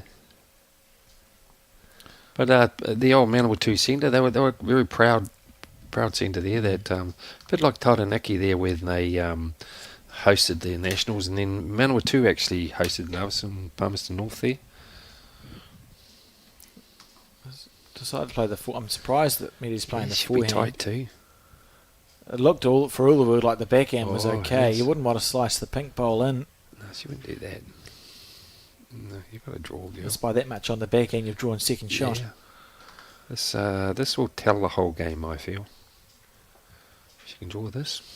Oh, I think it's tight. I think you're right, mate. I think it's tight. So Medi's going to have an opportunity to play a shot to win this match.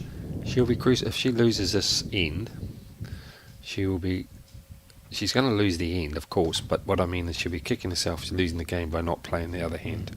3-4 on one hand. So here's your chance to. It all depends on weight here. Play the shot to win the match. She's pretty close, isn't she, mate? She's very close. Oh. She's very close, and she's done it. Congratulations. Oh, well, that would be typical. Hold all tickets. We'll just wait and see. Yeah, hold all tickets. I'm reasonably certain that it's going to be 2 shots to Meta Fry. She's waiting for her opponent to walk up to shake It's hands. we'll say it's 24-18. Just and Grant Nisbet's filling out the. Is he going to sign it for them? The scorecard. Well, he shouldn't. He shouldn't. I know. There we are. Oh, yeah, congratulations. Meta Fry has won the singles. Yes. So what we're going to do now, we'll cut to an ad break for our friends. Just a thought, and when we're back, we will be bringing coverage of the remainder of that pairs match between South Otago and Manawa 2. When someone you care about is going through a tough time, it can be hard to know what to do.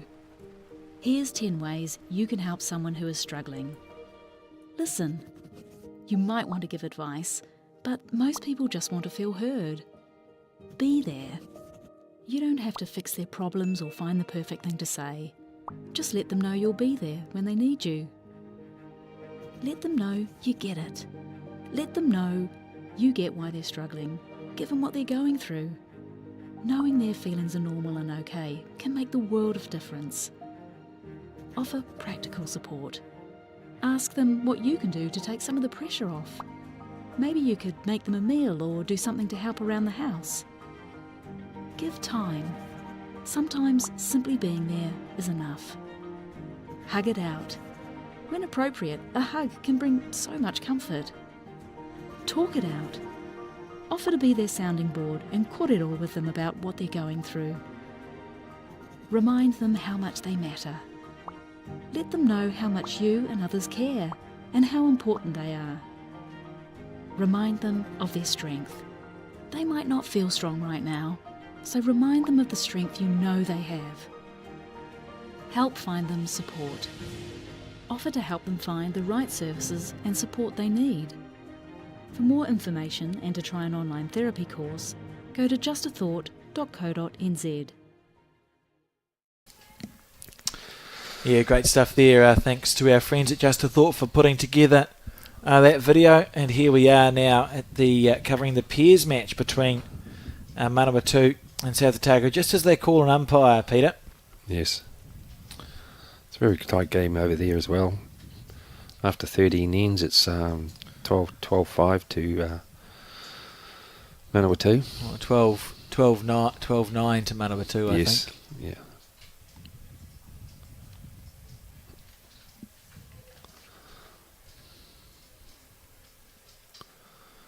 Well, that's good. We got a tail end of the pairs. Everyone thinking we're just going to do the singles, so out there, so giving everyone a fair plug. And the umpire with his that's a box string measure. That's huge. Some small measure. Yeah. What are they measuring? A ditch, I'd say. Oh, that's those two bowls there. Yeah. I see. The pink, and we've just tuned in, so we're not. Forgive us. Yeah. Here we are. Here's the chalk again. It's going from. Oh, that's the other ink. That's what we're looking for. So that must be potentially quite an exciting end. We know the score 12-9. To Manawatu over South Otago. But if they're measuring that far away, you'd think this could be for a bundle, Peter. Well, the way I just saw a couple of bowls moved onto the side. Here we go. I think the pink one. He's starting to come over a bit. Move it. No, you see, the pink one's not in. I think it's the bluey one. Oh, how many shots was it? So it was quite 5. a bit. It was 5 to Manawatu. Oh, that's a nail in the coffin. So that's 17 now. Yeah, 79-8. And 4. No, they're still in the go. Couple of each end. Look at 2 an end. On the 14th end. Must have been a great shot. Yeah. We were 30 seconds too seconds too late. That's the Manawatu lead. Mm-hmm. Diane Gemmell and Honey Taylor the skip for Manawatu. Oh, I think Honey must have played the shot. See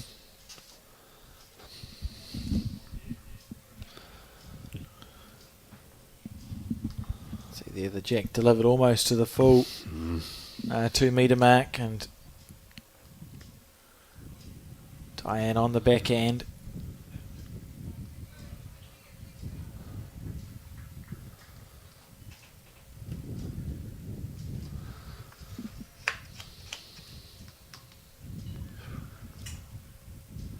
It's nice to pick up those numbers, isn't it? Isn't it, Peter? Yeah, when you're not far from home. When you're having a good close game, sometimes one end can cost you the whole game. with a big score, I should say. And in the fours, it's 18-11 to South Otago after 11 ends. So it's up to this gun. You'd think the Medal 2 to come home. That's how it feels. Medal 2's in front here, and they won the singles. They won the singles, so they're basically in the box seat in a way. As it sits, it's certainly. And that's what we're trying to say: is get your singles player off the paddock, and you can concentrate on your game.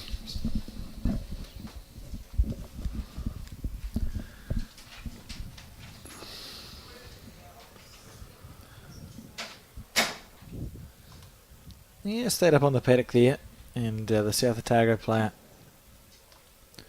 with the red bowls.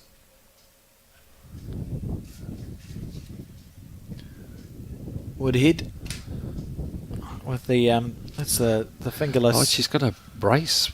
Oh no, they might be for the sun, Alex. Yeah, maybe. To stop the sunburn. You know, sometimes we get older and our skin's a little bit softer. Got the bowl to stop. And Gemmell here on the backhand. I like that with a manager or the coach behind the rink. I think psychologically it's actually good. a good thing. Yeah. I think it's good for the team, but also the opposition sees that there are and they're interested in the players. People watching. Yeah.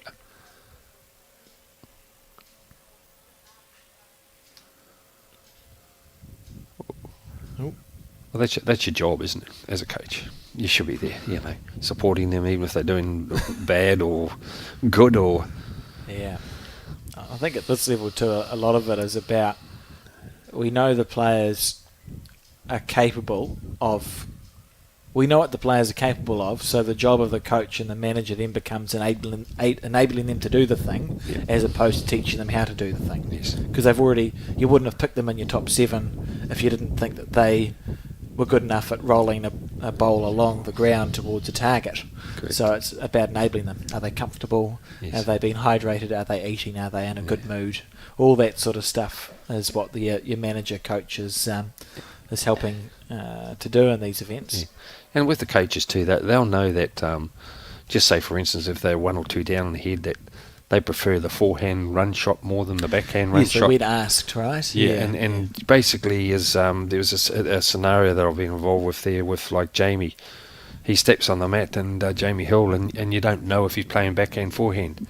And 9 times I've spoken and I've said, you've actually given the direction more than the speaking with Jamie. Mm-hmm. That comes down to just understanding your player-coach relationship. Well, the coach should know the shots they're capable of, and that's when you build your teams up. How everyone plays. It's good, nice. She's winning the bowl on here. There, that'd be nearlish. Oh, lovely if it's set the wrong way.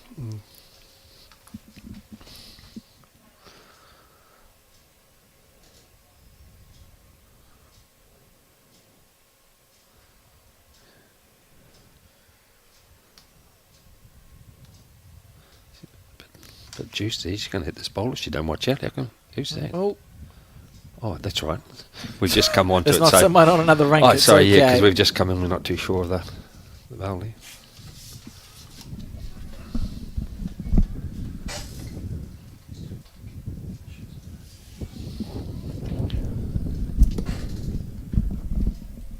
So just decisions. Oh, is she trying to make her play right down to the bowl now, or potentially? So on the back end, honey, we'll just start right in the way. So we'll just go to this camera. So this is a funny angle depth-wise, but we should be able to see the bowl come into the head. Not badly played, Oh, bowl underneath the line. Couldn't see it from here. Just, it was sort of close-ish, but the depth perception. She's got one left there, so there's it. Oh, Jill Fraser there, gee. Great bowler. Yes.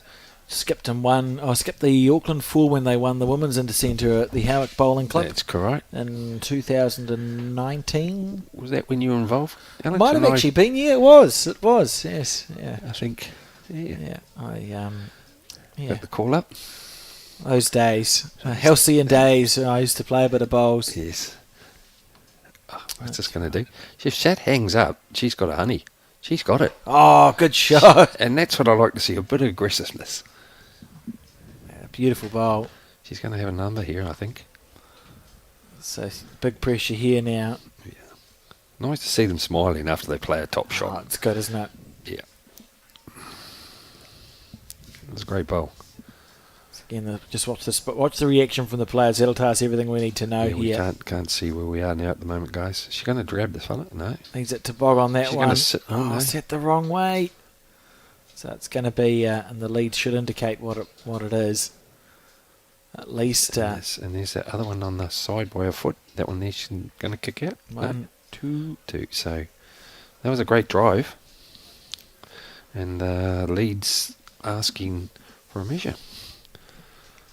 I don't know if you remember, Peter, but that Intercentre, I can't remember, we were at a hotel of some description, and one of it was like, there was like this Ibis. a smorgasbord dinnery thing, which I enjoyed. And I'm colourblind, which everyone knows now, but there was this tray of raw steak. Correct. I didn't know it was raw, and I put it onto my plate and went to walk away.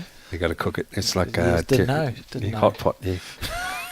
Had some very interesting looks. I was looked at like I was absolutely insane. I thought you'd turned to a cannibal. Yeah, no, that was a very interesting place, that. And then after that, I drove past. Every time I drove past, and it was locked up for COVID. Yeah. That's what it became. Yeah. So it was 2 in the end, wasn't it? So yes. 19-9, 10 shots clear. Yes. And they're on the 15th end.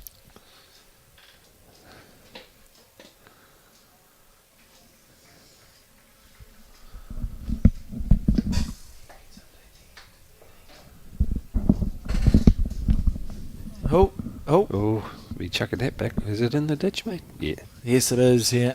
I think you've heard my view before on this, Alex, of time, and that I feel the skip should be able to place the kitty or the jack where they like, or where the opponent, and this saves a bit of time. Yeah, and then you get properly punished for misdelivering the jack as well. Yeah, like if you wanted that short end with Matt just sitting on the 2 metre mark and right on the peg. Yeah. I think it should go wherever. I agree, but that's. I mean, we did have this conversation. That's what's natural to me from the indoor background. That's the rule in indoor bowls. I quite like it. If you don't deliver the jack, the opposition can place it wherever they want, and it's your fault for not delivering the jack where you want it to be delivered. You get properly punished, so you learn very quickly to deliver the jack into the correct place. And on the 2 metre mark is where this one's ended up. So 10 shots to go. I think we're on the 16th end. Yeah, we are on the 16th end, so the scoreboard will be updated shortly. Yeah. So 2 to go after this. So really, South Otago have to score this end and the next 2 if they want to be a chance. Winning the 4s, remember, they're up in the 4s match. Yeah.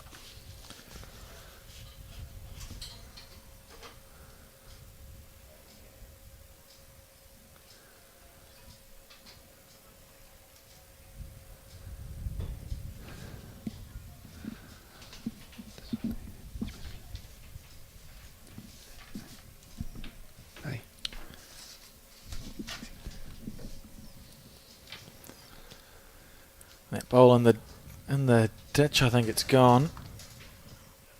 So now we see Gemmell on the forehand. Jill Fraser playing Debbie White in the background. That'll be a good match. I didn't want to comment on that because we're supposed to be doing this, but I saw it in the background. It's close enough. Yes, they'll be 2 competitive people playing each other. Very competitive. That bowl on the ditch as well. This poor end developing here from this these leads, just on that long 2 metre mark. Yeah, that's what you say about not putting the kitty right.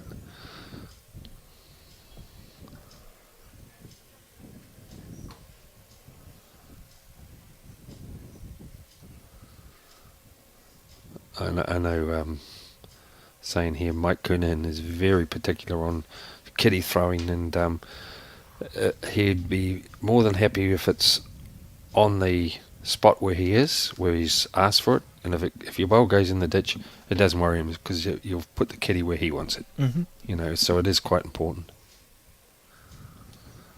It's a good reply here after a couple in the ditch. Made a good bowl. Yeah, well played.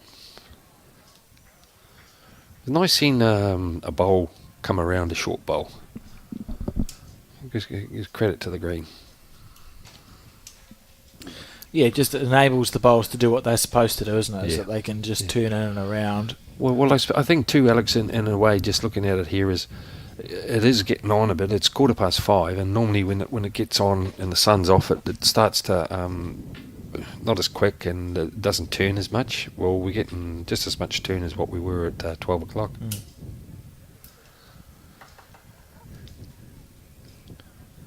On the crossover. Be interesting. It's a fantastic facility here, but I'd expect the finals day to be quite well attended as well, Peter. It should do, especially with the the men and women, the Wellington team represented. They normally support their players in all codes. So one of the things that happens too at these Intercentres is the teams that may not have qualified or might have been knocked out in the quarterfinals, you tend to wander along to watch the semis and finals, don't you? Just to finish the tournament off, because your flights, unless you've got a very pessimistic centre, your flights should not be booked early. They shouldn't be booked on the Saturday night. Well, a lot of them I'm not too sure of. It's nice with the comfort with the ones that do fly. There would be a few that would be travelling, and they may be the only ones that won't be here on the finals day. They'll decide to move on home and as you say, it'd be a bit rough if they didn't do their bookings for the Saturday night. Yeah, well, I wouldn't take that very well if I was on the team. No. There's not much confidence in the. He's a good bowler if it comes home. Yeah. Plays a good bowler skill. I think she's a left-hander. Is she Lovely lefty? bowl. Oh, I didn't notice, but that doesn't mean she isn't. No. I'm just saying. Always hard to find a follow a left-hander play. That's all. King on the forehand. Yeah, that should duck, shouldn't it? So by the looks of it, Alex, I think we missed the crucial lane when they got the 5. It must have been the difference, because I know, we're keeping an eye on the on the thumbnail, and it was a close game all the way, but that 5 shots. Stalking after this one. He's got a smile on the face. I like it. Even if it's a bit rough, she's got a good attitude to the game. Just join another one. Nothing wrong with that. You can see why she's the skip. I'll be happy. Yes. I just tried to lean to look around. Doesn't work on a screen, Peter. Oh, here we are. And that's where sometimes I thought she may have followed her down just to sit those bowls. See there, she's got to come inside and play the perfect shot. Oh, she has. Look at this. Get an Little edge. wick. Oh. She's played it. No. Oi. Nice. 2.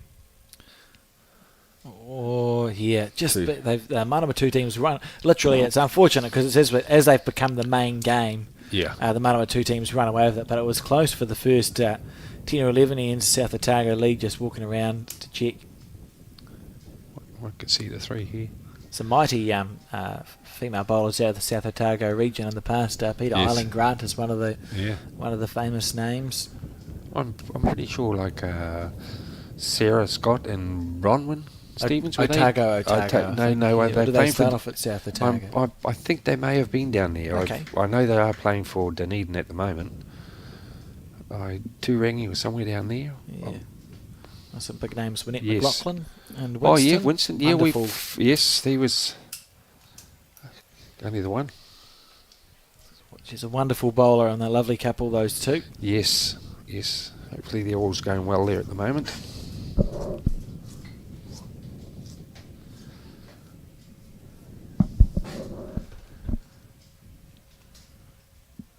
So 17th end, we're on the penultimate end now. Yes. 9 shots to 20 is the score, so you're feeling pretty good if you're Manawa too. South Otago's job is to try and eat into the differential, isn't it? Yeah, just keep the score down. And Bronwyn in the last game, she kept the diffs down. She was looking like she was going to be cleaned up, and she fought away right back to 18. So it was -8. You want to go into the evening, like in the pluses, even though you've lost. Yeah, exactly. Is try and keep yourself plus. Otherwise, you're on the back foot after that. You've got to win.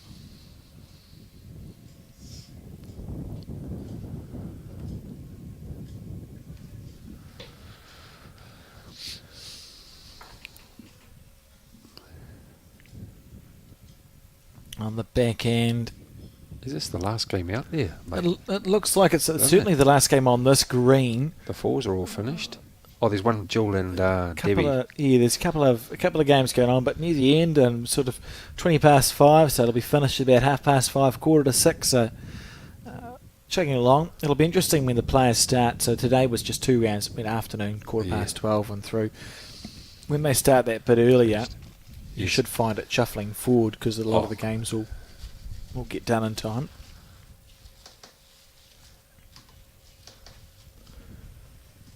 It's been nice weather though. The wind hasn't got up too much. It's allowed the players to play well.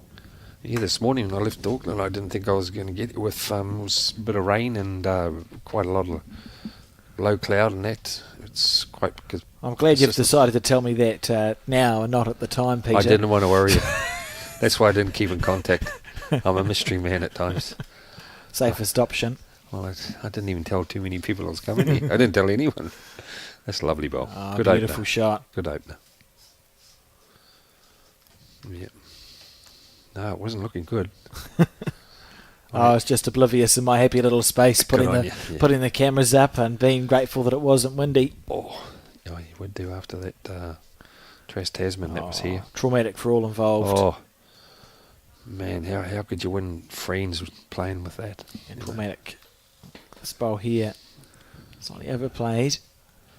And watching that there too, the Aussies did play some big bombs when it was time. I remember that last game for the women in particular. And New Zealand was closer than people realise to winning that entire series. Yeah, of course. And unless you really follow it in depth, that you know how close they were. Yeah, the Open women were unlucky to lose. The development men were unlucky to lose. Yeah. And we won the paras, so that's 3 out of 5, right? Yeah. That would have been a completely different story. C'est la vie.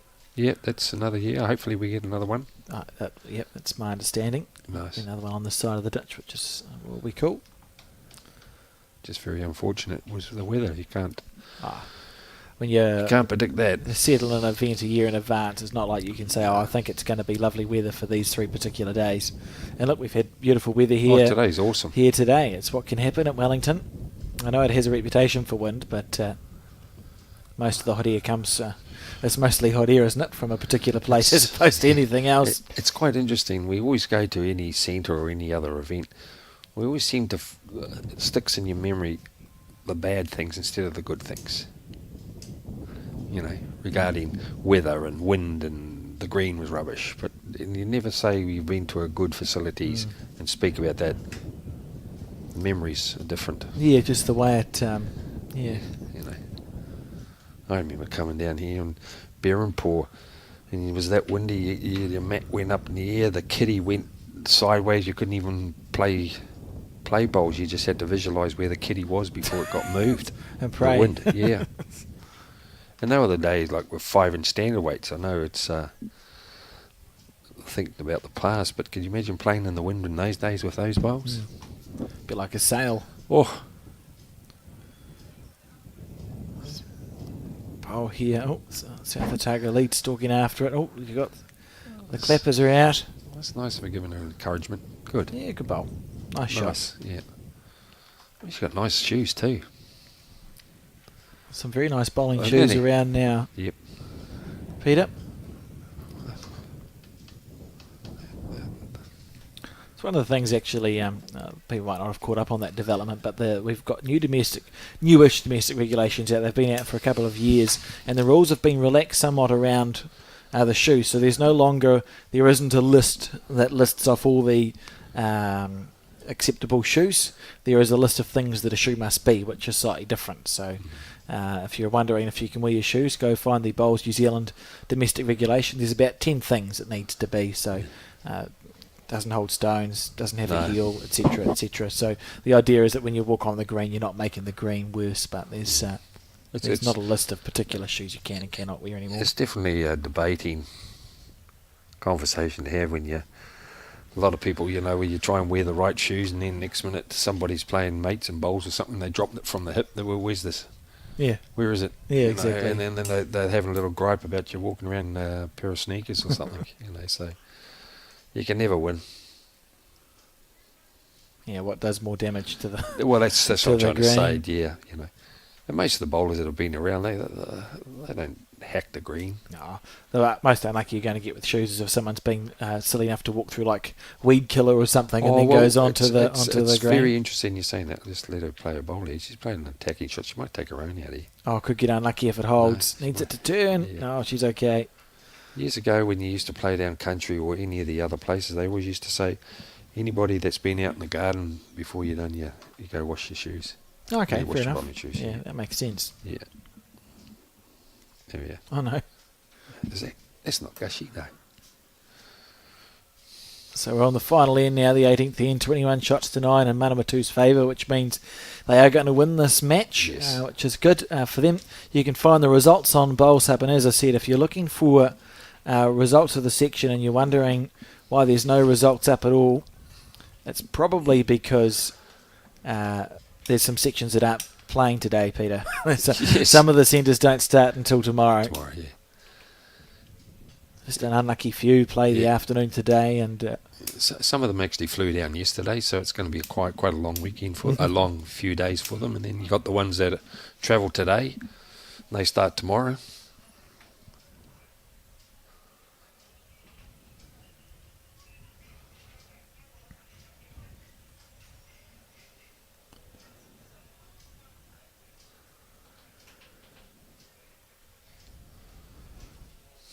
Right, so the jack has been redelivered. And it's made at that time. Yep. Right on the 2 metre mark. Final end.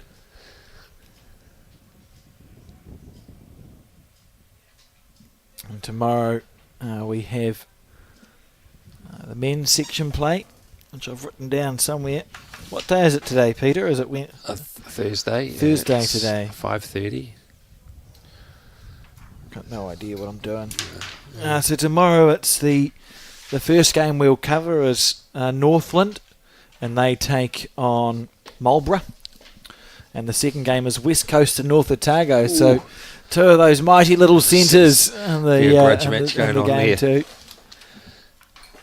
Looking forward to that. And then, of course, the day after that's the section play of the women, followed by the quarter-final of the men, and then finals day, semi-final of the men and a final of the women, because last year it was the other way around, and we're about doing things that are fair to everybody. Yep. So if you want to watch the men's final, you can either come to Naenae or wait a year, and you'll get to see it next year. Good track. Bowl on the forehand. Yeah. It's a nice bowl. Yeah. For South Otago, we talk about trying to minimise the shot play, but it's just nice to go out with a nice end. It's the last end these guys are playing in the day. You just go, it'd be nice to play 3 good bowls to finish my day with. You can see there the Bay of Plenty-ites must be finished some of their games. Gal Melrose in the background. When we used to be playing like this, it used to be a little pack. What we'd say is no kill. There's no chance of winning, so no kill. Let's go and have a little bit of a refreshment and fair enough. Unless you 6 down your differentials, of course, and you can try and keep it down. But if you're going to get, you just want to play it out in this space. Yes. And South Otago, unfortunately, have been marooned on 9 shots. Since we're tuned in and that dropping that 5. Yeah, I think it's our fault. Yeah, we're going to be blamed with a lot more after this when we walk out of here. So one more isn't going to make any difference, is it, Alex? Doubtful. helpful, eh? Right, on the back end. Yeah. This third and final bowl for today from Woodhead. Trying to finish strong. Oh, she's got a bit tight this one, but just underneath the line. yes.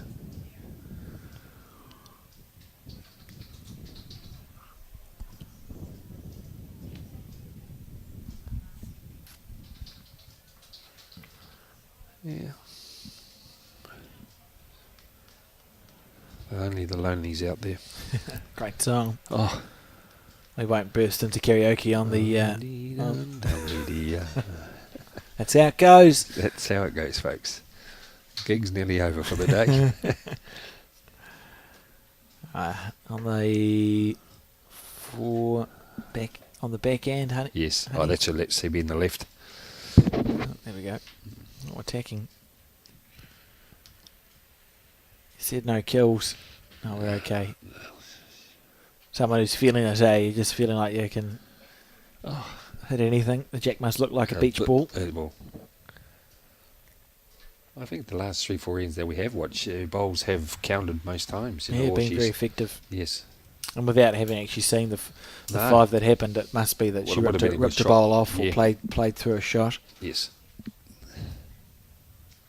I'm pretty sure the opponent wouldn't have trailed it back for 5 or smacked it from 5 down.